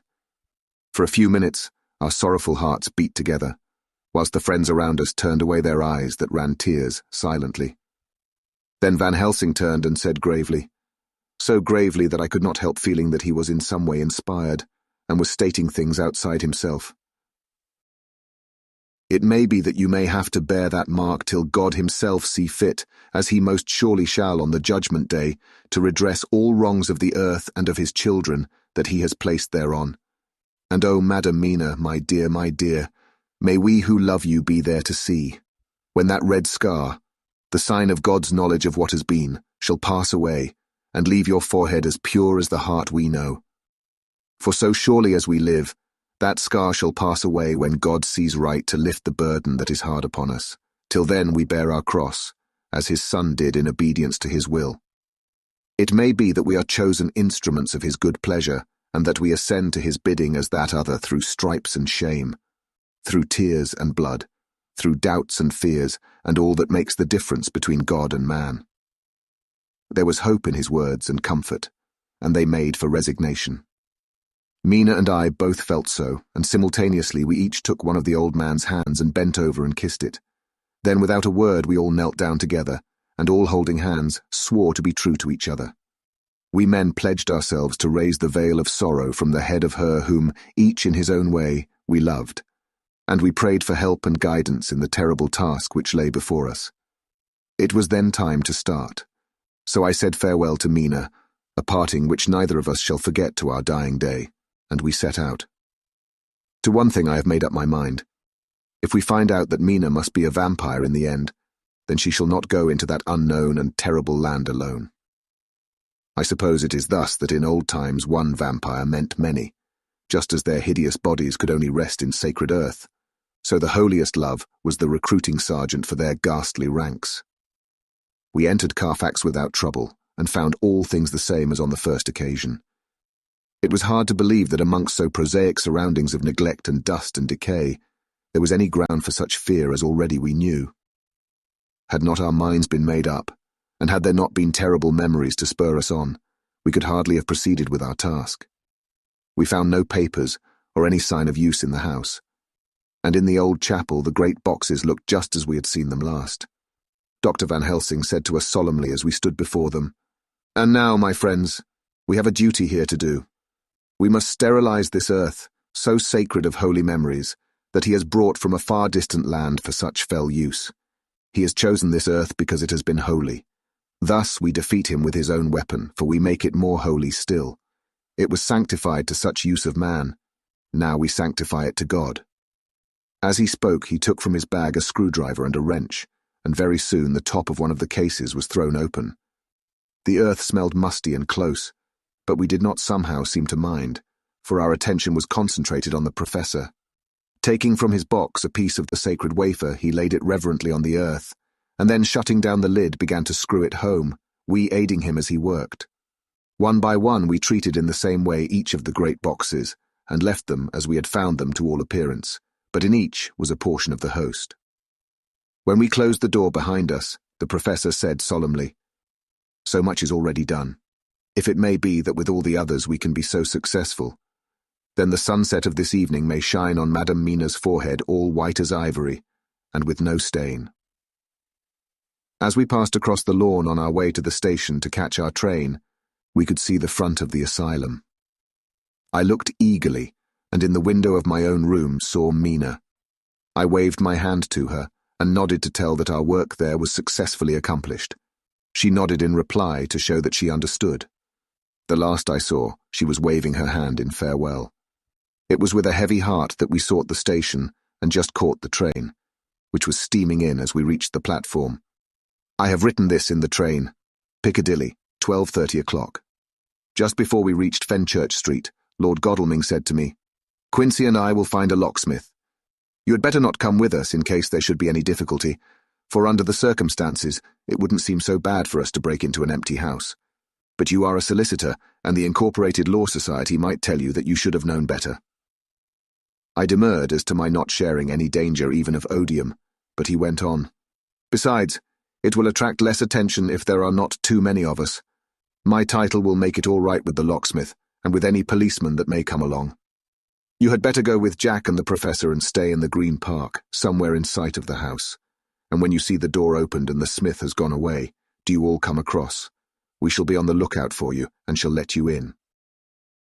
"The advice is good," said Van Helsing, so we said no more. Godalming and Morris hurried off in a cab, we following in another. At the corner of Arlington Street, our contingent got out and strolled into the Green Park.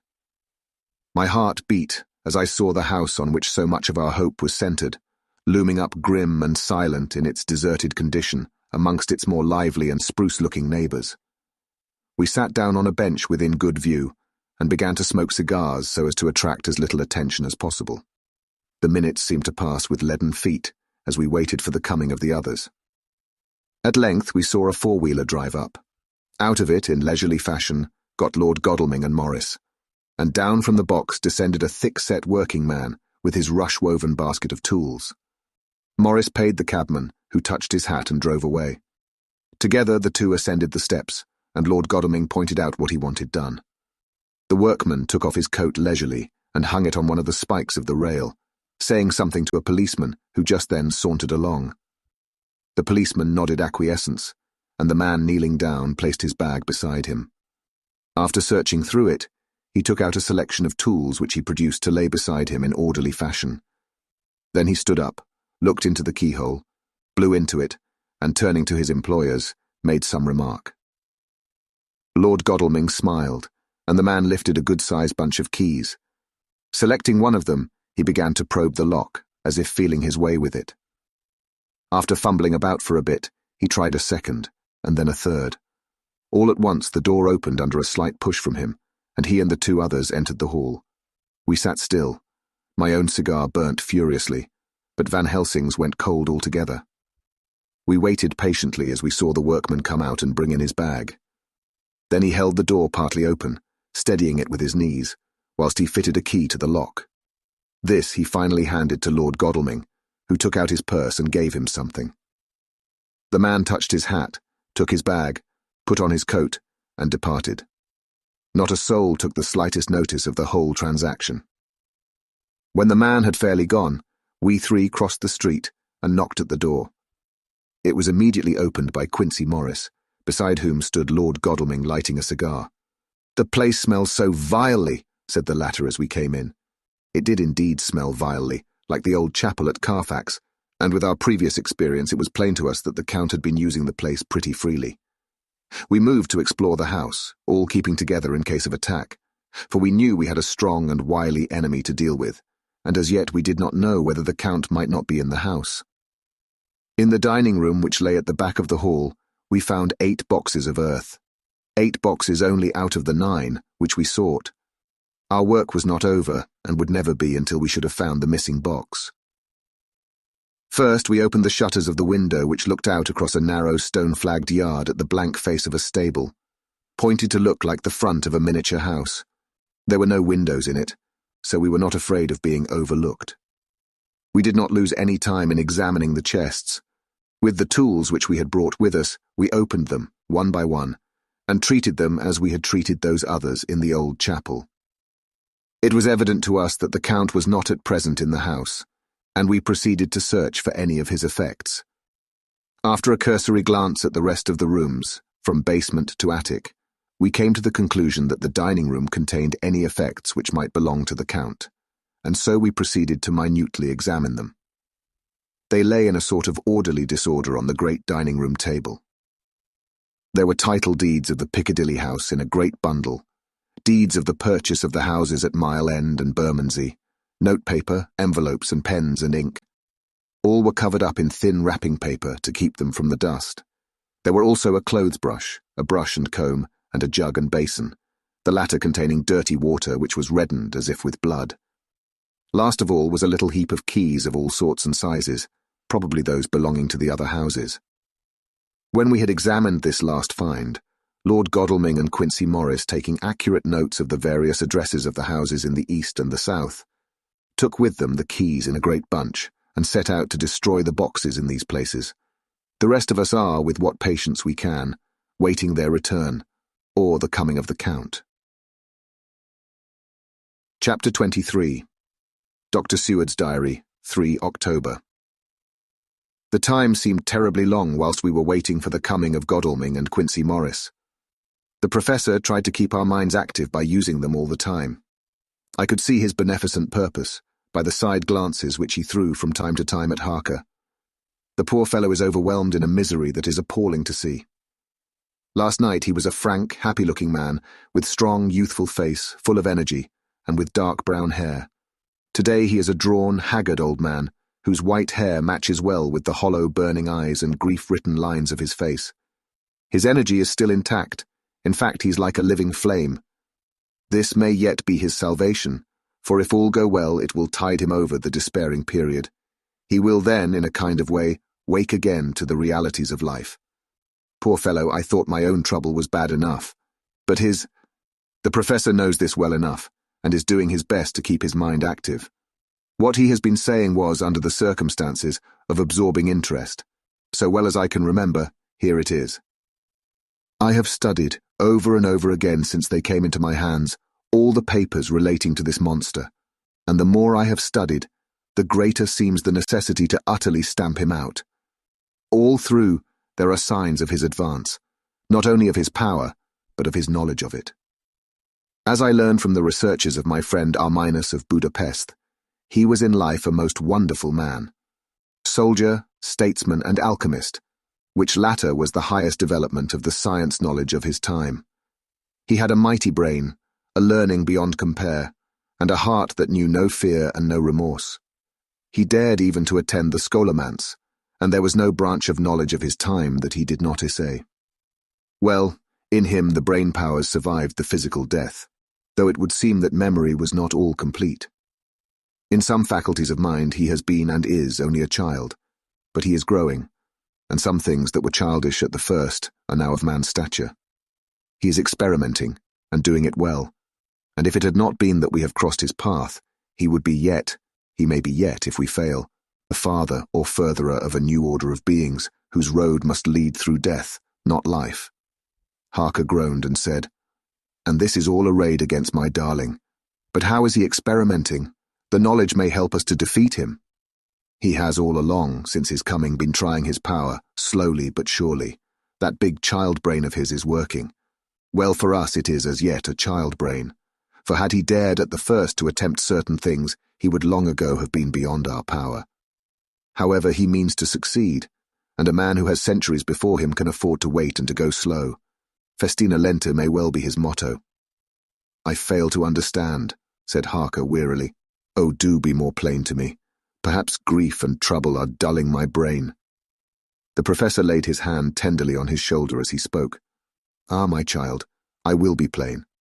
Do you not see how, of late, this monster has been creeping into knowledge experimentally? How he has been making use of the zoophagous patient to effect his entry into friend John's home? For your vampire, though in all afterwards he can come when and how he will, must at the first make entry only when asked thereto by an inmate. But these are not his most important experiments. Do we not see how at the first all these so great boxes were moved by others? He knew not then, but that must be so. But all the time that so great child brain of his was growing, and he began to consider whether he might not himself move the box. So he began to help, and then, when he found that this be all right, he tried to move them all alone. And so he progress, and he scatter these graves of him, and none but he know where they are hidden. He may have intend to bury them deep in the ground, so that he only use them in the night, or at such time as he can change his form. They do him equal well, and none may know these are his hiding place. But my child, do not despair. This knowledge come to him just too late. Already all of his lairs but one be sterilized as for him, and before the sunset, this shall be so. Then he have no place where he can move and hide. I delayed this morning that so we might be sure. Is there not more at stake for us than for him? Then why we not be even more careful than him? By my clock it is 1 hour, and already, if all be well, friend Arthur and Quincy are on their way to us. Today is our day, and we must go sure if slow and lose no chance. See, there are 5 of us when those absent ones return." Whilst he was speaking, we were startled by a knock at the hall door, the double postman's knock of the telegraph boy. We all moved out to the hall with one impulse, and Van Helsing, holding up his hand to us to keep silence, stepped to the door and opened it. The boy handed in a dispatch. The professor closed the door again, and after looking at the direction, opened it and read aloud. "Look out for D. He has just now 12:45, come from Carfax hurriedly, and hastened towards the south.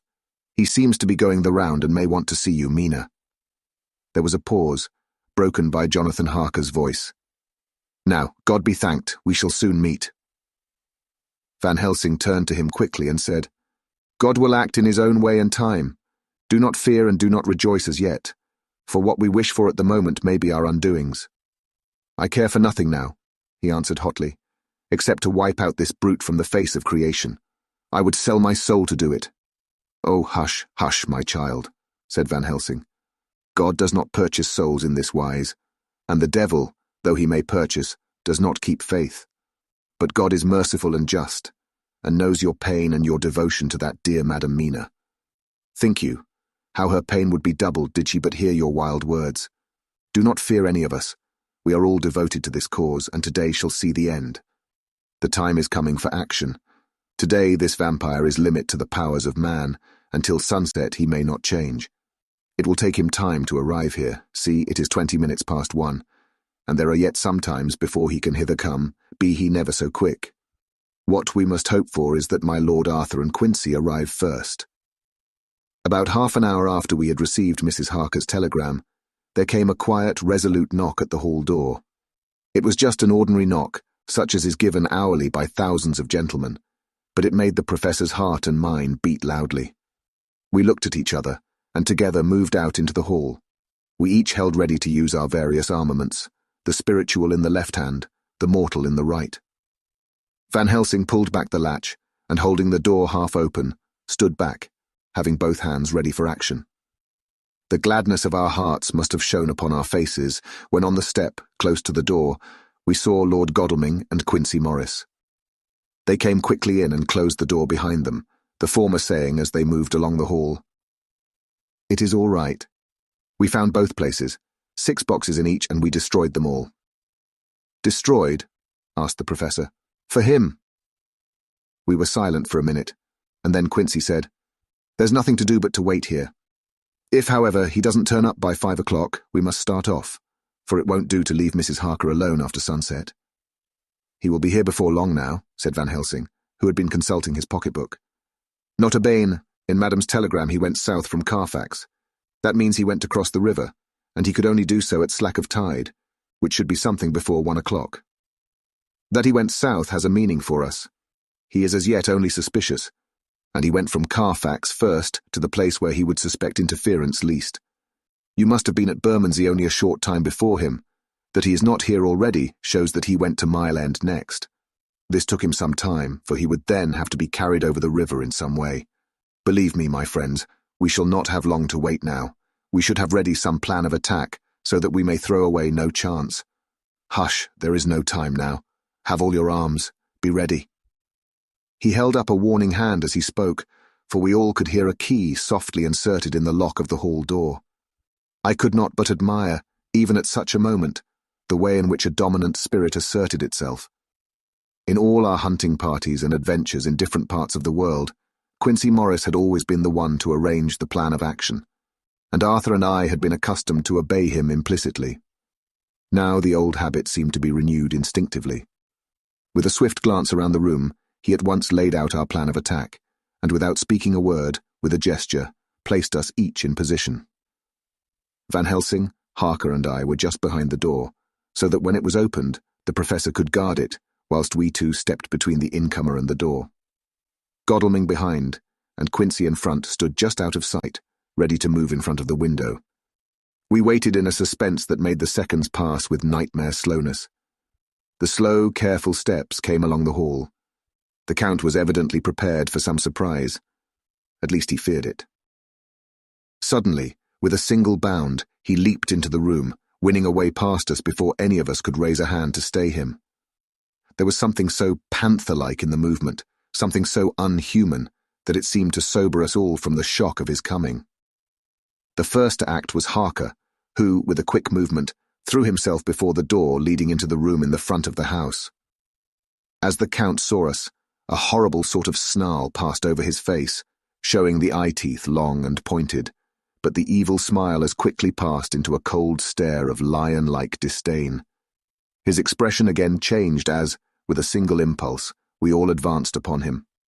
It was a pity that we had not some better organized plan of attack, for even at the moment I wondered what we were to do. I did not myself know whether our lethal weapons would avail us anything. Harker evidently meant to try the matter, for he had ready his great kukri knife and made a fierce and sudden cut at him. The blow was a powerful one, only the diabolical quickness of the Count's leap back saved him.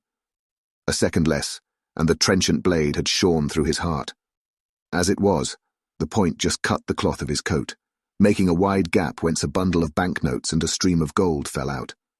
The expression of the Count's face was so hellish that for a moment I feared for Harker, though I saw him throw the terrible knife aloft again for another stroke. Instinctively, I moved forward with a protective impulse, holding the crucifix and wafer in my left hand.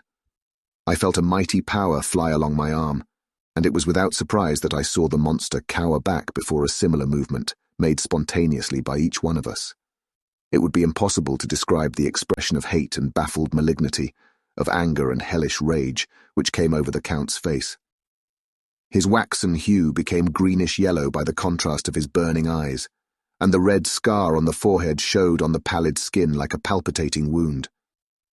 The next instant, with a sinuous dive, he swept under Harker's arm, ere his blow could fall, and grasping a handful of the money from the floor, dashed across the room, threw himself at the window. Amid the crash and glitter of the falling glass, he tumbled into the flagged area below. Through the sound of the shivering glass I could hear the ting of the gold as some of the sovereigns fell on the flagging. We ran over and saw him spring unhurt from the ground. He, rushing up the steps, crossed the flagged yard and pushed open the stable door. There he turned and spoke to us. "You think to baffle me, you, with your pale faces all in a row like sheep in a butcher's. You shall be sorry yet, each one of you." You think you have left me without a place to rest, but I have more. My revenge is just begun. I spread it over centuries, and time is on my side. Your girls that you all love are mine already, and through them you and others shall yet be mine. My creatures to do my bidding and to be my jackals when I want to feed. Bah!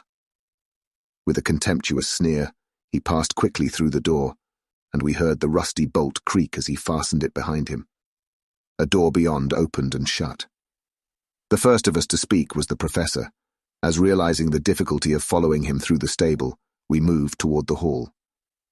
We have learnt something, much. Notwithstanding his brave words, he fears us. He fear time, he fear want. For if not, why he hurry so? His very tone betray him, or my ears deceive.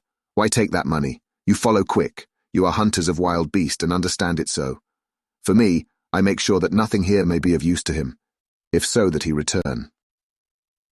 As he spoke, he put the money remaining into his pocket, took the title deeds in the bundle as Harker had left them, and swept the remaining things into the open fireplace, where he set fire to them with a match.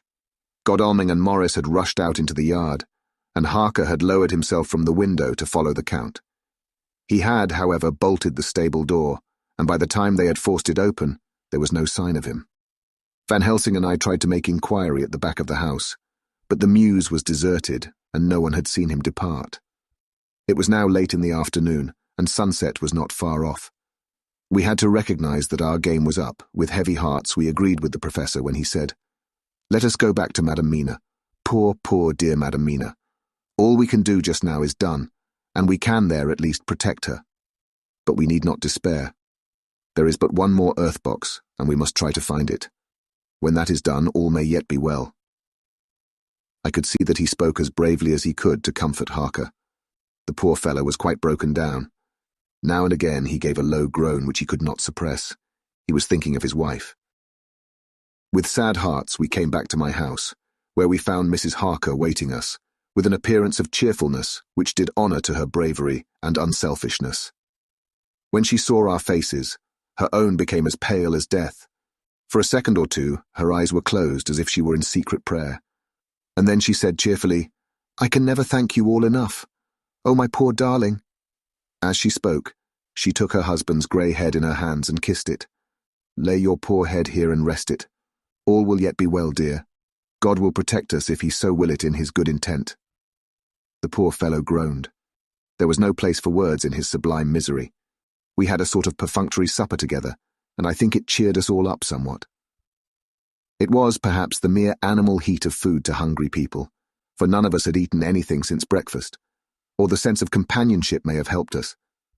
But anyhow, we were all less miserable, and saw the morrow as not altogether without hope.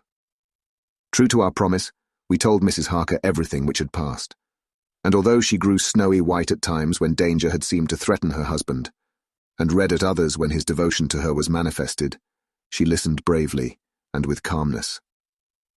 When we came to the part where Harker had rushed at the Count so recklessly, she clung to her husband's arm and held it tight as though her clinging could protect him from any harm that might come. She said nothing, however, till the narration was all done, and matters had been brought right up to the present time. Then, without letting go her husband's hand, she stood up amongst us and spoke. Oh, that I could give any idea of the scene, of that sweet, sweet, good, good woman in all the radiant beauty of her youth and animation, with the red scar on her forehead, of which she was conscious, and which we saw with grinding of our teeth, remembering whence and how it came, her loving kindness against our grim hate, her tender faith against all our fears and doubting, and we, knowing that so far as symbols went, she with all her goodness and purity and faith, was outcast from God. "Jonathan," she said, and the word sounded like music on her lips, it was so full of love and tenderness. "Jonathan, dear, and you all my true, true friends, I want you to bear something in mind through all this dreadful time. I know that you must fight, that you must destroy even as you destroyed the false Lucy, so that the true Lucy might live hereafter. But it is not a work of hate. That poor soul who has wrought all this misery is the saddest case of all. Just think what will be his joy when he too is destroyed in his worser part, that his better part may have spiritual immortality. You must be pitiful to him too, though it may not hold your hands from his destruction." As she spoke, I could see her husband's face darken and draw together, as though the passion in him were shriveling his being to its core. Instinctively, the clasp on his wife's hand grew closer, till his knuckles looked white. She did not flinch from the pain which I knew she must have suffered, but looked at him with eyes that were more appealing than ever. As she stopped speaking, he leapt to his feet, almost tearing his hand from hers as he spoke. May God give him into my hand just for long enough to destroy that earthly life of him which we are aiming at. If beyond it, I could send his soul for ever and ever to burning hell, I would do it. Oh, hush! Oh, hush! In the name of the good God. Don't say such things, Jonathan, my husband, or you will crush me with fear and horror. Just think, my dear, I have been thinking all this long, long day of it. That perhaps, some day, I too may need such pity, and that some other like you, and with equal cause for anger, may deny it to me. Oh, my husband, indeed, I would have spared you such a thought had there been another way, but I pray that God may not have treasured your wild words, except as the heartbroken wail of a very loving and sorely stricken man. Oh God, let these poor white hairs go in evidence of what he has suffered, who all his life has done no wrong, and on whom so many sorrows have come. We men were all in tears now. There was no resisting them, and we wept openly. She wept too, to see that her sweeter counsels had prevailed. Her husband flung himself on his knees beside her, and putting his arms round her, hid his face in the folds of her dress. Van Helsing beckoned to us, and we stole out of the room, leaving the two loving hearts alone with their God. Before they retired, the professor fixed up the room against any coming of the vampire, and assured Mrs. Harker that she might rest in peace. She tried to school herself to the belief, and manifestly for her husband's sake, tried to seem content. It was a brave struggle, and was, I think and believe, not without its reward. Van Helsing had placed at hand a bell which either of them was to sound in case of any emergency. When they had retired, Quincy, Godalming, and I arranged that we should sit up, dividing the night between us, and watch over the safety of the poor stricken lady. The first watch falls to Quincy, so the rest of us shall be off to bed as soon as we can. Godalming has already turned in, for his is the second watch. Now that my work is done, I too shall go to bed. Jonathan Harker's journal. 3. The 4th of October, close to midnight. I thought yesterday would never end. There was over me a yearning for sleep, in some sort of blind belief that to wake would be to find things changed, and that any change must now be for the better. Before we parted, we discussed what our next step was to be, but we could arrive at no result. All we knew was that one earth box remained, and that the Count alone knew where it was. If he chooses to lie hidden, he may baffle us for years, and in the meantime, the thought is too horrible. I dare not think of it even now. This I know, that if ever there was a woman who was all perfection, that one is my poor, wronged darling. I love her 1,000 times more for her sweet pity of last night, a pity that made my own hate of the monster seem despicable. Surely God will not permit the world to be the poorer by the loss of such a creature. This is hope to me. We are all drifting reefwards now, and faith is our only anchor. Thank God. Mina is sleeping, and sleeping without dreams. I fear what her dreams might be like, with such terrible memories to ground them in. She has not been so calm within my seeing since the sunset.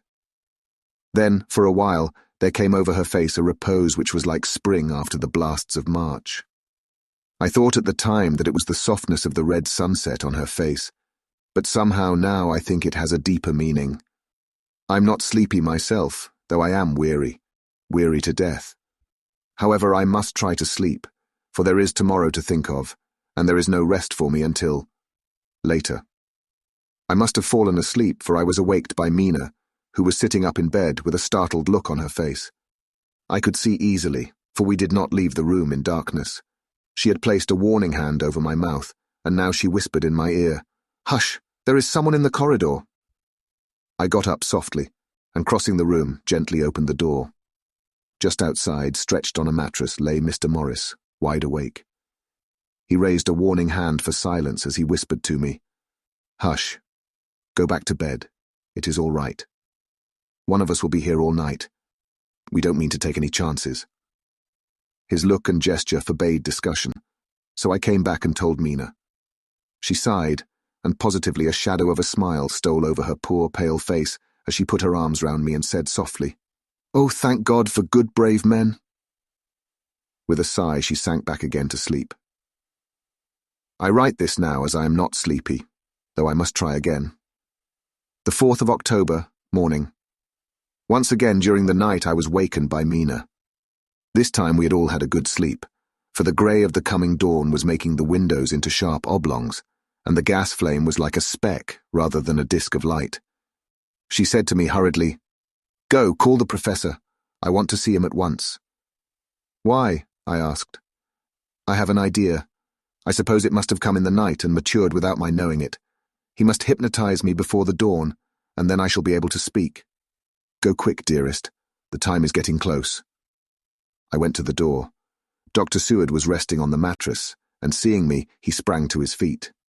"Is anything wrong?" he asked in alarm. "No," I replied, "but Mina wants to see Dr. Van Helsing at once." "I will go," he said, and hurried into the professor's room. In 2 or 3 minutes later, Van Helsing was in the room in his dressing gown, and Mr. Morris and Lord Godalming were with Dr. Seward at the door asking questions. When the professor saw Mina smile, a positive smile ousted the anxiety of his face. He rubbed his hands as he said, "Oh, my dear Madam Mina, this is indeed a change. See? Friend Jonathan, we have got our dear Madam Mina, as of old, back to us today." Then turning to her, he said cheerfully, "And what am I do for you? For at this hour you do not want me for nothings." "I want you to hypnotize me," she said. "Do it before the dawn, for I feel that then I can speak, and speak freely. Be quick, for the time is short." Without a word, he motioned her to sit up in bed. Looking fixedly at her, he commenced to make passes in front of her, from over the top of her head downward, with each hand in turn. Mina gazed at him fixedly for a few minutes, during which my own heart beat like a trip hammer, for I felt that some crisis was at hand. Gradually her eyes closed, and she sat, stock still. Only by the gentle heaving of her bosom could one know that she was alive. The professor made a few more passes and then stopped, and I could see that his forehead was covered with great beads of perspiration. Mina opened her eyes, but she did not seem the same woman. There was a far-away look in her eyes, and her voice had a sad dreaminess which was new to me. Raising his hand to impose silence, the professor motioned to me to bring the others in. They came on tiptoe, closing the door behind them, and stood at the foot of the bed, looking on. Mina appeared not to see them. The stillness was broken by Van Helsing's voice, speaking in a low, level tone which would not break the current of her thoughts. "Where are you?" The answer came in a neutral way. "I do not know. Sleep has no place it can call its own." For several minutes there was silence. Mina sat rigid, and the professor stood staring at her fixedly. The rest of us hardly dared to breathe. The room was growing lighter. Without taking his eyes from Mina's face, Dr. Van Helsing motioned me to pull up the blind. I did so, and the day seemed just upon us. A red streak shot up, and a rosy light seemed to diffuse itself through the room. On the instant the professor spoke again. "Where are you now?" The answer came dreamily, but with intention. It were as though she were interpreting something. I have heard her use the same tone when reading her shorthand notes. "I do not know. It is all strange to me." "What do you see?" "I can see nothing. It is all dark." "What do you hear?" I could detect the strain in the professor's patient voice. The lapping of water. "It is gurgling by, and little waves leap. I can hear them on the outside." "Then you are on a ship." We all looked at each other, trying to glean something each from the other. We were afraid to think. The answer came quick. "Oh, yes." "What else do you hear?" "The sound of men stamping overhead as they run about. There is the creaking of a chain and the loud tinkle as the check of the capstan falls into the rachet." "What are you doing?" "I'm still. Oh, so still. It is like death." The voice faded away into a deep breath, as of one sleeping, and the open eyes closed again. By this time the sun had risen, and we were all in the full light of day. Dr. Van Helsing placed his hands on Mina's shoulders and laid her head down softly on her pillow. She lay like a sleeping child for a few moments, and then with a long sigh, awoke and stared in wonder to see us all around her. "Have I been talking in my sleep?" was all she said. She seemed, however, to know the situation without telling, though she was eager to know what she had told. The professor repeated the conversation, and she said, "Then there is not a moment to lose. It may not be yet too late." Mr. Morris and Lord Godalming started for the door, but the professor's calm voice called them back. "Stay, my friends. That ship, wherever it was weighing anchor whilst she spoke. There are many ships weighing anchor at the moment in your so great port of London. Which of them is it that you seek? God be thanked that we have once again a clue, though whither it may lead us, we know not. We have been blind somewhat, blind after the manner of men, since when we can look back we see what we might have seen looking forward, if we had been able to see what we might have seen. Alas, but that sentence is a puddle, is it not? We can know now what was in the Count's mind when he seized that money, though Jonathan's so fierce knife put him in the danger that even he dread. He meant escape. Hear me, escape. He saw that with but one earth box left, and a pack of men following like dogs after a fox, this London was no place for him. He have take his last earth box on board a ship, and he leave the land. He think to escape, but no, we follow him. Tally-ho, as friend Arthur would say when he put on his red frock. Our old fox is wily. Oh, so wily, and we must follow with wile. I too am wily, and I think his mind in a little while. In meantime we may rest and in peace, for there are waters between us which he do not want to pass, and which he could not if he would, unless the ship were to touch the land, and then only at full or slack tide. See, and the sun is just rose, and all day to sunset is to us. Let us take bath, and dress, and have breakfast which we all need, and which we can eat comfortably, since he be not in the same land with us." Mina looked at him appealingly as she asked, "But why need we seek him further when he has gone away from us?" He took her hand and patted it as he replied, "Ask me nothings as yet. When we have breakfast, then I answer all questions." He would say no more, and we separated to dress. After breakfast, Mina repeated her question. He looked at her gravely for a minute and then said sorrowfully, "Because, my dear, dear Madam Mina, now more than ever must we find him, even if we have to follow him to the jaws of hell." She grew paler as she asked faintly, "Why?" "Because," he answered solemnly, "he can live for centuries, and you are but mortal woman. Time is now to be dreaded, since once he put that mark upon your throat."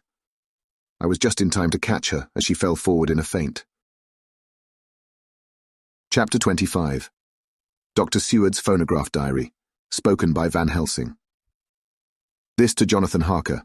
You are to stay with your dear Madam Mina. We shall go to make our search, if I can call it so, for it is not search but knowing, and we seek confirmation only. But do you stay and take care of her today.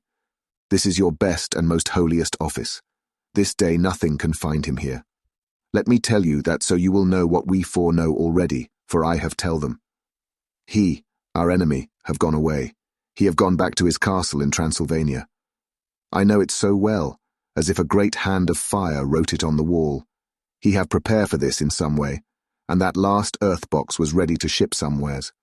For this he took the money. For this he hurry at the last, lest we catch him before the sun go down. It was his last hope, save that he might hide in the tomb that he think poor Miss Lucy, being as he thought like him, keep open to him. But there was not of time. When that fail he makes straight for his last resource, his last earthwork I might say did I wish double entente. He is clever, oh so clever. He know that his game here was finish, and so he decide he go back home. He find ship going by the route he came, and he go in it. We go off now to find what ship, and whither bound. When we have discovered that, we come back and tell you all. Then we will comfort you and poor dear Madam Mina with new hope. For it will be hope when you think it over, that all is not lost. This very creature that we pursue, he take hundreds of years to get so far as London. And yet in one day, when we know of the disposal of him, we drive him out. He is finite, though he is powerful to do much harm, and suffers not as we do. But we are strong, each in our purpose, and we are all more strong together. Take heart afresh, dear husband of Madam Mina. This battle is but begun, and in the end we shall win. So sure as that God sits on high to watch over his children. Therefore be of much comfort till we return.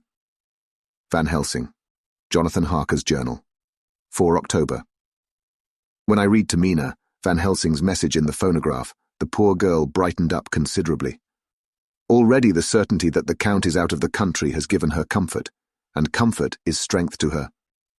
For my own part, now that his horrible danger is not face to face with us, it seems almost impossible to believe in it. Even my own terrible experiences in Castle Dracula seem like a long-forgotten dream. Here in the crisp autumn air in the bright sunlight. Alas, how can I disbelieve? In the midst of my thought, my eye fell on the red scar on my poor darling's white forehead. Whilst that lasts, there can be no disbelief, and afterwards the very memory of it will keep faith crystal clear. Mina and I fear to be idle, so we have been over all the diaries again and again. Somehow, although the reality seems greater each time, the pain and the fear seem less. There is something of a guiding purpose manifest throughout, which is comforting. Mina says that perhaps we are the instruments of ultimate good. It may be. I shall try to think as she does. We have never spoken to each other yet of the future.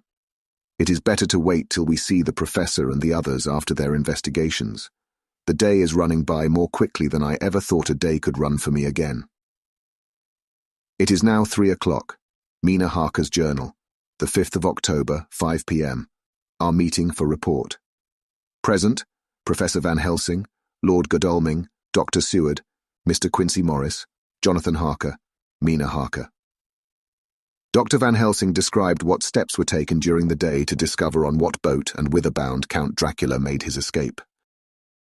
As I knew that he wanted to get back to Transylvania, I felt sure that he must go by the Danube mouth, or by somewhere in the Black Sea, since by that way he come. It was a dreary blank that was before us, omne ignotum pro magnifico. And so with heavy hearts we start to find what ships leave for the Black Sea last night. He was in sailing ship, since Madam Mina tell of sails being set. These not so important as to go in your list of the shipping in the Times, and so we go, by suggestion of Lord Godalming, to your Lloyd's, where are note of all ships that sail, however so small.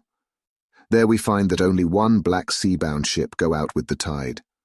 She is the Tsarina Catherine, and she sailed from Doolittle's wharf for Varna, and thence on to other parts and up the Danube. "So," said I, "this is the ship whereon is the Count." So off we go to Doolittle's wharf, and there we find a man in an office of wood so small that the man looked bigger than the office. From him we inquire of the goings of the Tsarina Catherine. He swear much, and he red face and loud of voice, but he good fellow all the same. And when Quincy give him something from his pocket, which crackle as he roll it up, and put it in a so small bag which he have hid deep in his clothing, he still better fellow and humble servant to us. He come with us, and ask many men who are rough and hot. These be better fellows too when they have been no more thirsty. They say much of Blood and Bloom, and of others which I comprehend not, though I guess what they mean. But nevertheless, they tell us all things which we want to know. They make known to us among them, how last afternoon at about 5 o'clock comes a man so hurry, a tall man, thin and pale, with high nose and teeth so white, and eyes that seem to be burning, that he be all in black, except that he have a hat of straw which suit not him or the time. That he scatter his money in making quick inquiry as to what ship sails for the Black Sea and for where. Some took him to the office, and then to the ship, where he will not go aboard but halt at shore end of gangplank, and ask that the captain come to him.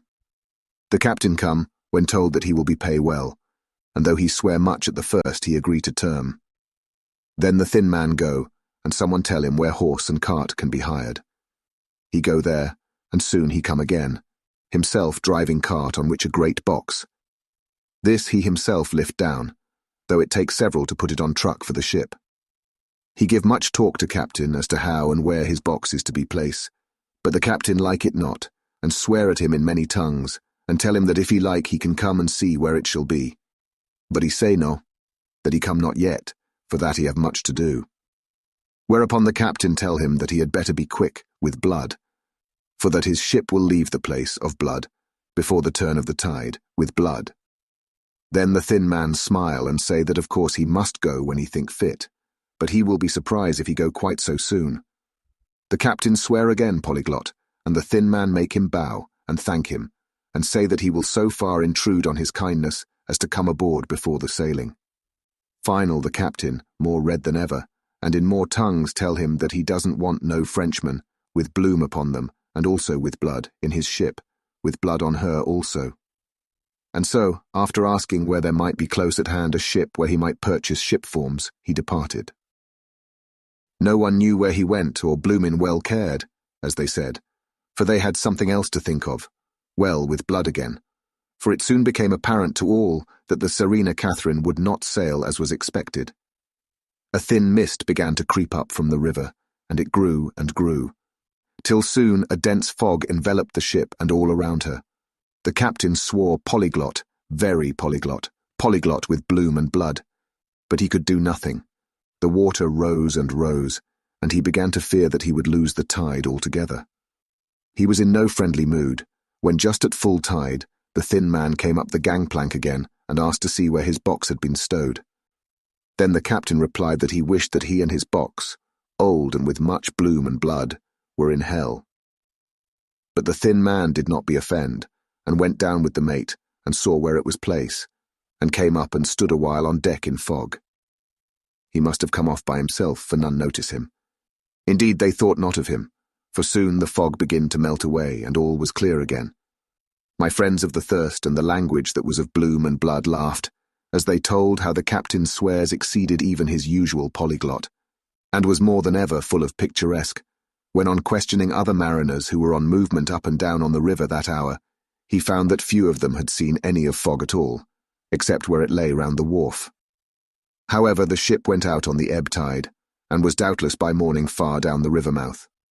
She was by then, when they told us, well out to sea. And so, my dear Madam Mina, it is that we have to rest for a time, for our enemy is on the sea, with the fog at his command, on his way to the Danube mouth. To sail a ship takes time, go she never so quick, and when we start, we go on land more quick, and we meet him there. Our best hope is to come on him when in the box between sunrise and sunset, for then he can make no struggle, and we may deal with him as we should. There are days for us in which we can make ready our plan. We know all about where he go, for we have seen the owner of the ship, who have shown us invoices and all papers that can be. The box we seek is to be landed in Varna, and to be given to an agent, one Ristix, who will there present his credentials, and so our merchant friend will have done his part. When he asks if there be any wrong, for that so, he can telegraph and have inquiry made at Varna, we say no. For what is to be done is not for police or of the customs. It must be done by us alone and in our own way. When Dr. Van Helsing had done speaking, I asked him if he was certain that the Count had remained on board the ship. He replied, "We have the best proof of that, your own evidence, when in the hypnotic trance this morning." I asked him again if it were really necessary that they should pursue the Count, for I dread Jonathan leaving me, and I know that he would surely go if the others went. He answered in growing passion, at first quietly. As he went on, however, he grew more angry and more forceful, till in the end we could not but see wherein was at least some of that personal dominance which made him so long a master amongst men. Yes, it is necessary, necessary, necessary. For your sake in the first, and then for the sake of humanity. This monster has done much harm already, in the narrow scope where he find himself, and in the short time when as yet he was only as a body groping his so small measure in darkness and not knowing. All this have I told these others. You, my dear Madam Mina, will learn it in the phonograph of my friend John, or in that of your husband. I have told them how the measure of leaving his own barren land, barren of peoples, and coming to a new land where life of man teems till they are like the multitude of standing corn, was the work of centuries. Were another of the undead like him to try to do what he has done, perhaps not all the centuries of the world that have been, or that will be, could aid him.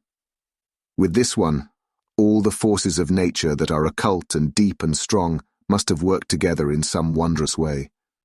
The very place where he have been alive, undead for all these centuries, is full of strangeness of the geologic and chemical world.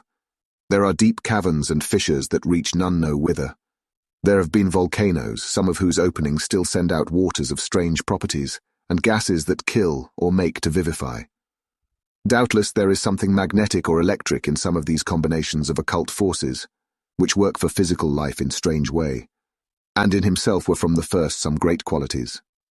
In a hard and warlike time he was celebrate that he have more iron nerve, more subtle brain, more braver heart than any man. In him some vital principle have in strange way found their utmost, and as his body keeps strong and grow and thrive, so his brain grow too. All this without that diabolic aid which is surely to him, for it have to yield to the powers that come from and are symbolic of good. And now this is what he is to us. He have infect you, oh, forgive me, my dear, that I must say such, but it is for good of you that I speak. He infect you in such wise that even if he do no more, you have only to live in your own old sweet way, and so in time, death, which is of man's common lot and with God's sanction, shall make you like to him. This must not be. We have sworn together that it must not. Thus are we ministers of God's own wish, that the world and men for whom his Son die will not be given over to monsters whose very existence would defame him. He have allowed us to redeem one soul already, and we go out as the old knights of the cross to redeem more. Like them, we shall travel towards the sunrise, and like them, if we fall in good cause. He paused, and I said, But will not the Count take his rebuff wisely? Since he has been driven from England, will he not avoid it, as a tiger does the village from which he has been hunted? Aha, he said, your simile of the tiger good, for me, and I shall adopt him. Your man-eater, as they of India call the tiger who has once tasted blood of the human, care no more for the other prey, but prowl unceasing till he get him. This that we hunt from our village is a tiger too, a man-eater, and he never ceased to prowl. Nay, in himself he is not one to retire and stay afar. In his life, his living life, he go over the Turkey frontier and attack his enemy on his own ground. He be beaten back, but did he stay? No, he come again and again and again. Look at his persistence and endurance. With the child brain that was to him, he have long since conceived the idea of coming to a great city. What does he do? He find out the place of all the world most of promise for him. Then he deliberately set himself down to prepare for the task. He find in patience just how is his strength and what are his powers. He study new tongues. He learn new social life, new environment of old ways, the politic, the law, the finance, the science, the habit of a new land and a new people who have come to be since he was. His glimpse that he have had, whet his appetite only and enkeen his desire. Nay, it help him to grow as to his brain, for it all proved to him how right he was at the first in his surmises. He have done this alone, all alone, from a ruined tomb in a forgotten land. What more may he not do when the greater world of thought is open to him? He that can smile at death as we know him, who can flourish in the midst of diseases that kill off whole peoples. Oh, if such an one was to come from God and not the devil, what a force for good might he not be in this old world of ours? But we are pledged to set the world free. Our toil must be in silence, and our efforts all in secret. For in this enlightened age, when men believe not even what they see, the doubting of wise men would be his greatest strength.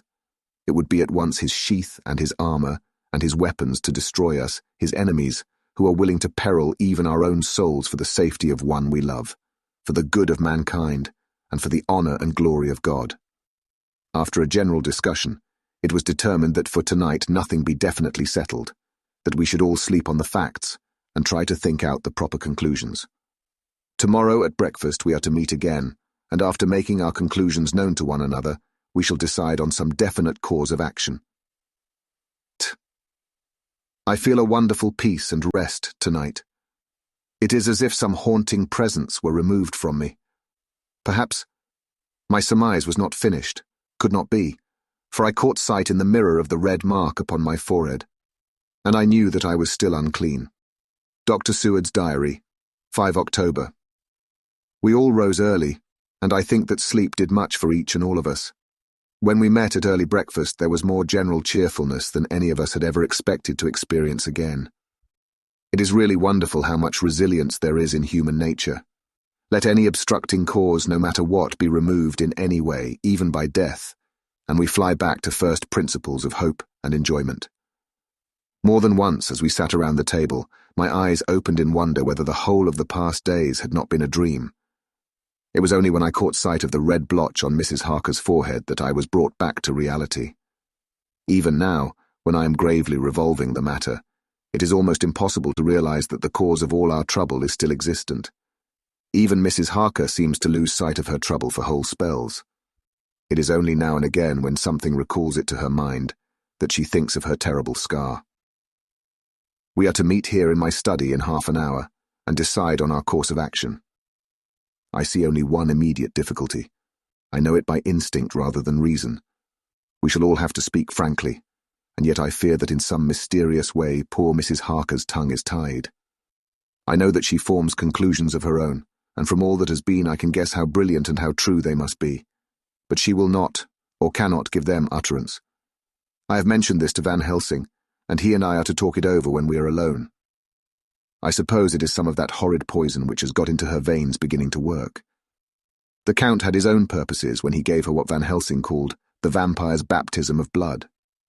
Well, there may be a poison that distills itself out of good things. In an age when the existence of ptomaines is a mystery, we should not wonder at anything. One thing I know, that if my instinct be true regarding poor Mrs. Harker's silences, then there is a terrible difficulty, an unknown danger in the work before us. The same power that compels her silence may compel her speech. I dare not think further, for so I should in my thoughts dishonor a noble woman. Van Helsing is coming to my study a little before the others. I shall try to open the subject with him. Later. When the professor came in, we talked over the state of things. I could see that he had something on his mind which he wanted to say, but felt some hesitancy about broaching the subject. After beating about the bush a little, he said suddenly, "Friend John, there is something that you and I must talk of alone, just at the first at any rate. Later, we may have to take the others into our confidence." Then he stopped, so I waited. He went on. "Madame Mina, our poor dear Madame Mina is changing." A cold shiver ran through me to find my worst fears thus endorsed. Van Helsing continued, "With the sad experience of Miss Lucy, we must this time be warned before things go too far. Our task is now in reality more difficult than ever, and this new trouble makes every hour of the direst importance. I can see the characteristics of the vampire coming in her face. It is now but very, very slight, but it is to be seen if we have eyes to notice without to prejudge. Her teeth are some sharper, and at times her eyes are more hard. But these are not all. There is to her the silence now often, as so it was with Miss Lucy. She did not speak, even when she wrote that which she wished to be known later. Now my fear is this. If it be that she can, by our hypnotic trance, tell what the Count see and hear, is it not more true that he who have hypnotized her first, and who have drink of her very blood and make her drink of his, should, if he will, compel her mind to disclose to him that which she know?" I nodded acquiescence. He went on. "Then what we must do is to prevent this. We must keep her ignorant of our intent, and so she cannot tell what she know not. This is a painful task. Oh, so painful that it heartbreak me to think of, but it must be.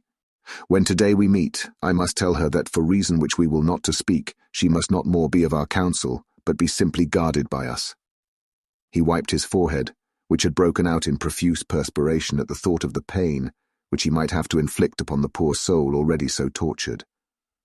I knew that it would be some sort of comfort to him if I told him that I also had come to the same conclusion, for at any rate it would take away the pain of doubt. I told him, and the effect was as I expected. It is now close to the time of our general gathering. Van Helsing has gone away to prepare for the meeting, and his painful part of it. I really believe his purpose is to be able to pray alone. Later. At the very outset of our meeting, a great personal relief was experienced by both Van Helsing and myself. Mrs. Harker had sent a message by her husband to say that she would not join us at present, as she thought it better that we should be free to discuss our movements without her presence to embarrass us. The professor and I looked at each other for an instant, and somehow we both seemed relieved. For my own part, I thought that if Mrs. Harker realized the danger herself, it was much pain as well as much danger averted. Under the circumstances, we agreed, by a questioning look and answer, with finger on lip, to preserve silence in our suspicions until we should have been able to confer alone again. We went at once into our plan of campaign. Van Helsing roughly put the facts before us first. "The Tsarina Catherine left the Thames yesterday morning. It will take her at the quickest speed she has ever made at least 3 weeks to reach Varna, but we can travel overland to the same place in 3 days. Now, if we allow for 2 days less for the ship's voyage, owing to such weather influences as we know that the Count can bring to bear, and if we allow a whole day and night for any delays which may occur to us, then we have a margin of nearly 2 weeks. Thus, in order to be quite safe, we must leave here on 17th at latest. Then we shall at any rate be in Varna a day before the ship arrives, and able to make such preparations as may be necessary. Of course we shall all go armed against evil things, spiritual as well as physical. Here, Quincy Morris added, I understand that the Count comes from a wolf country, and it may be that he shall get there before us. I propose that we add Winchesters to our armament. I have a kind of belief in a Winchester when there is any trouble of that sort around. Do you remember, Art, when we had the pack after us at Tobolsk? What wouldn't we have given then for a repeater apiece? Good, said Van Helsing. Winchesters it shall be. Quincy's head is level at all times, but most so when there is to hunt, metaphor be more dishonour to science than wolves be of danger to man. In the meantime we can do nothing here, and as I think that Varna is not familiar to any of us, why not go there more soon? It is as long to wait here as there. Tonight and tomorrow we can get ready, and then, if all be well, we 4 can set out on our journey. We 4? Said Harker interrogatively, looking from one to another of us. Of course, answered the professor quickly. You must remain to take care of your so sweet wife. Harker was silent for a while, and then said in a hollow voice, Let us talk of that part of it in the morning. I want to consult with Mina. I thought that now was the time for Van Helsing to warn him not to disclose our plans to her. But he took no notice. I looked at him significantly and coughed. For answer, he put his finger on his lips and turned away. Jonathan Harker's Journal, the 5th of October, afternoon. For some time after our meeting this morning I could not think. The new phases of things leave my mind in a state of wonder which allows no room for active thought. Mina's determination not to take any part in the discussion set me thinking, and as I could not argue the matter with her, I could only guess. I am as far as ever from a solution now. The way the others received it too puzzled me. The last time we talked of the subject, we agreed that there was to be no more concealment of anything amongst us. Mina is sleeping now, calmly and sweetly, like a little child. Her lips are curved and her face beams with happiness. Thank God there are such moments still for her. Later. How strange it all is. I sat watching Mina's happy sleep, and came as near to being happy myself as I suppose I shall ever be. As the evening drew on, and the earth took its shadows from the sun sinking lower, the silence of the room grew more and more solemn to me. All at once Mina opened her eyes, and looking at me tenderly said, Jonathan, I want you to promise me something on your word of honour. A promise made to me, but made holily in God's hearing, and not to be broken though I should go down on my knees and implore you with bitter tears. Quick, you must make it to me at once. Mina, I said, a promise like that I cannot make at once. I may have no right to make it. But dear one, she said, with such spiritual intensity that her eyes were like pole stars, it is I who wish it, and it is not for myself. You can ask Dr. Van Helsing if I am not right. If he disagrees, you may do as you will. Nay, more, if you all agree later, you are absolved from the promise. I promise, I said, and for a moment she looked supremely happy, though to me all happiness for her was denied by the red scar on her forehead. She said, Promise me that you will not tell me anything of the plans formed for the campaign against the Count, not by word or inference or implication, not at any time whilst this remains to me. And she solemnly pointed to the scar. I saw that she was in earnest, and said solemnly, I promise. And as I said it, I felt that from that instant a door had been shut between us. Later, midnight. Mina has been bright and cheerful all the evening, so much so that all the rest seemed to take courage, as if infected somewhat with her gaiety. As a result, even I myself felt as if the pall of gloom which weighs us down was somewhat lifted. We all retired early.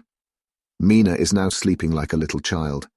It is a wonderful thing that her faculty of sleep remains to her in the midst of her terrible trouble. Thank God for it, for then at least she can forget her care. Perhaps her example may affect me as her gaiety did tonight. I shall try it. Oh, for a dreamless sleep. The 6th of October morning. Another surprise. Mina woke me early, about the same time as yesterday, and asked me to bring Dr. Van Helsing. I thought that it was another occasion for hypnotism, and without question went for the professor. He had evidently expected some such call, for I found him dressed in his room. His door was ajar, so that he could hear the opening of the door of our room. He came at once. As he passed into the room, he asked Mina if the others might come too. "No," she said quite simply. "It will not be necessary. You can tell them just as well. I must go with you on your journey." Dr. Van Helsing was as startled as I was. After a moment's pause, he asked, "But why?" "You must take me with you. I am safer with you, and you shall be safer too." "But why, dear Madam Mina? You know that your safety is our solemnest duty. We go into danger, to which you are, or may be, more liable than any of us from circumstances, things that have been." He paused, embarrassed. As she replied, she raised her finger and pointed to her forehead. "I know. That is why I must go. I can tell you now, whilst the sun is coming up, I may not be able again. I know that when the Count wills me, I must go. I know that if he tells me to come in secret, I must come by wile, by any device to hoodwink, even Jonathan." God saw the look that she turned on me as she spoke, and if there be indeed a recording angel, that look is noted to her everlasting honour. I could only clasp her hand. I could not speak. My emotion was too great for even the relief of tears. She went on, "You men are brave and strong. You are strong in your numbers, for you can defy that which would break down the human endurance of one who had to guard alone. Besides, I may be of service, since you can hypnotize me, and so learn that which even I myself do not know." Dr. Van Helsing said very gravely, "Madam Mina, you are, as always, most wise. You shall with us come, and together we shall do that which we go forth to achieve." When he had spoken, Mina's long spell of silence made me look at her. She had fallen back on her pillow asleep. She did not even wake when I had pulled up the blind and let in the sunlight which flooded the room. Van Helsing motioned to me to come with him quietly. We went to his room, and within a minute Lord Godalming, Dr. Seward, and Mr. Morris were with us also. He told them what Mina had said and went on. "In the morning we shall leave for Varna. We have now to deal with a new factor, Madam Mina. Oh, but her soul is true. It is to her an agony to tell us so much as she has done, but it is most right, and we are warned in time. There must be no chance lost, and in Varna we must be ready to act the instant when that ship arrives." "What shall we do exactly?" asked Mr. Morris laconically. The professor paused before replying. "We shall at the first board that ship. Then, when we have identified the box, we shall place a branch of the wild rose on it. This we shall fasten, for when it is there, none can emerge. So at least says the superstition.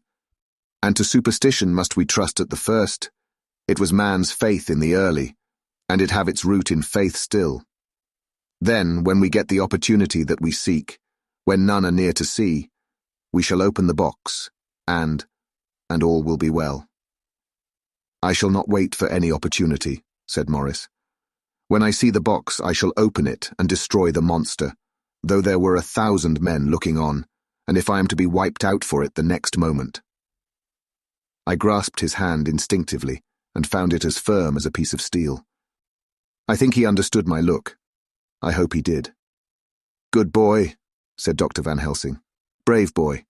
Quincy is all man. God bless him for it.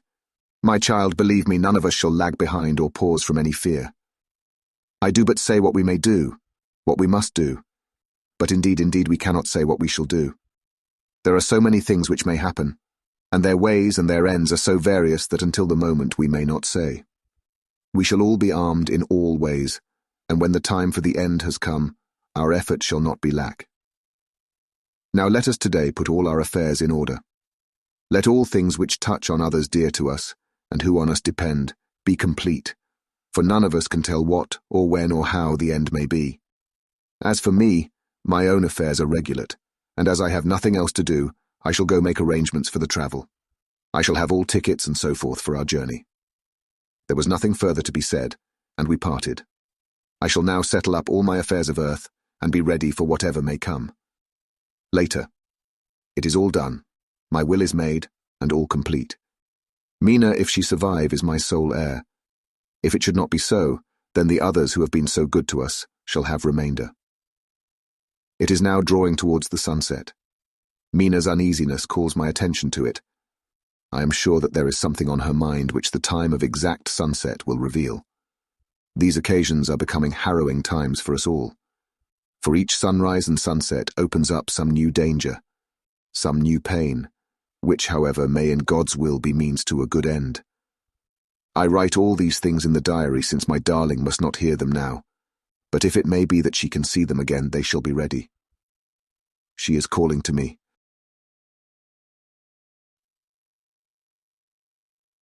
Chapter 25. Dr. Seward's Diary. The 11th of October, evening.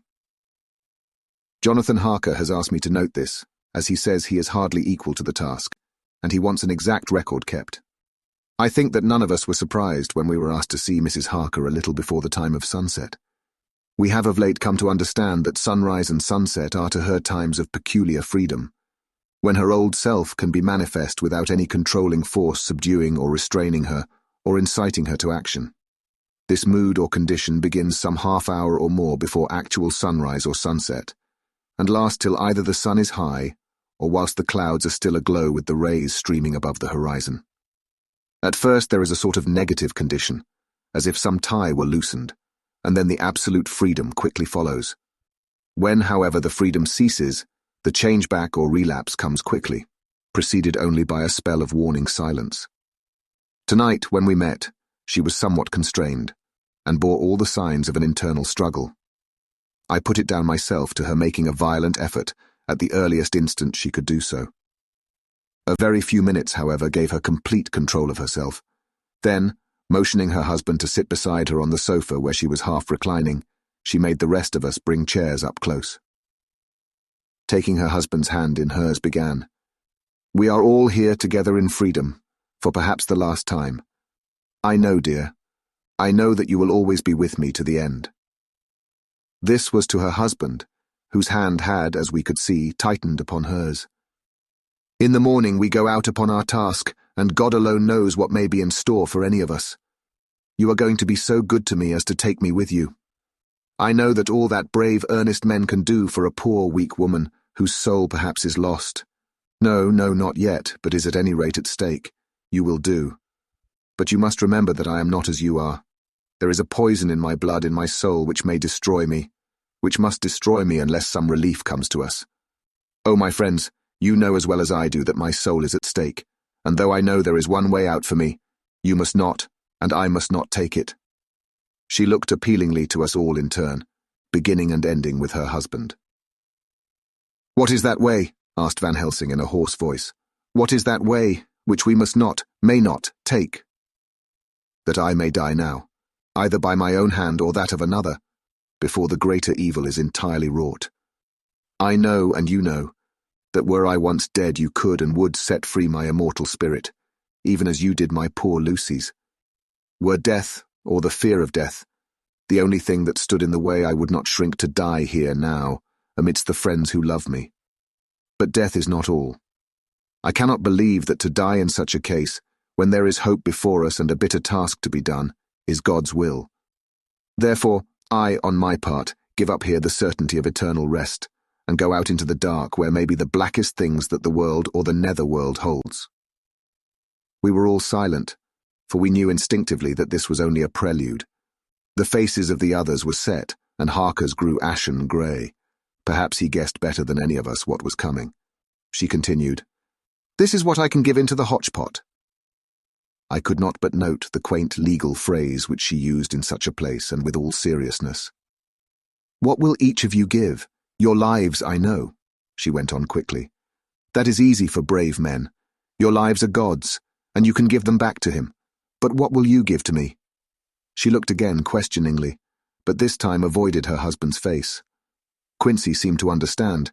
He nodded, and her face lit up. "Then I shall tell you plainly what I want, for there must be no doubtful matter in this connection between us now.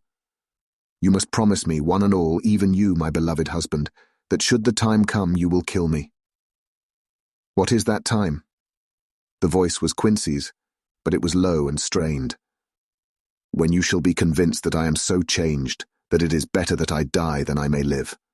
When I am thus dead in the flesh, then you will, without a moment's delay, drive a stake through me and cut off my head, or do whatever else may be wanting to give me rest." Quincy was the first to rise after the pause. He knelt down before her and, taking her hand in his, said solemnly, "I'm only a rough fellow, who hasn't perhaps lived as a man should to win such a distinction, but I swear to you by all that I hold sacred and dear that, should the time ever come, I shall not flinch from the duty that you have set us. And I promise you, too, that I shall make all certain, for if I am only doubtful I shall take it that the time has come." "My true friend," was all she could say amid her fast-falling tears as, bending over, she kissed his hand. "I swear the same, my dear Madam Mina," said Van Helsing. "And I," said Lord Godalming, each of them in turn kneeling to her to take the oath. I followed myself. Then her husband turned to her one-eyed, and with a greenish pallor which subdued the snowy whiteness of his hair, and asked, "And must I too make such a promise, oh, my wife?" "You too, my dearest," she said, with infinite yearning of pity in her voice and eyes. "You must not shrink. You are nearest and dearest and all the world to me. Our souls are knit into one for all life and all time. Think, dear, that there have been times when brave men have killed their wives and their womenkind, to keep them from falling into the hands of the enemy. Their hands did not falter any the more, because those that they loved implored them to slay them. It is men's duty towards those whom they love, in such times of sore trial. And oh, my dear, if it is to be that I must meet death at any hand, let it be at the hand of him that loves me best. Dr. Van Helsing, I have not forgotten your mercy in poor Lucy's case to him who loved—" She stopped with a flying blush and changed her phrase. "To him who had best right to give her peace. If that time shall come again, I look to you to make it a happy memory of my husband's life, that it was his loving hand which set me free from the awful thrall upon me." "Again I swear," came the professor's resonant voice. Mrs. Harker smiled, positively smiled, as with a sigh of relief she leaned back and said, "And now one word of warning, a warning which you must never forget. This time, if it ever come, may come quickly and unexpectedly, and in such case you must lose no time in using your opportunity. At such a time I myself might be, nay, if the time ever comes, shall be, leagued with your enemy against you. One more request." She became very solemn as she said this. "It is not vital and necessary like the other, but I want you to do one thing for me, if you will." We all acquiesced, but no one spoke. There was no need to speak. "I want you to read the burial service." She was interrupted by a deep groan from her husband. Taking his hand in hers, she held it over her heart and continued, "You must read it over me some day. Whatever may be the issue of all this fearful state of things, it will be a sweet thought to all or some of us. You, my dearest, will I hope read it, for then it will be in your voice in my memory forever, come what may. But oh, my dear one," he pleaded, "death is afar off from you." "Nay," she said, holding up a warning hand, "I am deeper in death at this moment than if the weight of an earthly grave lay heavy upon me." "Oh, my wife, must I read it?" he said before he began. "It would comfort me, my husband," was all she said. And he began to read when she had got the book ready. How could anyone tell of that strange scene, its solemnity, its gloom, its sadness, its horror, and withal its sweetness? Even a skeptic, who can see nothing but a travesty of bitter truth in anything holy or emotional, would have been melted to the heart had he seen that little group of loving and devoted friends kneeling round that stricken and sorrowing lady, or heard the tender passion of her husband's voice, as in tones so broken with emotion that often he had to pause, he read the simple and beautiful service from the burial of the dead. I cannot go on. Words and voice fail me. She was right in her instinct. Strange as it all was, bizarre as it may hereafter seem even to us who felt its potent influence at the time, it comforted us much, and the silence, which showed Mrs. Harker's coming relapse from her freedom of soul, did not seem so full of despair to any of us as we had dreaded. Jonathan Harker's Journal. The 15th of October, Varna. We left Charing Cross on the morning of the 12th, got to Paris the same night, and took the places secured for us in the Orient Express. We travelled night and day, arriving here at about 5 o'clock. Lord Godalming went to the consulate to see if any telegram had arrived for him, whilst the rest of us came onto this hotel, the Odysseus. The journey may have had incidents. I was, however, too eager to get on to care for them. Until the Tsarina Catherine comes into port, there will be no interest for me in anything in the wide world, thank God. Mina is well and looks to be getting stronger. Her colour is coming back. She sleeps a great deal. Throughout the journey she slept nearly all the time. Before sunrise and sunset, however, she is very wakeful and alert, and it has become a habit for Van Helsing to hypnotize her at such times. At first, some effort was needed, and he had to make many passes, but now she seems to yield at once, as if by habit, and scarcely any action is needed. He seems to have power at these particular moments to simply will, and her thoughts obey him. He always asks her what she can see and hear. She answers to the first, "Nothing, all is dark." And to the second, "I can hear the waves lapping against the ship and the water rushing by. Canvas and cordage strain and masts and yards creak. The wind is high. I can hear it in the shrouds, and the bow throws back the foam." It is evident that the Tsarina Catherine is still at sea, hastening on her way to Varna. Lord Godalming has just returned. He had 4 telegrams, one each day since we started, and all to the same effect, that the Tsarina Catherine had not been reported to Lloyd's from anywhere.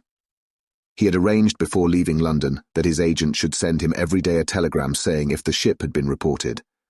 He was to have a message even if she were not reported, so that he might be sure that there was a watch being kept at the other end of the wire. We had dinner and went to bed early. Tomorrow we are to see the vice-consul and to arrange, if we can, about getting on board the ship as soon as she arrives. Van Helsing says that our chance will be to get on the boat between sunrise and sunset. The Count, even if he takes the form of a bat, cannot cross the running water of his own volition, and so cannot leave the ship. As he dare not change to man's form without suspicion, which he evidently wishes to avoid, he must remain in the box. If then we can come on board after sunrise, he is at our mercy, for we can open the box and make sure of him as we did of poor Lucy before he wakes. What mercy he shall get from us will not count for much. We think that we shall not have much trouble with officials or the seamen. Thank God. This is the country where bribery can do anything, and we are well supplied with money. We have only to make sure that the ship cannot come into port between sunset and sunrise without our being warned, and we shall be safe. Judge Moneybag will settle this case, I think. 16 October. Mina's report still the same. Lapping waves and rushing water, darkness and favouring winds. We are evidently in good time, and when we hear of the Tsarina Catherine we shall be ready. As she must pass the Dardanelles, we are sure to have some report. 17 October. Everything is pretty well fixed now, I think, to welcome the Count on his return from his tour. Godalming told the shippers that he fancied that the box sent aboard might contain something stolen from a friend of his, and got a half consent that he might open it at his own risk. The owner gave him a paper telling the captain to give him every facility in doing whatever he chose on board the ship, and also a similar authorization to his agent at Varna. We have seen the agent, who was much impressed with Godalming's kindly manner to him, and we are all satisfied that whatever he can do to aid our wishes will be done. We have already arranged what to do in case we get the box open. If the Count is there, Van Helsing and Seward will cut off his head at once and drive a stake through his heart. Morris and Godalming and I shall prevent interference, even if we have to use the arms which we shall have ready. The Professor says that if we can so treat the Count's body, it will soon after fall into dust. In such case, there would be no evidence against us, in case any suspicion of murder were aroused.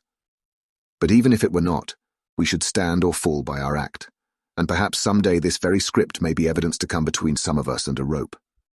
For myself, I should take the chance only too thankfully if it were to come. We mean to leave no stone unturned to carry out our intent. We have arranged with certain officials that the instant that Tsarina Catherine is seen, we are to be informed by a special messenger.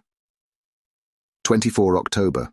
A whole week of waiting, daily telegrams to Godalming, but only the same story, not yet reported. Mina's morning and evening hypnotic answer is unvaried, lapping waves, rushing water and creaking masts. Telegram, October 24th. Rufus Smith, Lloyd's, London, to Lord Godalming, care of HBM Vice-Consul, Varna. Serena Catherine reported this morning from Dardanelles. Dr. Seward's diary.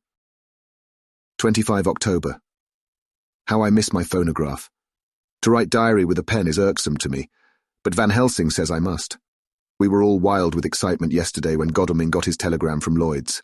I know now what men feel in battle when the call to action is heard. Mrs. Harker, alone of our party, did not show any signs of emotion. After all, it is not strange that she did not, for we took special care not to let her know anything about it, and we all tried not to show any excitement when we were in her presence. In old days she would, I am sure, have noticed, no matter how we might have tried to conceal it, but in this way she has greatly changed during the past 3 weeks. The lethargy grows upon her, and though she seems strong and well and is getting back some of her colour, Van Helsing and I are not satisfied. We talk of her often. We have not, however, said a word to the others. It would break poor Harker's heart, certainly his nerve, if he knew that we had even a suspicion on the subject.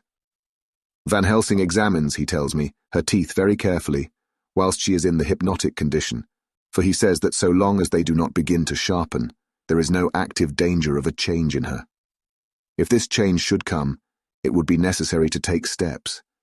We both know what those steps would have to be, though we do not mention our thoughts to each other. We should neither of us shrink from the task, awful though it be to contemplate. Euthanasia is an excellent and a comforting word.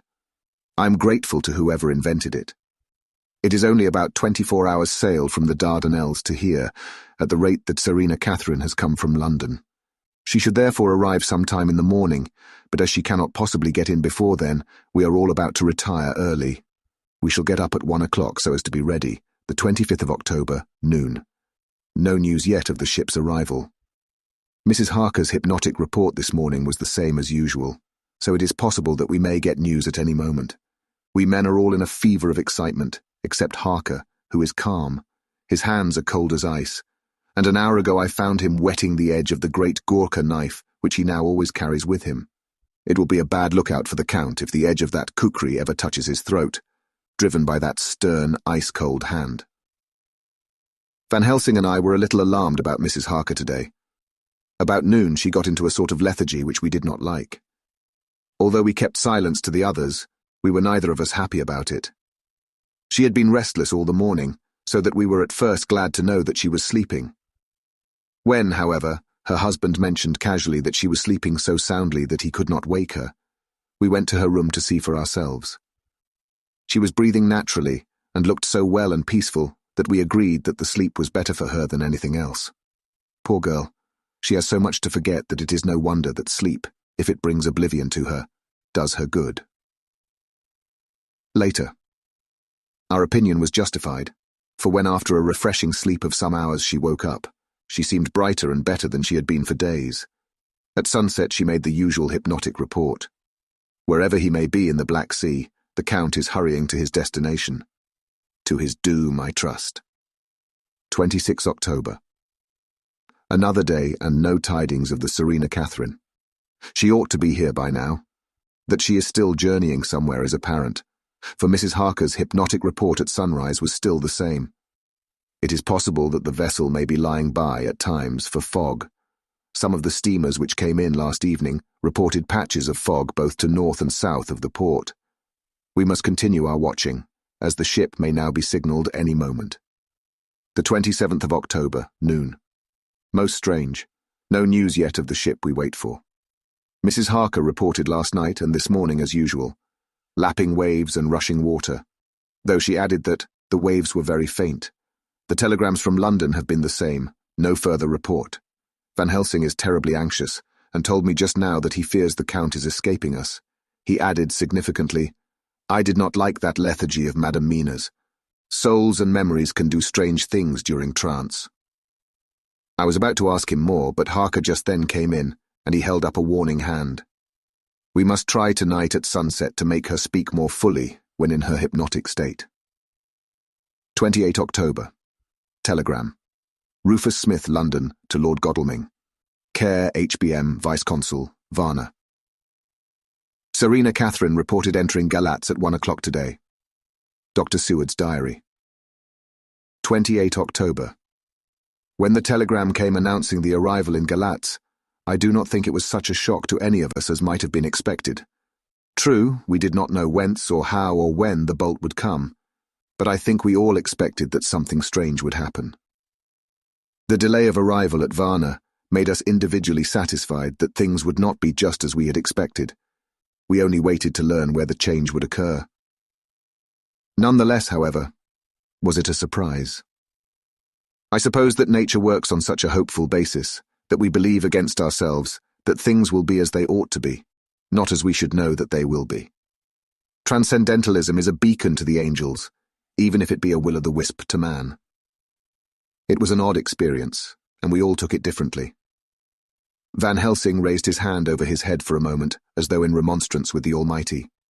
But he said not a word, and in a few seconds stood up with his face sternly set. Lord Godalming grew very pale and sat breathing heavily. I was myself half stunned, and looked in wonder at one after another. Quincy Morris tightened his belt with that quick movement which I knew so well. In our old wandering days it meant action. Mrs. Harker grew ghastly white, so that the scar on her forehead seemed to burn, but she folded her hands meekly and looked up in prayer. Harker smiled. Actually smiled. The dark, bitter smile of one who is without hope. But at the same time his action belied his words, for his hands instinctively sought the hilt of the great kukri knife and rested there. "When does the next train start for Galatz?" said Van Helsing to us generally. "At 6:30 tomorrow morning." We all started, for the answer came from Mrs. Harker. "How on earth do you know?" said Art. "You forget, or perhaps you do not know, though Jonathan does, and so does Dr. Van Helsing, that I am the train fiend. At home in Exeter, I always used to make up the timetables, so as to be helpful to my husband. I found it so useful sometimes that I always make a study of the timetables now. I knew that if anything were to take us to Castle Dracula, we should go by Galatz, or at any rate through Bucharest, so I learned the times very carefully. Unhappily, there are not many to learn, as the only train tomorrow leaves as I say."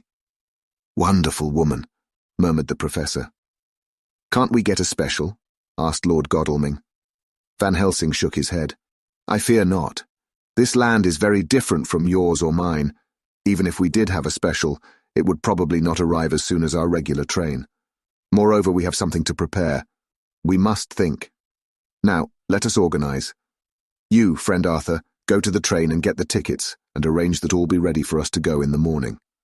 Do you, friend Jonathan, go to the agent of the ship, and get from him letters to the agent in Galatz, with authority to make search the ship just as it was here. Morris Quincy, you see the vice-consul, and get his aid with his fellow in Galatz, and all he can do to make our way smooth, so that no times be lost when over the Danube. John will stay with Madam Mina and me, and we shall consult. For so if time be long you may be delayed, and it will not matter when the sun set, since I am here with Madam to make report." "And I," said Mrs. Harker brightly, and more like her old self than she had been for many a long day, "shall try to be of use in all ways, and shall think and write for you as I used to do. Something is shifting from me in some strange way, and I feel freer than I have been of late." The three younger men looked happier at the moment as they seemed to realize the significance of her words. But Van Helsing and I, turning to each other, met each a grave and troubled glance. We said nothing at the time, however. When the three men had gone out to their tasks, Van Helsing asked Mrs. Harker to look up the copy of the diaries and find him the part of Harker's journal at the castle. She went away to get it. When the door was shut upon her, he said to me, "We mean the same. Speak out. There is some change. It is a hope that makes me sick, for it may deceive us." "Quite so. Do you know why I asked her to get the manuscript?" "No," said I, "unless it was to get an opportunity of seeing me alone." "You are in part right, friend John, but only in part. I want to tell you something. And oh, my friend, I am taking a terrible risk, but I believe it is right. In the moment when Madam Mina said those words that arrest both our understanding, an inspiration came to me. In the trance of 3 days ago, the Count sent her his spirit to read her mind, or more like he took her to see him in his earth box in the ship with water rushing, just as it go free at rise and set of sun. He learned then that we are here, for she have more to tell in her open life with eyes to see and ears to hear than he shut as he is in his coffin box. Now he make his most effort to escape us. At present he want her not. He is sure with his so great knowledge that she will come at his call, but he cut her off, take her, as he can do, out of his own power, that so she come not to him. Ah, there I have hope that our man-brains that have been of man so long and that have not lost the grace of God will come higher than his child-brain that lie in his tomb for centuries, that grow not yet to our stature, and that do only work selfish and therefore small. Here comes Madam Mina. Not a word to her of her trance, she know it not, and it would overwhelm her and make despair just when we want all her hope, all her courage. When most we want all her great brain which is trained like man's brain, but is of sweet woman and have a special power which the Count give her, and which he may not take away altogether, though he think not so.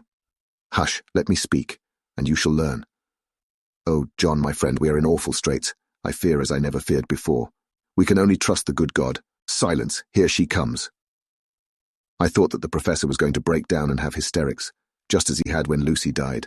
But with a great effort, he controlled himself, and was at perfect nervous poise, when Mrs. Harker tripped into the room, bright and happy-looking, and in the doing of work, seemingly forgetful of her misery. As she came in, she handed a number of sheets of typewriting to Van Helsing. He looked over them gravely, his face brightening up as he read. Then, holding the pages between his finger and thumb, he said, "Friend John, to you with so much of experience already, and you too, dear Madam Mina, that are young, here is a lesson. Do not fear ever to think. A half-thought has been buzzing often in my brain, but I fear to let him loose his wings. Here now, with more knowledge, I go back to where that half-thought come from, and I find that he be no half-thought at all. That be a whole thought, though so young that he is not yet strong to use his little wings. Nay, like the ugly duck of my friend Hans Andersen, he be no duck-thought at all, but a big swan-thought that sail nobly on big wings, when the time come for him to try them. See, I read here what Jonathan have written. That other of his race who, in a later age, again and again, brought his forces over the great river into Turkey land, who, when he was beaten back, came again and again and again, though he had to come alone from the bloody field where his troops were being slaughtered, since he knew that he alone could ultimately triumph. What does this tell us? Not much. No. The Count's child thought see nothing. Therefore he speaks so free. Your man thought see nothing. My man thought see nothing till just now. No. But there comes another word from someone who speak without thought, because she too know not what it might mean.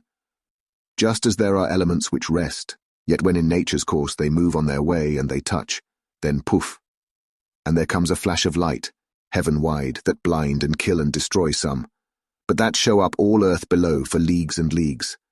Is it not so? Well, I shall explain. To begin, have you ever studied the philosophy of crime? Yes and no. You, John, yes, for it is a study of insanity. You, no, Madam Mina, for crime touch you not but once. Still your mind works true, and argues not a particulari ad universale. There is this peculiarity in criminals. It is so constant, in all countries and at all times, that even police, who know not much from philosophy, come to know it empirically, that it is. That is to be empiric. The criminal always work at one crime. That is the true criminal who seems predestinate to crime, and who will of none other. This criminal has not full man-brain. He is clever and cunning and resourceful, but he be not of man stature as to brain. He be of child-brain in much. Now this criminal of ours is predestinate to crime also. He too have child-brain, and it is of the child to do what he have done. The little bird, the little fish, the little animal learn not by principle but empirically. And when he learn to do, then there is to him the ground to start from to do more. Dos pusto, said Archimedes, give me a fulcrum, and I shall move the world. To do once is the fulcrum whereby child-brain become man-brain, and until he have the purpose to do more, he continue to do the same again every time, just as he have done before. Oh, my dear, I see that your eyes are opened, and that to you the lightning flash show all the leagues. For Mrs. Harker began to clap her hands, and her eyes sparkled. He went on, Now you shall speak. Tell us two dry men of science what you see with those so bright eyes. He took her hand, and held it whilst she spoke. His finger and thumb closed on her pulse, as I thought instinctively and unconsciously as she spoke. The Count is a criminal, and of criminal type. Nordau and Lombroso would so classify him, and qua criminal, he is of imperfectly formed mind. Thus, in a difficulty, he has to seek resource in habit. His past is a clue, and the one page of it that we know, and that from his own lips, tells that once before, when in what Mr. Morris would call a tight place, he went back to his own country from the land he had tried to invade, and thence, without losing purpose, prepared himself for a new effort. He came again better equipped for his work, and won. So he came to London to invade a new land. He was beaten, and when all hope of success was lost, and his existence in danger, he fled back over the sea to his home, just as formerly he had fled back over the Danube from Turkeyland. Good, good. Oh, you so clever lady, said Van Helsing enthusiastically as he stooped and kissed her hand. A moment later he said to me, as calmly as though we had been having a sick-room consultation, 72 only, and in all this excitement I have hope. Turning to her again, he said with keen expectation, but go on, there is more to tell if you will. Be not afraid. John and I know. I do in any case, and shall tell you if you are right. Speak without fear. I will try to, but you will forgive me if I seem egotistical. Nay, fear not, you must be egotist, for it is of you that we think. Then, as he is criminal, he is selfish, and as his intellect is small and his action is based on selfishness, he confines himself to one purpose. That purpose is remorseless. As he fled back over the Danube, leaving his forces to be cut to pieces, so now he is intent on being safe, careless of all. So his own selfishness frees my soul somewhat from the terrible power which he acquired over me on that dreadful night. I felt it. Oh, I felt it. Thank God for his great mercy. My soul is freer than it has been since that awful hour, and all that haunts me is a fear lest in some trance or dream he may have used my knowledge for his ends. The professor stood up. He has so used your mind, and by it he has left us here in Varna, whilst the ship that carried him rushed through enveloping fog up to Galatz, where doubtless he had made preparation for escaping from us. But his child mind only saw so far, and it may be that, as ever is in God's providence, the very thing that the evil-doer most reckoned on for his selfish good turns out to be his chiefest harm. The hunter is taken in his own snare, as the great psalmist says. For now that he think he is free from every trace of us all, and that he has escaped us with so many hours to him, then his selfish child brain will whisper him to sleep. He think, too, that as he cut himself off from knowing your mind, there can be no knowledge of him to you. There is where he fail. That terrible baptism of blood which he give you makes you free to go to him in spirit, as you have as yet done in your times of freedom, when the sun rise and set. At such times you go by my volition and not by his, and this power to good of you and others, as you have won from your suffering at his hands. This is now all the more precious that he know it not, and to guard himself have even cut himself off from his knowledge of our where. We, however, are not selfish, and we believe that God is with us through all this blackness and these many dark hours. We shall follow him, and we shall not flinch, even if we peril ourselves that we become like him. Friend John, this has been a great hour, and it have done much to advance us on our way. You must be scribe and write him all down, so that when the others return from their work you can give it to them. Then they shall know as we do. And so I have written it whilst we wait their return, and Mrs. Harker has written with her typewriter, all since she brought the MS to us. Chapter 26. Dr. Seward's Diary. 29 October. This is written in the train from Varna to Galatz. Last night we all assembled a little before the time of sunset. Each of us had done his work as well as he could. So far as thought and endeavour and opportunity go, we are prepared for the whole of our journey, and for our work when we get to Galatz. When the usual time came round, Mrs. Harker prepared herself for her hypnotic effort, and after a longer and more serious effort on the part of Van Helsing than has been usually necessary, she sank into the trance. Usually she speaks on a hint, but this time the professor had to ask her questions, and to ask them pretty resolutely, before we could learn anything. At last her answer came. I can see nothing. We are still. There are no waves lapping, but only a steady swirl of water softly running against the hawser. I can hear men's voices calling near and far, and the roll and creak of oars in the rowlocks. A gun is fired somewhere. The echo of it seems far away. There is tramping of feet overhead, and ropes and chains are dragged along. What is this? There is a gleam of light, I can feel the air blowing upon me. Here she stopped. She had risen, as if impulsively from where she lay on the sofa, and raised both her hands, palms upwards, as if lifting a weight.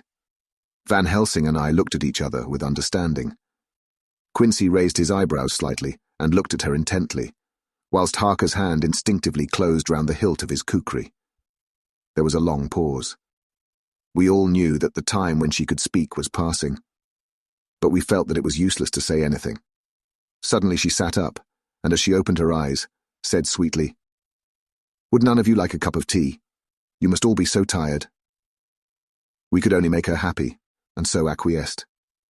She bustled off to get tea. When she had gone, Van Helsing said, "You see, my friends, he is close to land. He has left his earth chest, but he has yet to get on shore. In the night he may lie hidden somewhere, but if he be not carried on shore, or if the ship do not touch it, he cannot achieve the land. In such case he can, if it be in the night, change his form and can jump or fly on shore, as he did at Whitby. But if the day come before he get on shore, then, unless he be carried, he cannot escape. And if he be carried, then the customs men may discover what the box contain. Thus, in fine, if he escape not on shore tonight or before dawn, there will be the whole day lost to him. We may then arrive in time, for if he escape not at night, we shall come on him in daytime, boxed up and at our mercy, for he dare not be his true self, awake and visible, lest he be discovered." There was no more to be said, so we waited in patience until the dawn, at which time we might learn more from Mrs. Harker. Early this morning we listened, with breathless anxiety, for her response in her trance. The hypnotic stage was even longer in coming than before, and when it came, the time remaining until full sunrise was so short that we began to despair. Van Helsing seemed to throw his whole soul into the effort. At last, in obedience to his will, she made reply. "All is dark. I hear lapping water, level with me, and some creaking as of wood on wood." She paused, and the red sun shot up. "We must wait till tonight. And so it is that we are travelling towards Galatz in an agony of expectation. We are due to arrive between 2 and 3 in the morning, but already at Bucharest we are 3 hours late, so we cannot possibly get in till well after sunup. Thus we shall have 2 more hypnotic messages from Mrs. Harker. Either or both may possibly throw more light on what is happening. Later. Sunset has come and gone. Fortunately, it came at a time when there was no distraction, for had it occurred whilst we were at a station, we might not have secured the necessary calm and isolation. Mrs. Harker yielded to the hypnotic influence even less readily than this morning. I am in fear that her power of reading the Count's sensations may die away, just when we want it most. It seems to me that her imagination is beginning to work. Whilst she has been in the trance hitherto, she has confined herself to the simplest of facts. If this goes on, it may ultimately mislead us. If I thought that the Count's power over her would die away equally with her power of knowledge, it would be a happy thought, but I am afraid that it may not be so. When she did speak, her words were enigmatical. "Something is going out. I can feel it pass me like a cold wind. I can hear far-off confused sounds, as of men talking in strange tongues, fierce falling water, and the howling of wolves." She stopped, and a shudder ran through her, increasing in intensity for a few seconds till, at the end, she shook as though in a palsy. She said no more, even in answer to the professor's imperative questioning. When she woke from the trance, she was cold and exhausted and languid, but her mind was all alert. She could not remember anything, but asked what she had said. When she was told, she pondered over it deeply for a long time, and in silence. The 30th of October, 7 a.m. We are near Galatz now, and I may not have time to write later. Sunrise this morning was anxiously looked for by us all. Knowing of the increasing difficulty of procuring the hypnotic trance, Van Helsing began his passes earlier than usual. They produced no effect, however, until the regular time, when she yielded with a still greater difficulty, only a minute before the sun rose. The professor lost no time in his questioning. Her answer came with equal quickness. "All is dark. I hear water swirling by, level with my ears, and the creaking of wood on wood, cattle low far off. There is another sound, a queer one, like—" She stopped and grew white, and whiter still. Go on, "Speak, I command you," said Van Helsing in an agonized voice. At the same time there was despair in his eyes, for the risen sun was reddening even Mrs. Harker's pale face. She opened her eyes, and we all started as she said, sweetly and seemingly with the utmost unconcern, "Oh, Professor, why ask me to do what you know I can't? I don't remember anything." Then, seeing the look of amazement on our faces, she said, turning from one to the other with a troubled look, "What have I said? What have I done? I know nothing, only that I was lying here half asleep and heard you say go on. Speak, I command you." It seemed so funny to hear you order me about as if I were a bad child. "Oh, Madam Mina," he said sadly, "it is proof, if proof be needed, of how I love and honour you, when a word for your good, spoken more earnest than ever, can seem so strange because it is to order her whom I am proud to obey. The whistles are sounding. We are nearing Galatz. We are on fire with anxiety and eagerness. Mina Harker's journal, the 30th of October. Mr. Morris took me to the hotel where our rooms had been ordered by telegraph, he being the one who could best be spared, since he does not speak any foreign language. The forces were distributed much as they had been at Varna, except that Lord Godalming went to the vice-consul, as his rank might serve as an immediate guarantee of some sort to the official, we being in extreme hurry. Jonathan and the two doctors went to the shipping agent to learn particulars of the arrival of the Tsarina Catherine. Later. Lord Godalming has returned. The consul is away and the vice-consul sick, so the routine work has been attended to by a clerk. He was very obliging and offered to do anything in his power. Jonathan Harker's journal, 30 October. At 9 o'clock, Dr. Van Helsing, Dr. Seward and I called on Messrs. Mackenzie and Steinkopf, the agents of the London firm of Hapgood. They had received a wire from London, in answer to Lord Godalming's telegraphed request, asking us to show them any civility in their power. They were more than kind and courteous, and took us at once on board the Tsarina Catherine, which lay at anchor out in the river harbour. There we saw the captain, Donaldson by name, who told us of his voyage. He said that in all his life he had never had so favourable a run. "Man," he said, "but it made us afeard, for we expected that we should have to pay for it with some rare piece of ill luck so as to keep up the average. It's no canny to run frae London to the Black Sea with a wind ahint ye, as though the deil himself were blowing on your sail for his ain purpose, and at the time we could no speer a thing. Gin we were nigh a ship, or a port, or a headland, a fog fell on us and travelled with us, till when after it had lifted and we looked out, the dale a thing could we see. We ran by Gibraltar without being able to signal, until we came to the Dardanelles and had to wait to get our permit to pass. We never were within hail of aught. At first I inclined to slack off sail and beat about till the fog was lifted, but whiles I thought that if the deal was minded to get us into the Black Sea quick, he was like to do it whether we would or no. If we had a quick voyage it would be no to our miscredit with the owners, or no hurt to our traffic, and the old mon who had served his ain purpose would be decently grateful to us for no hindering him. This mixture of simplicity and cunning, of superstition and commercial reasoning, aroused Van Helsing, who said, "Mine friend, that devil is more clever than he is thought by some, and he know when he meet his match." The skipper was not displeased with the compliment, and went on. "When we got past the Bosphorus, the men began to grumble. Some of them, the Romanians, came and asked me to heave overboard a big box which had been put on board by a queer-looking old man just before we had started frae London. I had seen them speer at the fellow and put out their twa fingers when they saw him, to guard against the evil eye. Man, but the superstition of foreigners is perfectly ridiculous. I sent them about their business pretty quick, but as just after a fog closed in on us, I felt a wee bit as they did anent something, though I wouldn't say it was agin the big box.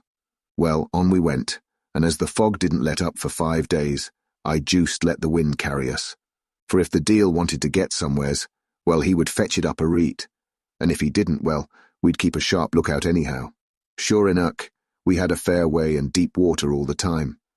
And 2 days ago, when the morning sun came through the fog, we found ourselves just in the river opposite Galatz. The Romanians were wild, and wanted me right or wrong to take out the box and fling it in the river.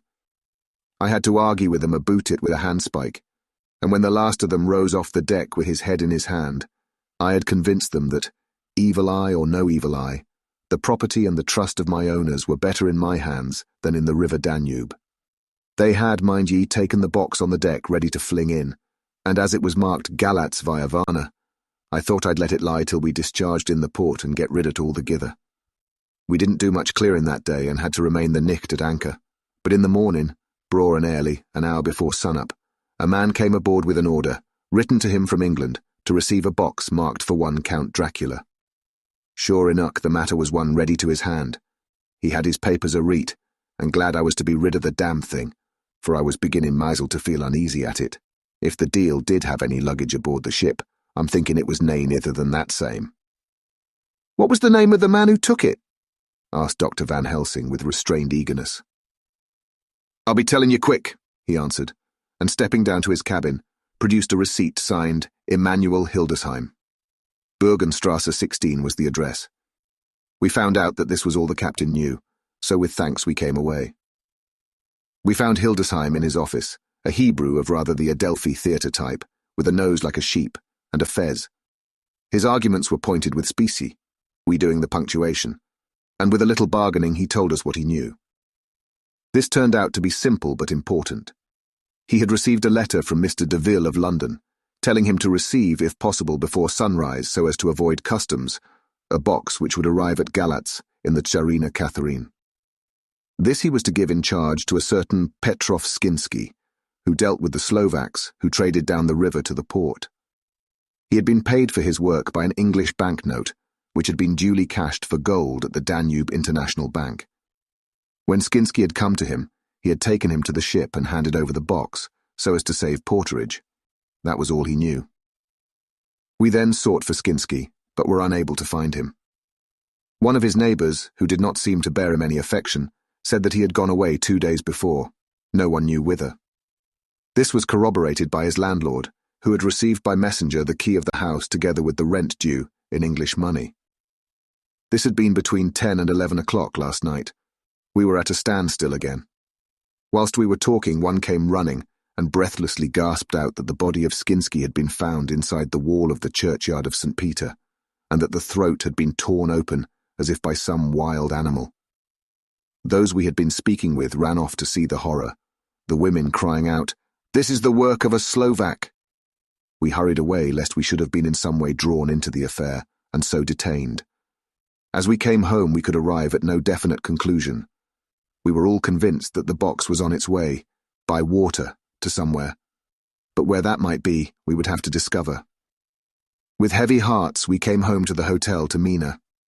When we met together, the first thing was to consult as to taking Mina again into our confidence. Things are getting desperate, and it is at least a chance, though a hazardous one. As a preliminary step I was released from my promise to her. Mina Harker's journal. The 30th of October, evening. They were so tired and worn out and dispirited that there was nothing to be done till they had some rest. So I asked them all to lie down for half an hour, whilst I should enter everything up to the moment. I feel so grateful to the man who invented the traveller's typewriter, and to Mr. Morris for getting this one for me. I should have felt quite astray doing the work if I had to write with a pen. It is all done. Poor dear, dear Jonathan, what he must have suffered. What must he be suffering now? He lies on the sofa, hardly seeming to breathe, and his whole body appears in collapse. His brows are knit. His face is drawn with pain. Poor fellow, maybe he is thinking, and I can see his face all wrinkled up with the concentration of his thoughts. Oh, if I could only help at all! I shall do what I can. I have asked Dr. Van Helsing, and he has got me all the papers that I have not yet seen. Whilst they are resting, I shall go over all carefully, and perhaps I may arrive at some conclusion. I shall try to follow the professor's example, and think without prejudice on the facts before me. I do believe that under God's providence I have made a discovery. I shall get the maps and look over them. I am more than ever sure that I am right. My new conclusion is ready, so I shall get our party together and read it. They can judge it. It is well to be accurate, and every minute is precious. Mina Harker's memorandum, entered in her journal. Ground of inquiry. Count Dracula's problem is to get back to his own place. A. He must be brought back by someone. This is evident, for had he power to move himself as he wished, he could go either as man, or wolf, or bat, or in some other way. He evidently fears discovery or interference, in the state of helplessness in which he must be, confined as he is between dawn and sunset in his wooden box. B. How is he to be taken? Here a process of exclusions may help us. By road, by rail, by water. 1. By road. There are endless difficulties, especially in leaving the city. X. There are people, and people are curious and investigate. A hint, a surmise, a doubt as to what might be in the box would destroy him. Y. There are, or there may be, customs and octroi officers to pass. Z. His pursuers might follow. This is his highest fear, and in order to prevent his being betrayed, he has repelled, so far as he can, even his victim, me. 2. By rail. There is no one in charge of the box. It would have to take its chance of being delayed, and delay would be fatal, with enemies on the track. True, he might escape at night, but what would he be if left in a strange place with no refuge that he could fly to? This is not what he intends, and he does not mean to risk it. 3. By water. Here is the safest way, in one respect, but with most danger in another. On the water he is powerless except at night. Even then he can only summon fog and storm and snow and his wolves. But were he wrecked, the living water would engulf him, helpless, and he would indeed be lost. He could have the vessel drive to land, but if it were unfriendly land, wherein he was not free to move, his position would still be desperate. We know from the record that he was on the water, so what we have to do is to ascertain what water. The first thing is to realize exactly what he has done as yet. We may then get a light on what his later task is to be. Firstly, we must differentiate between what he did in London as part of his general plan of action, when he was pressed for moments and had to arrange as best he could. Secondly, we must see, as well as we can surmise it from the facts we know of, what he has done here. As to the first, he evidently intended to arrive at Galatz, and sent envoys to Varna to deceive us lest we should ascertain his means of exit from England. His immediate and sole purpose then was to escape. The proof of this is the letter of instructions sent to Emanuel Hildesheim to clear and take away the box before sunrise. There is also the instruction to Petrov Skinsky. These we must only guess at, but there must have been some letter or message since Skinsky came to Hildesheim. That, so far, his plans were successful, we know. The Tsarina Catherine made a phenomenally quick journey, so much so that Captain Donaldson's suspicions were aroused. But his superstition united with his canniness played the Count's game for him, and he ran with his favouring wind through fogs and all, till he brought up blindfold at Galatz. That the Count's arrangements were well made has been proved. Hildesheim cleared the box, took it off and gave it to Skinsky. Skinsky took it, and here we lose the trail. We only know that the box is somewhere on the water, moving along. The customs and the octroi, if there be any, have been avoided. Now we come to what the Count must have done after his arrival, on land, at Galatz. The box was given to Skinsky before sunrise. At sunrise the Count could appear in his own form. Here we ask why Skinsky was chosen at all to aid in the work. In my husband's diary, Skinsky is mentioned as dealing with the Slovaks who trade down the river to the port, and the man's remark that the murder was the work of a Slovak showed the general feeling against his class. The Count wanted isolation. My surmise is this, that in London the Count decided to get back to his castle by water as the most safe and secret way. He was brought from the castle by Sagani, and probably they delivered their cargo to Slovaks who took the boxes to Varna, for there they were shipped for London. Thus the Count had knowledge of the persons who could arrange this service. When the box was on land, before sunrise or after sunset, he came out from his box, met Skinsky, and instructed him what to do as to arranging the carriage of the box up some river. When this was done, and he knew that all was in train, he blotted out his traces, as he thought, by murdering his agent. I have examined the map, and find that the river most suitable for the Slovaks to have ascended is either the Pruth or the Sereth. I read in the typescript that in my trance I heard cows low and water swirling level with my ears, and the creaking of wood. The Count in his box, then, was on a river in an open boat, propelled probably either by oars or poles, for the banks are near and it is working against stream. There would be no such sound if floating downstream. Of course, it may not be either the Sereth or the Pruth, but we may possibly investigate further. Now of these two, the Pruth is the more easily navigated, but the Sereth is, at Fundu, joined by the Bistritza, which runs up round the Borgo Pass. The loop it makes is manifestly as close to Dracula's castle as can be got by water.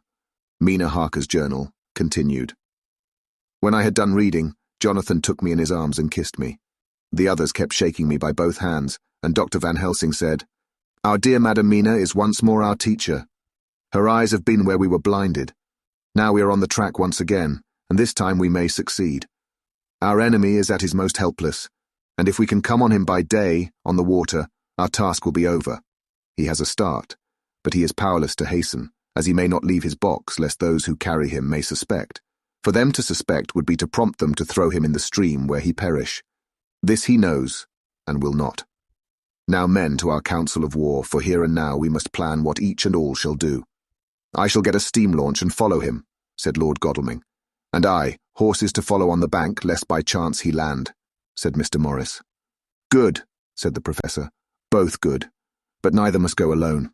There must be force to overcome force if need be. The Slovak is strong and rough, and he carries rude arms." All the men smiled, for amongst them they carried a small arsenal. Said Mr. Morris, "I have brought some Winchesters. They are pretty handy in a crowd, and there may be wolves. The Count, if you remember, took some other precautions. He made some requisitions on others that Mrs. Harker could not quite hear or understand. We must be ready at all points." Dr. Seward said, "I think I had better go with Quincy. We have been accustomed to hunt together, and we too, well armed, will be a match for whatever may come along. You must not be alone, Art.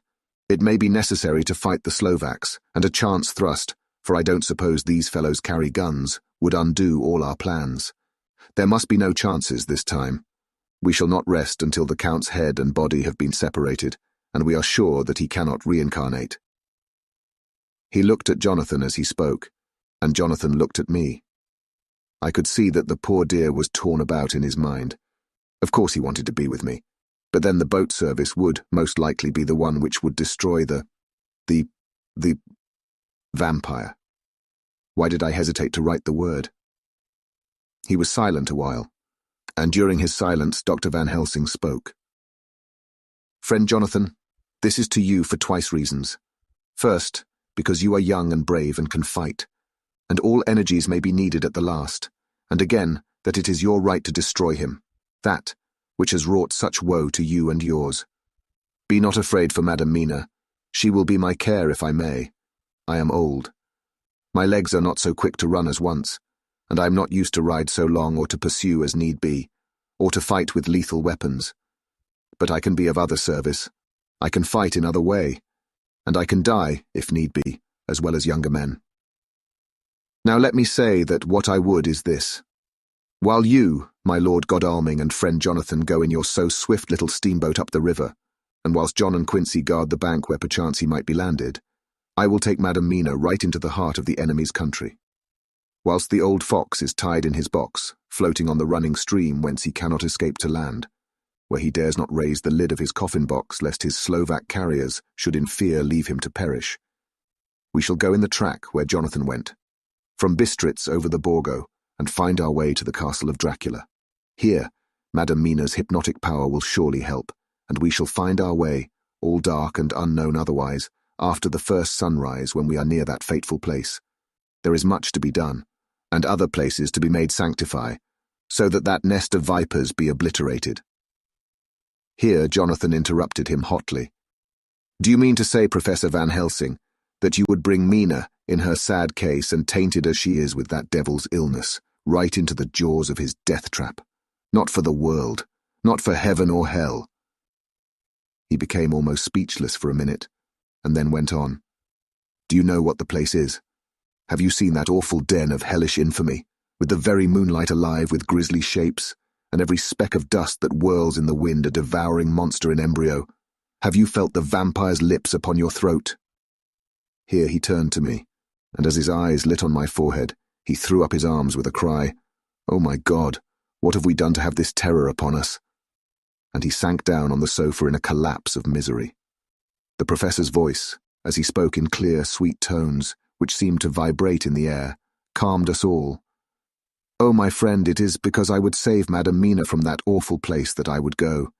God forbid that I should take her into that place. There is work, wild work, to be done there, that her eyes may not see. We men here, all save Jonathan, have seen with their own eyes what is to be done before that place can be purified. Remember that we are in terrible straits. If the Count escape us this time, and he is strong and subtle and cunning, he may choose to sleep him for a century, and then in time, our dear one, he took my hand, would come to him to keep him company, and would be as those others that you, Jonathan, saw. You have told us of their gloating lips. You heard their ribald laugh as they clutched the moving bag that the Count threw to them. You shudder, and well may it be. Forgive me that I make you so much pain, but it is necessary. My friend, is it not a dire need for the which I am giving, possibly my life? If it were that anyone went into that place to stay, it is I who would have to go to keep them company. Do as you will, said Jonathan, with a sob that shook him all over.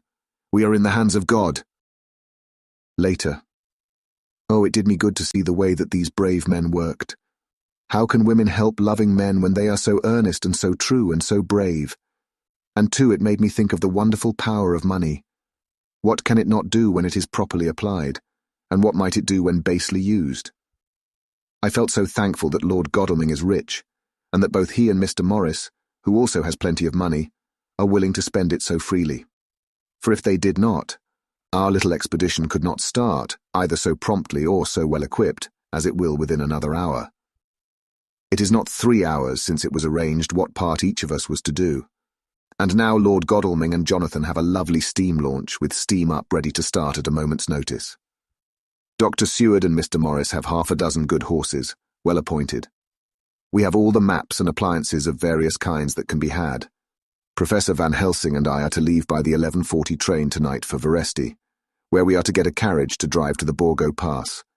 We are bringing a good deal of ready money, as we are to buy a carriage and horses. We shall drive ourselves, for we have no one whom we can trust in the matter. The professor knows something of a great many languages, so we shall get on all right. We have all got arms, even for me a large-bore revolver. Jonathan would not be happy unless I was armed like the rest. Alas, I cannot carry one arm that the rest do. The scar on my forehead forbids that. Dear Dr. Van Helsing comforts me by telling me that I am fully armed, as there may be wolves. The weather is getting colder every hour, and there are snow flurries which come and go as warnings. Later. It took all my courage to say goodbye to my darling. We may never meet again. Courage, Mina. The professor is looking at you keenly. His look is a warning. There must be no tears now, unless it may be that God will let them fall in gladness. Jonathan Harker's Journal, October 30th, night. I am writing this in the light from the furnace door of the steam launch. Lord Godalming is firing up. He is an experienced hand at the work, as he has had for years a launch of his own on the Thames and another on the Norfolk Broads. Regarding our plans, we finally decided that Mina's guess was correct, and that if any waterway was chosen for the Count's escape back to his castle, the Sereth and then the Bistritza at its junction would be the one. We took it, that somewhere about the 47th degree north latitude would be the place chosen for the crossing the country between the river and the Carpathians. We have no fear in running at good speed up the river at night. There is plenty of water, and the banks are wide enough apart to make steaming even in the dark easy enough. Lord Godalming tells me to sleep for a while, as it is enough for the present for one to be on watch. But I cannot sleep. How can I with the terrible danger hanging over my darling, and her going out into that awful place? My only comfort is that we are in the hands of God. Only for that faith, it would be easier to die than to live, and so be quit of all the trouble. Mr. Morris and Dr. Seward were off on their long ride before we started. They are to keep up the right bank, far enough off to get on higher lands where they can see a good stretch of river and avoid the following of its curves. They have, for the first stages, 2 men to ride and lead their spare horses, 4 in all, so as not to excite curiosity. When they dismiss the men, which shall be shortly, they shall themselves look after the horses. It may be necessary for us to join forces. If so, they can mount our whole party. One of the saddles has a movable horn, and can be easily adapted for Mina if required. It is a wild adventure we are on. Here, as we're rushing along through the darkness, with the cold from the river seeming to rise up and strike us, with all the mysterious voices of the night around us. It all comes home.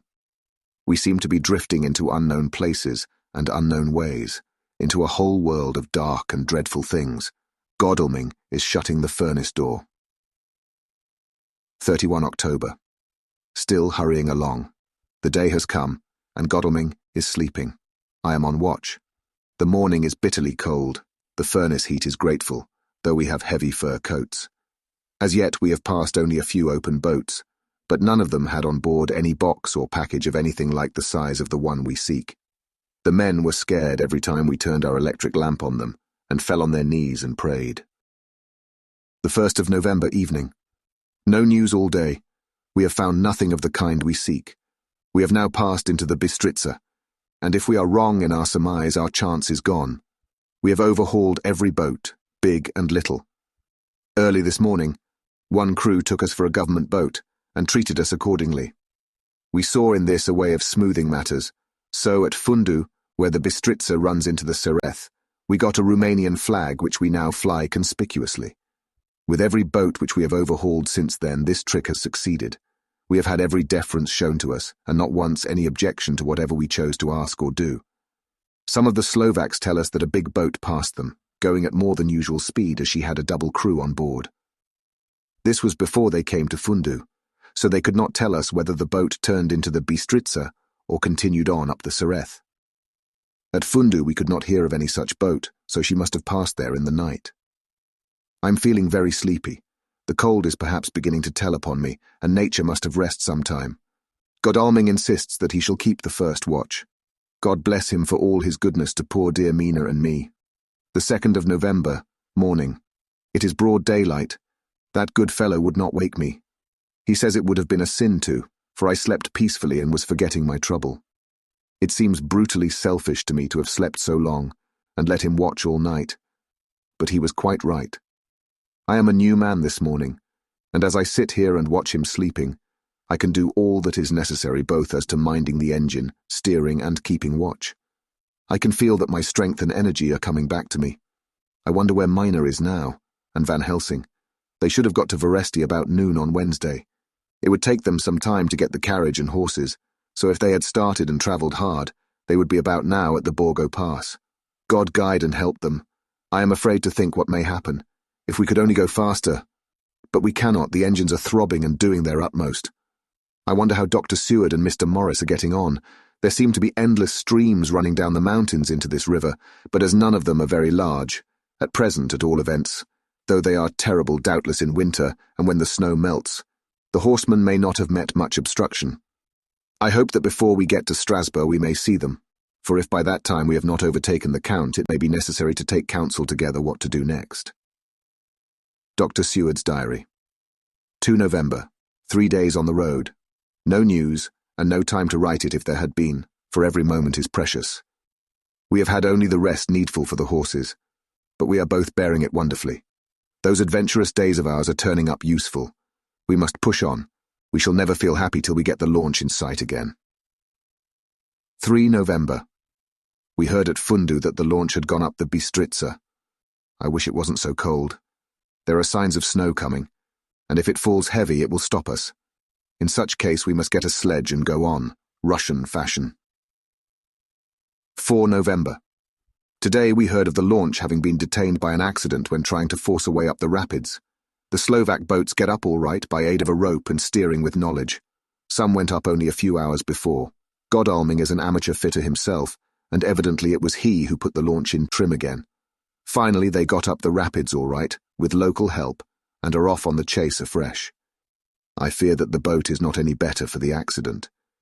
The peasantry tell us that after she got upon smooth water again, she kept stopping every now and again so long as she was in sight. We must push on harder than ever.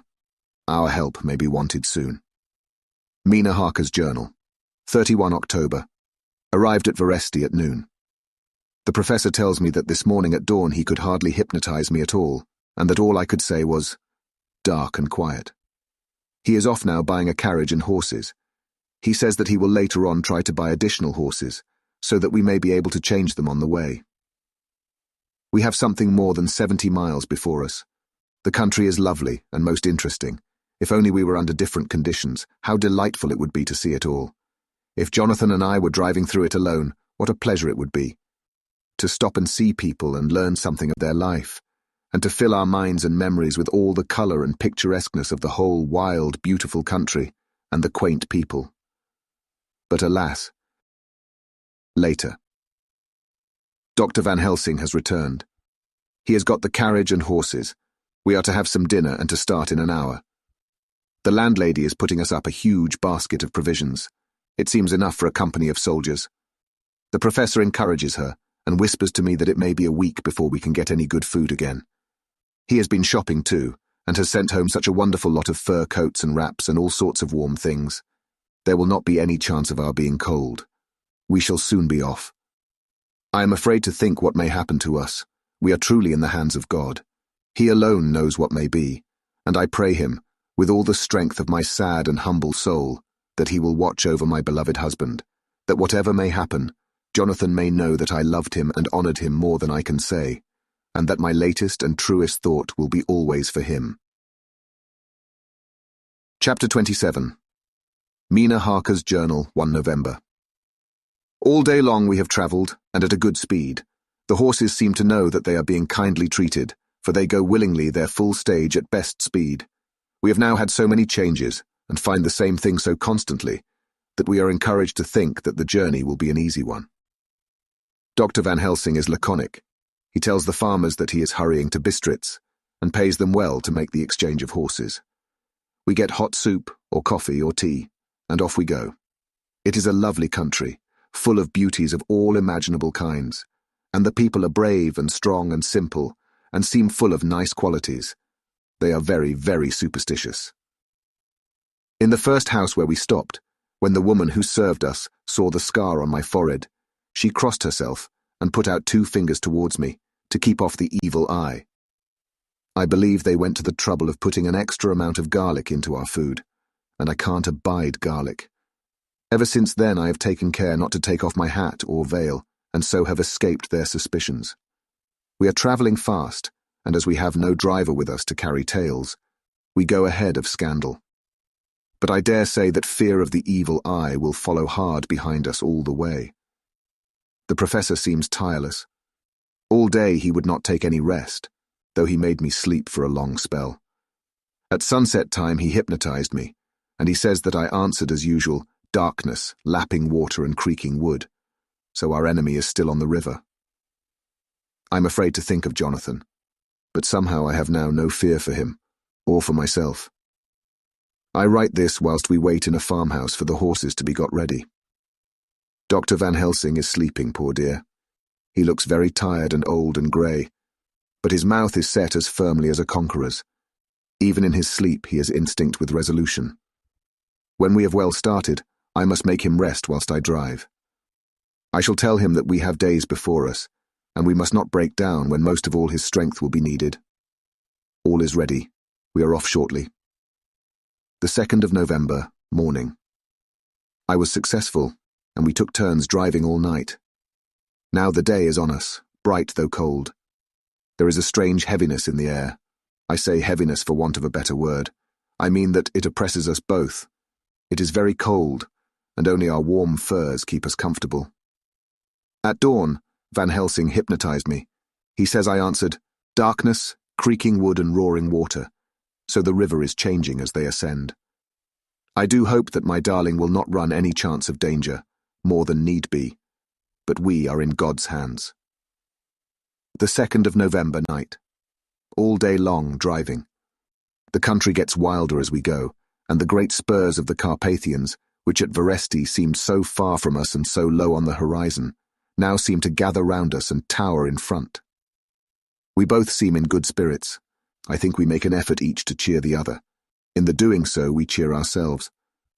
Dr. Van Helsing says that by morning we shall reach the Borgo Pass. The houses are very few here now, and the professor says that the last horse we got will have to go on with us, as we may not be able to change. He got 2 in addition to the 2 we changed, so that now we have a rude 4 in hand. The dear horses are patient and good, and they give us no trouble. We are not worried with other travellers, and so even I can drive. We shall get to the pass in daylight. We do not want to arrive before, so we take it easy, and have each a long rest in turn. Oh, what will tomorrow bring to us? We go to seek the place where my poor darling suffered so much. God grant that we may be guided aright, and that he will deign to watch over my husband and those dear to us both, and who are in such deadly peril. As for me, I am not worthy in his sight. Alas, I am unclean to his eyes, and shall be until he may deign to let me stand forth in his sight as one of those who have not incurred his wrath. Memorandum by Abraham Van Helsing. 4 November. This to my old and true friend John Seward, Maryland, of Purfleet, London, in case I may not see him. It may explain. It is morning, and I write by a fire which all the night I have kept alive, Madam Mina aiding me. It is cold, cold, so cold that the grey, heavy sky is full of snow, which when it falls will settle for all winter as the ground is hardening to receive it. It seems to have affected Madam Mina. She has been so heavy of head all day that she was not like herself. She sleeps and sleeps and sleeps. She who is usual so alert, have done literally nothing all the day. She even have lost her appetite. She make no entry into her little diary, she who writes so faithful at every pause. Something whisper to me that all is not well. However, tonight she is more vif. Her long sleep all day have refresh and restore her, for now she is all sweet and bright as ever. At sunset I try to hypnotize her, but alas, with no effect. The power has grown less and less with each day, and tonight it failed me altogether. Well, God's will be done, whatever it may be, and whithersoever it may lead. Now to the historical, for as Madam Mina write not in her stenography, I must, in my cumbrous old fashion, that so each day of us may not go unrecorded. We got to the Borgo Pass just after sunrise yesterday morning. When I saw the signs of the dawn, I got ready for the hypnotism. We stopped our carriage, and got down so that there might be no disturbance. I made a couch with furs, and Madam Mina, lying down, yield herself as usual, but more slow and more short time than ever, to the hypnotic sleep. As before, came the answer, darkness and the swirling of water. Then she woke, bright and radiant, and we go on our way and soon reach the pass. At this time and place, she become all on fire with zeal. Some new guiding power be in her manifested, for she point to a road and say, "This is the way." "How know you it?" I ask. "Of course I know it," she answer, and with a pause add, "Have not my Jonathan travelled it and wrote of his travel?" At first I think somewhat strange, but soon I see that there be only one such by-road.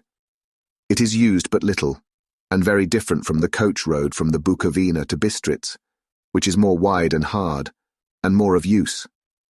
So we came down this road. When we meet other ways, not always were we sure that they were roads at all, for they be neglect and light snow have fallen. The horses know, and they only. I give rein to them, and they go on so patient. By and by we find all the things which Jonathan have note in that wonderful diary of him. Then we go on for long, long hours and hours. At the first I tell Madam Mina to sleep. She try, and she succeed.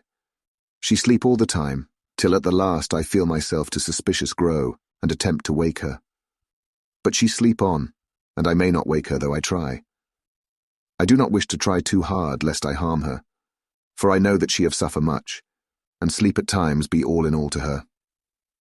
I think I drowse myself, for all of sudden I feel guilt, as though I have done something. I find myself bolt up with the reins in my hand, and the good horses go along jog, jog, just as ever. I look down and find Madam Mina still sleep. It is now not far off sunset time, and over the snow the light of the sun flow in big yellow flood, so that we throw great long shadow on where the mountain rise so steep.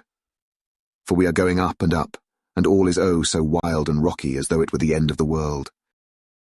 Then I arouse Madam Mina. This time she wake with not much trouble, and then I try to put her to hypnotic sleep. But she sleep not, being as though I were not. Still I try, till all at once I find her and myself in dark. So I look round and find that the sun have gone down. Madam Mina laugh, and I turn and look at her. She is now quite awake, and looks so well as I never saw her since that night at Carfax when we first entered the Count's house. I'm amazed, and not at ease then, but she is so bright and tender and thoughtful for me that I forget all fear. I light a fire, for we have brought supply of wood with us, and she prepare food while I undo the horses and set them tethered in shelter to feed. Then when I return to the fire, she have my supper ready. I go to help her, but she smile and tell me that she have eat already, that she was so hungry that she would not wait. I like it not, and I have grave doubts, but I fear to affright her, and so I am silent of it. She help me, and I eat alone, and then we wrap in fur and lie beside the fire, and I tell her to sleep while I watch. But presently I forget all of watching, and when I sudden remember that I watch, I find her lying quiet but awake, and looking at me with so bright eyes. Once, twice more the same occur, and I get much sleep till before morning. When I wake, I try to hypnotize her, but alas, though she shut her eyes obedient, she may not sleep. The sun rise up and up and up, and then sleep come to her too late, but so heavy that she will not wake. I have to lift her up, and place her sleeping in the carriage when I have harnessed the horses and made all ready.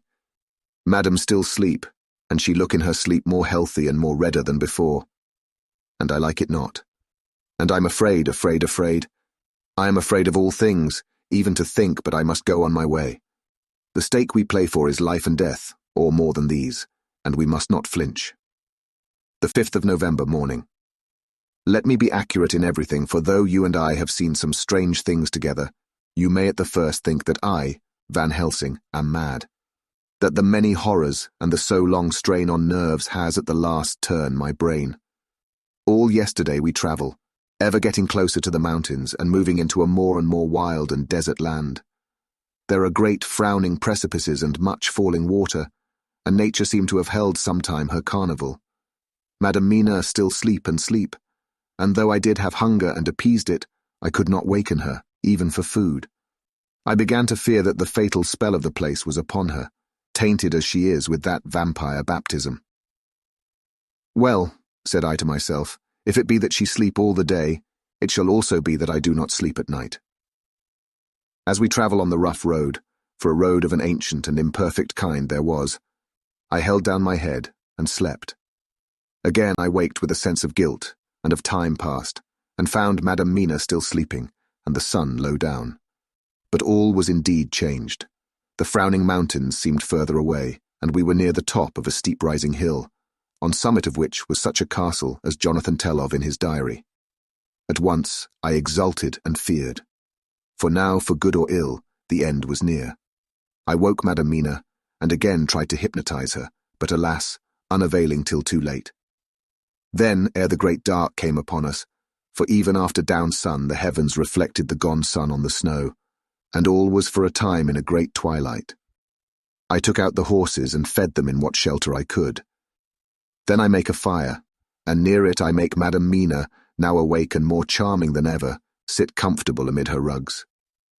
I got ready food, but she would not eat, simply saying that she had not hunger. I did not press her, knowing her unavailingness, but I myself eat, for I must needs now be strong for all.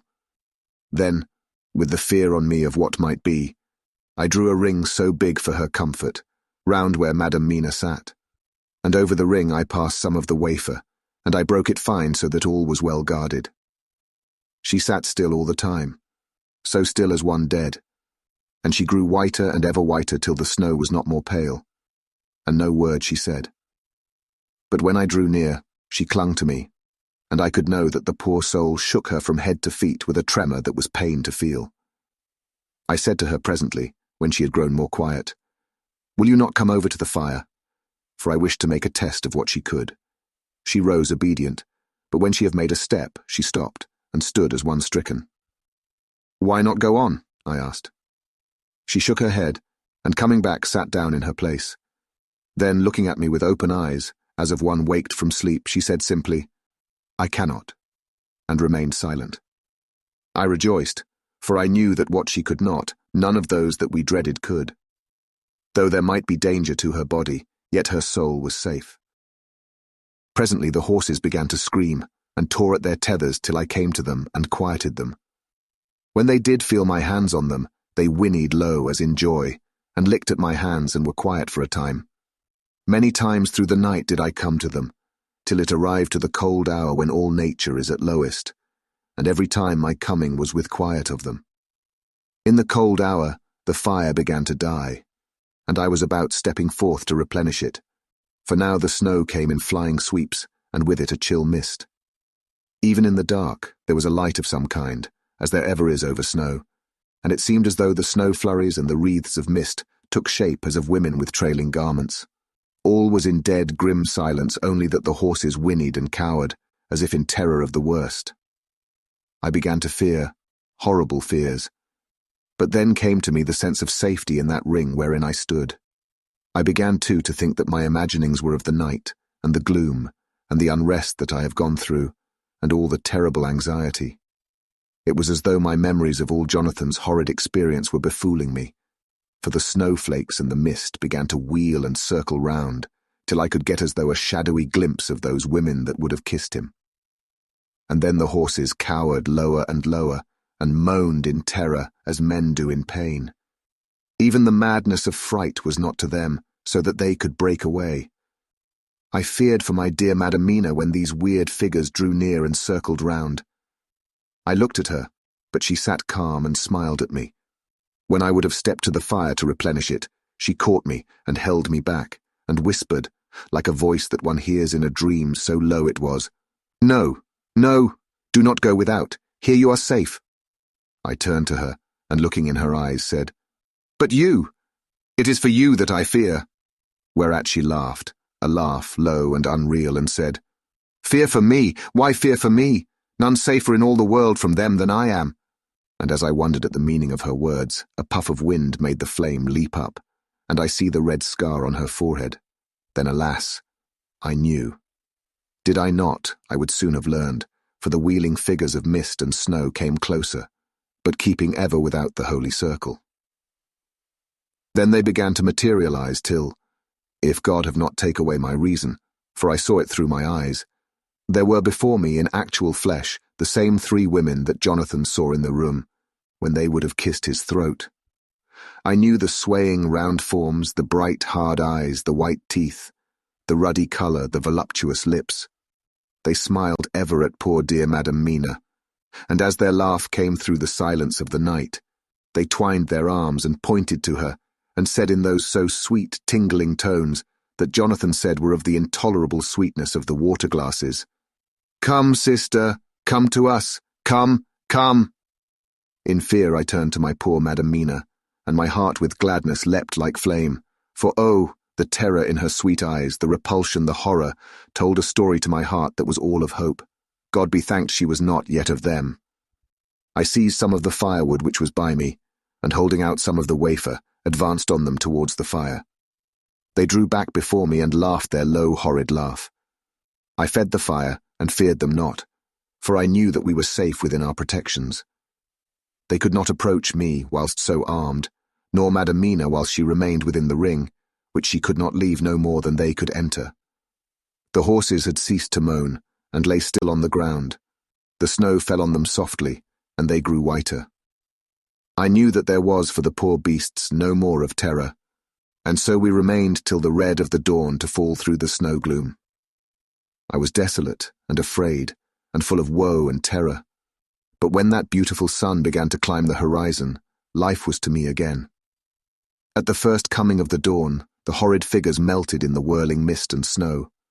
The wreaths of transparent gloom moved away towards the castle, and were lost. Instinctively, with the dawn coming, I turned to Madam Mina, intending to hypnotize her. But she lay in a deep and sudden sleep, from which I could not wake her. I tried to hypnotize through her sleep, but she made no response, none at all, and the day broke. I fear yet to stir. I have made my fire and have seen the horses. They are all dead. Today I have much to do here, and I keep waiting till the sun is up high, for there may be places where I must go, where that sunlight, though snow and mist obscure it, will be to me a safety. I will strengthen me with breakfast, and then I will to my terrible work. Madam Mina still sleeps, and God be thanked, she is calm in her sleep. Jonathan Harker's Journal. The 4th of November evening. The accident to the launch has been a terrible thing for us. Only for it we should have overtaken the boat long ago, and by now my dear Mina would have been free. I fear to think of her, off on the wolds near that horrid place. We have got horses and we follow on the track. I note this whilst Godalming is getting ready. We have our arms. The Shagani must look out if they mean fight. Oh, if only Morris and Seward were with us. We must only hope. If I write no more, goodbye, Mina. God bless and keep you. Dr. Seward's diary. 5 November.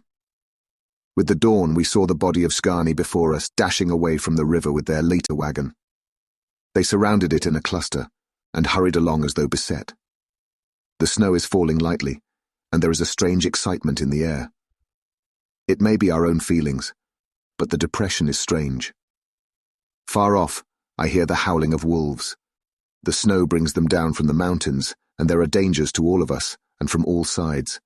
The horses are nearly ready, and we are soon off. We ride to death of someone. God alone knows who or where or what or when or how it may be. Dr. Van Helsing's memorandum. The 5th of November, afternoon. I am at least sane. Thank God for that mercy at all events, though the proving it has been dreadful. When I left Madam Mina sleeping within the holy circle, I took my way to the castle. The blacksmith hammer which I took in the carriage from Veresti was useful.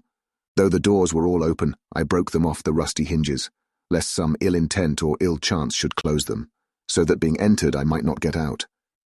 Jonathan's bitter experience served me here.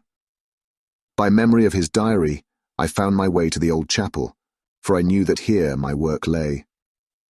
The air was oppressive. It seemed as if there was some sulphurous fume, which at times made me dizzy. Either there was a roaring in my ears, or I heard afar off the howl of wolves. Then I bethought me of my dear Madam Mina, and I was in terrible plight. The dilemma had me between his horns. Her I had not dared to take into this place, but left safe from the vampire in that holy circle. And yet even there would be the wolf. I resolved me that my work lay here, and that as to the wolves we must submit, if it were God's will. At any rate, it was only death and freedom beyond. So did I choose for her. Had it but been for myself, the choice had been easy. The maw of the wolf were better to rest in than the grave of the vampire. So I make my choice to go on with my work. I knew that there were at least 3 graves to find, graves that are in habit. So I search, and I find one of them. She lay in her vampire sleep, so full of life and voluptuous beauty that I shudder as though I have come to do murder. Ah, I doubt not that in old time, when such things were, many a man who set forth to do such a task as mine found at the last his heart fail him and then his nerve. So he delay and delay and delay, till the mere beauty and the fascination of the wanton undead have hypnotized him, and he remain on and on till sunset come and the vampire sleep be over. Then the beautiful eyes of the fair woman open and look love, and the voluptuous mouth present to a kiss, and man is weak, and there remain one more victim in the vampire fold, one more to swell the grim and grisly ranks of the undead.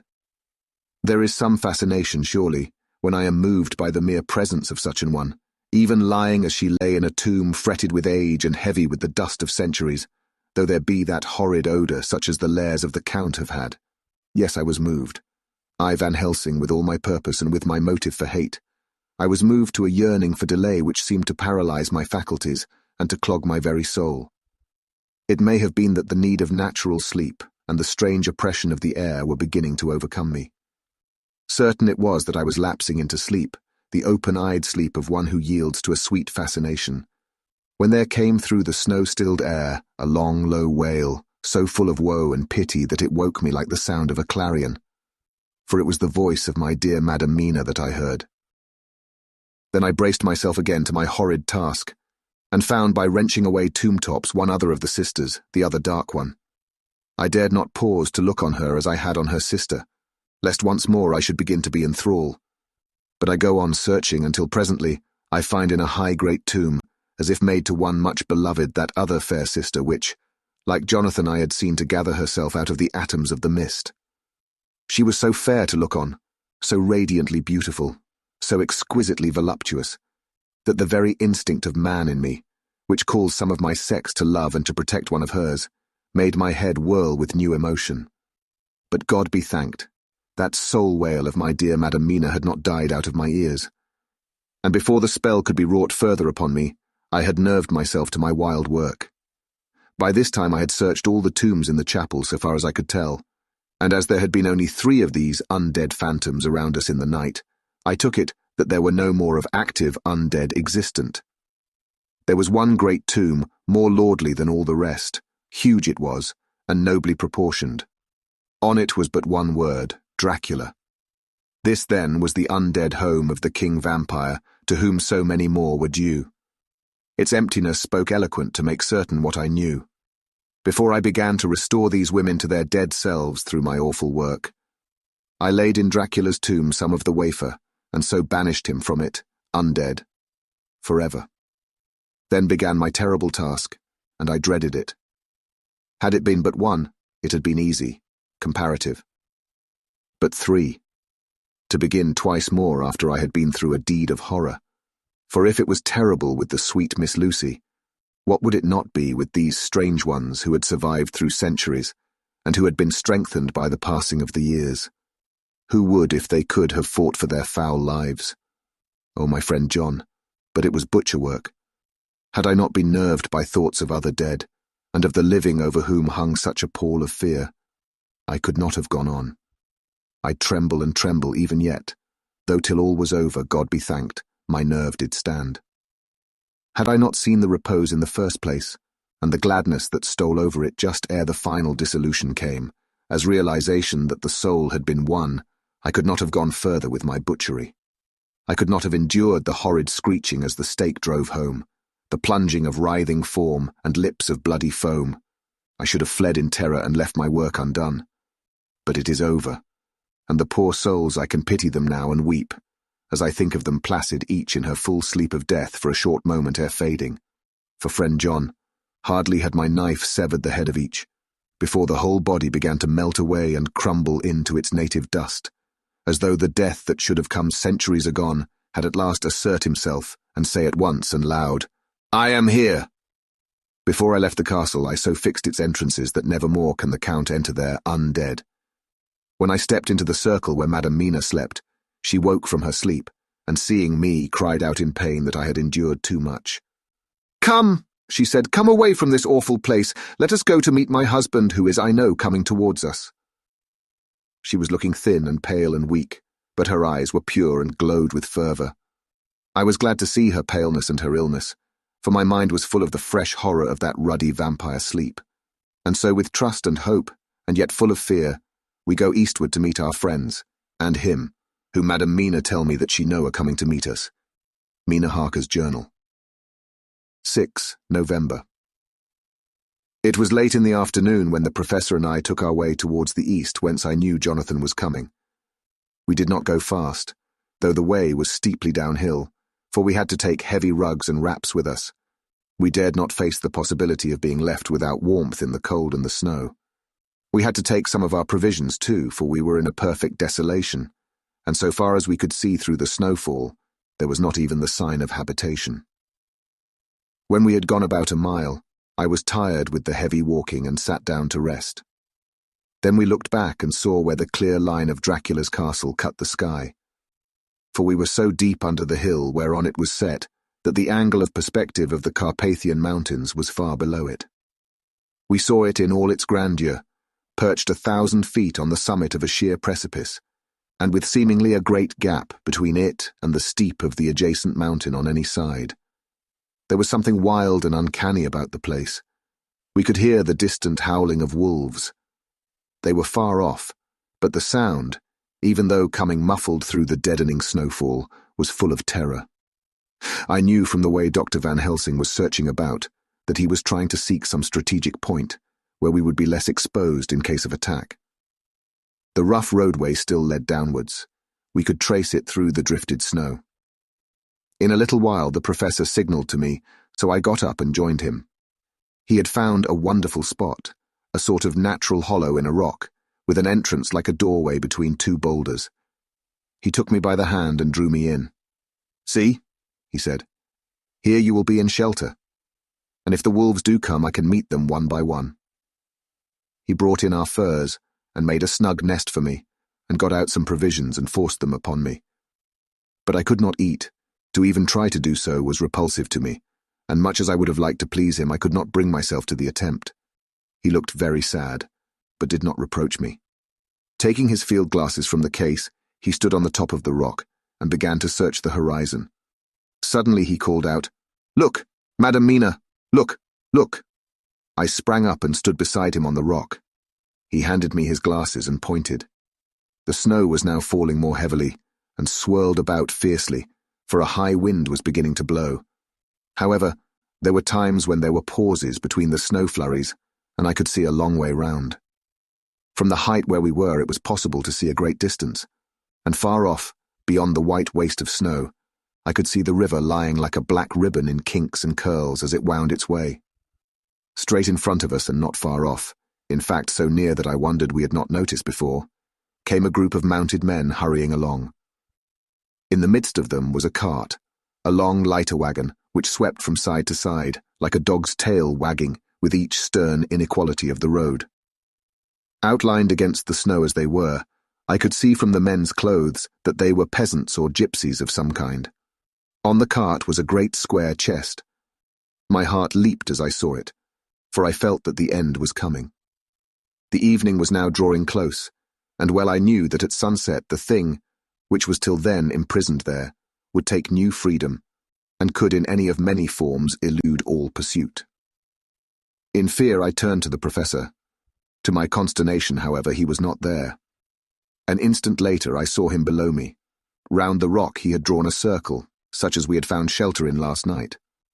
When he had completed it, he stood beside me again, saying, "At least you shall be safe here from him." He took the glasses from me, and at the next lull of the snow swept the whole space below us. "See," he said, "they come quickly. They are flogging the horses and galloping as hard as they can." He paused and went on in a hollow voice, "They are racing for the sunset. We may be too late. God's will be done." Down came another blinding rush of driving snow, and the whole landscape was blotted out. It soon passed, however, and once more his glasses were fixed on the plain. Then came a sudden cry. "Look, look, look! See, 2 horsemen follow fast, coming up from the south. It must be Quincy and John. Take the glass. Look before the snow blots it all out." I took it and looked. The 2 men might be Dr. Seward and Mr. Morris. I knew at all events that neither of them was Jonathan. At the same time I knew that Jonathan was not far off. Looking around, I saw on the north side of the coming party 2 other men, riding at breakneck speed. One of them I knew was Jonathan, and the other I took, of course, to be Lord Godalming. They too were pursuing the party with the cart. When I told the professor, he shouted in glee like a schoolboy, and after looking intently till a snowfall made sight impossible, he laid his Winchester rifle ready for use against the boulder at the opening of our shelter. "They are all converging," he said. "When the time comes, we shall have gypsies on all sides." I got out my revolver ready to hand, for whilst we were speaking, the howling of wolves came louder and closer. When the snowstorm abated a moment, we looked again. It was strange to see the snow falling in such heavy flakes close to us, and beyond, the sun shining more and more brightly as it sank down towards the far mountain tops. Sweeping the glass all around us, I could see here and there dots moving singly and in 2s and 3s and larger numbers. The wolves were gathering for their prey. Every instant seemed an age whilst we waited. The wind came now in fierce bursts, and the snow was driven with fury as it swept upon us in circling eddies. At times we could not see an arm's length before us, but at others, as the hollow-sounding wind swept by us, it seemed to clear the airspace around us so that we could see afar off. We had of late been so accustomed to watch for sunrise and sunset that we knew with fair accuracy when it would be, and we knew that before long the sun would set. It was hard to believe that by our watches it was less than an hour that we waited in that rocky shelter before the various bodies began to converge close upon us. The wind came now with fiercer and more bitter sweeps, and more steadily from the north. It seemingly had driven the snow clouds from us, for with only occasional bursts, the snow fell. We could distinguish clearly the individuals of each party, the pursued and the pursuers. Strangely enough, those pursued did not seem to realize, or at least to care, that they were pursued. They seemed, however, to hasten with redoubled speed as the sun dropped lower and lower on the mountain tops. Closer and closer they drew. The professor and I crouched down behind our rock and held our weapons ready. I could see that he was determined that they should not pass.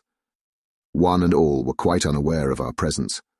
All at once, two voices shouted out to "Halt!" One was my Jonathan's, raised in a high key of passion. The other, Mr. Morris's strong, resolute tone of quiet command. The gypsies may not have known the language, but there was no mistaking the tone, in whatever tongue the words were spoken. Instinctively, they reined in, and at the instant, Lord Godalming and Jonathan dashed up at one side, and Dr. Seward and Mr. Morris on the other. The leader of the gypsies, a splendid-looking fellow who sat his horse like a centaur, waved them back, and in a fierce voice gave to his companions some word to proceed. They lashed the horses, which sprang forward, but the four men raised their Winchester rifles, and in an unmistakable way commanded them to stop.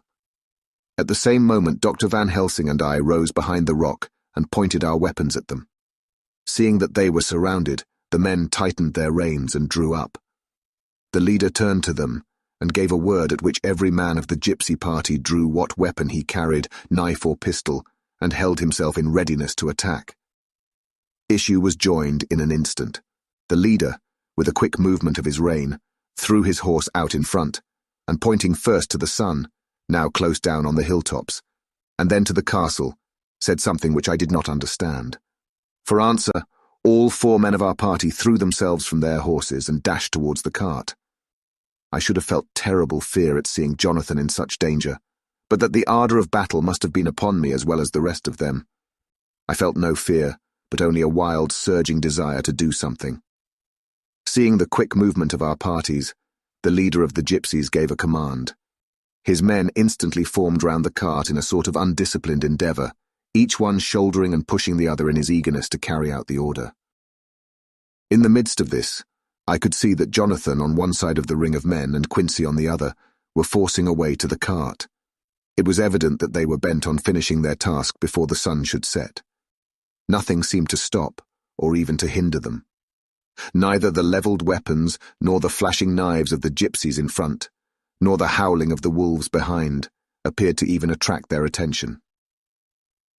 Jonathan's impetuosity, and the manifest singleness of his purpose, seemed to overawe those in front of him. Instinctively they cowered aside and let him pass. In an instant he had jumped upon the cart, and with a strength which seemed incredible, raised the great box and flung it over the wheel to the ground. In the meantime, Mr. Morris had had to use force to pass through his side of the ring of Shkarni. All the time I had been breathlessly watching Jonathan. I had, with the tail of my eye, seen him pressing desperately forward, and had seen the knives of the gypsies flash as he won a way through them, and they cut at him. He had parried with his great bowie knife, and at first I thought that he too had come through in safety. But as he sprang beside Jonathan, who had by now jumped from the cart, I could see that with his left hand he was clutching at his side, and that the blood was spurting through his fingers. He did not delay notwithstanding this, for as Jonathan, with desperate energy, attacked one end of the chest, attempting to prise off the lid with his great kukri knife, he attacked the other frantically with his bowie. Under the efforts of both men, the lid began to yield. The nails drew with a quick screeching sound, and the top of the box was thrown back. By this time the gypsies, seeing themselves covered by the Winchesters, and at the mercy of Lord Godalming and Dr. Seward, had given in and made no resistance. The sun was almost down on the mountain tops, and the shadows of the whole group fell long upon the snow. I saw the Count lying within the box upon the earth, some of which the rude falling from the cart had scattered over him. He was deathly pale, just like a waxen image, and the red eyes glared with the horrible vindictive look which I knew too well. As I looked, the eyes saw the sinking sun, and the look of hate in them turned to triumph. But on the instant came the sweep and flash of Jonathan's great knife. I shrieked as I saw it shear through the throat, whilst at the same moment Mr. Morris's bowie knife plunged into the heart. It was like a miracle. But before our very eyes, and almost in the drawing of a breath, the whole body crumbled into dust and passed from our sight. I shall be glad as long as I live that even in that moment of final dissolution, there was in the face a look of peace, such as I never could have imagined might have rested there. The castle of Dracula now stood out against the red sky, and every stone of its broken battlements was articulated against the light of the setting sun. The gypsies, taking us as in some way the cause of the extraordinary disappearance of the dead man, turned, without a word, and rode away as if for their lives. Those who were unmounted jumped upon the litter wagon and shouted to the horsemen not to desert them. The wolves, which had withdrawn to a safe distance, followed in their wake, leaving us alone. Mr. Morris, who had sunk to the ground, leaned on his elbow, holding his hand pressed to his side. The blood still gushed through his fingers. I flew to him, for the holy circle did not now keep me back. So did the two doctors. Jonathan knelt behind him, and the wounded man laid back his head on his shoulder. With a sigh he took, with a feeble effort, my hand in that of his own, which was unstained. He must have seen the anguish of my heart in my face, for he smiled at me and said, "I am only too happy to have been of any service." "Oh God," he cried suddenly, struggling up to a sitting posture and pointing to me. "It was worth for this to die. Look, look." The sun was now right down upon the mountain top, and the red gleams fell upon my face, so that it was bathed in rosy light. With one impulse the men sank on their knees, and a deep and earnest amen broke from all as their eyes followed the pointing of his finger. The dying man spoke. "Now God be thanked that all has not been in vain. See, the snow is not more stainless than her forehead, the curse has passed away." And to our bitter grief, with a smile and in silence, he died, a gallant gentleman. Note: 7 years ago we all went through the flames, and the happiness of some of us since then is, we think, well worth the pain we endured. It is an added joy to Mina and to me that our boy's birthday is the same day as that on which Quincy Morris died. His mother holds, I know, the secret belief that some of our brave friend's spirit has passed into him. His bundle of names links all our little band of men together, but we call him Quincy. In the summer of this year, we made a journey to Transylvania, and went over the old ground which was, and is to us, so full of vivid and terrible memories. It was almost impossible to believe that the things which we had seen with our own eyes and heard with our own ears were living truths. Every trace of all that had been was blotted out. The castle stood as before, reared high above a waste of desolation. When we got home we were talking of the old time, which we could all look back on without despair, for Godalming and Seward are both happily married. I took the papers from the safe where they had been ever since our return so long ago. We were struck with the fact that in all the mass of material of which the record is composed, there is hardly one authentic document. Nothing but a mass of typewriting, except the later notebooks of Mina and Seward and myself, and Van Helsing's memorandum. We could hardly ask anyone, even did we wish to accept these as proofs of so wild a story. Van Helsing summed it all up as he said, with our boy on his knee, "We want no proofs, we ask none to believe us. This boy will some day know what a brave and gallant woman his mother is. Already he knows her sweetness and loving care. Later on he will understand how some men so loved her, that they did dare much for her sake." Jonathan Harker. The End. Thank you for listening. If you like our recordings, consider liking this video and subscribing to our channel so you don't miss any more audiobooks.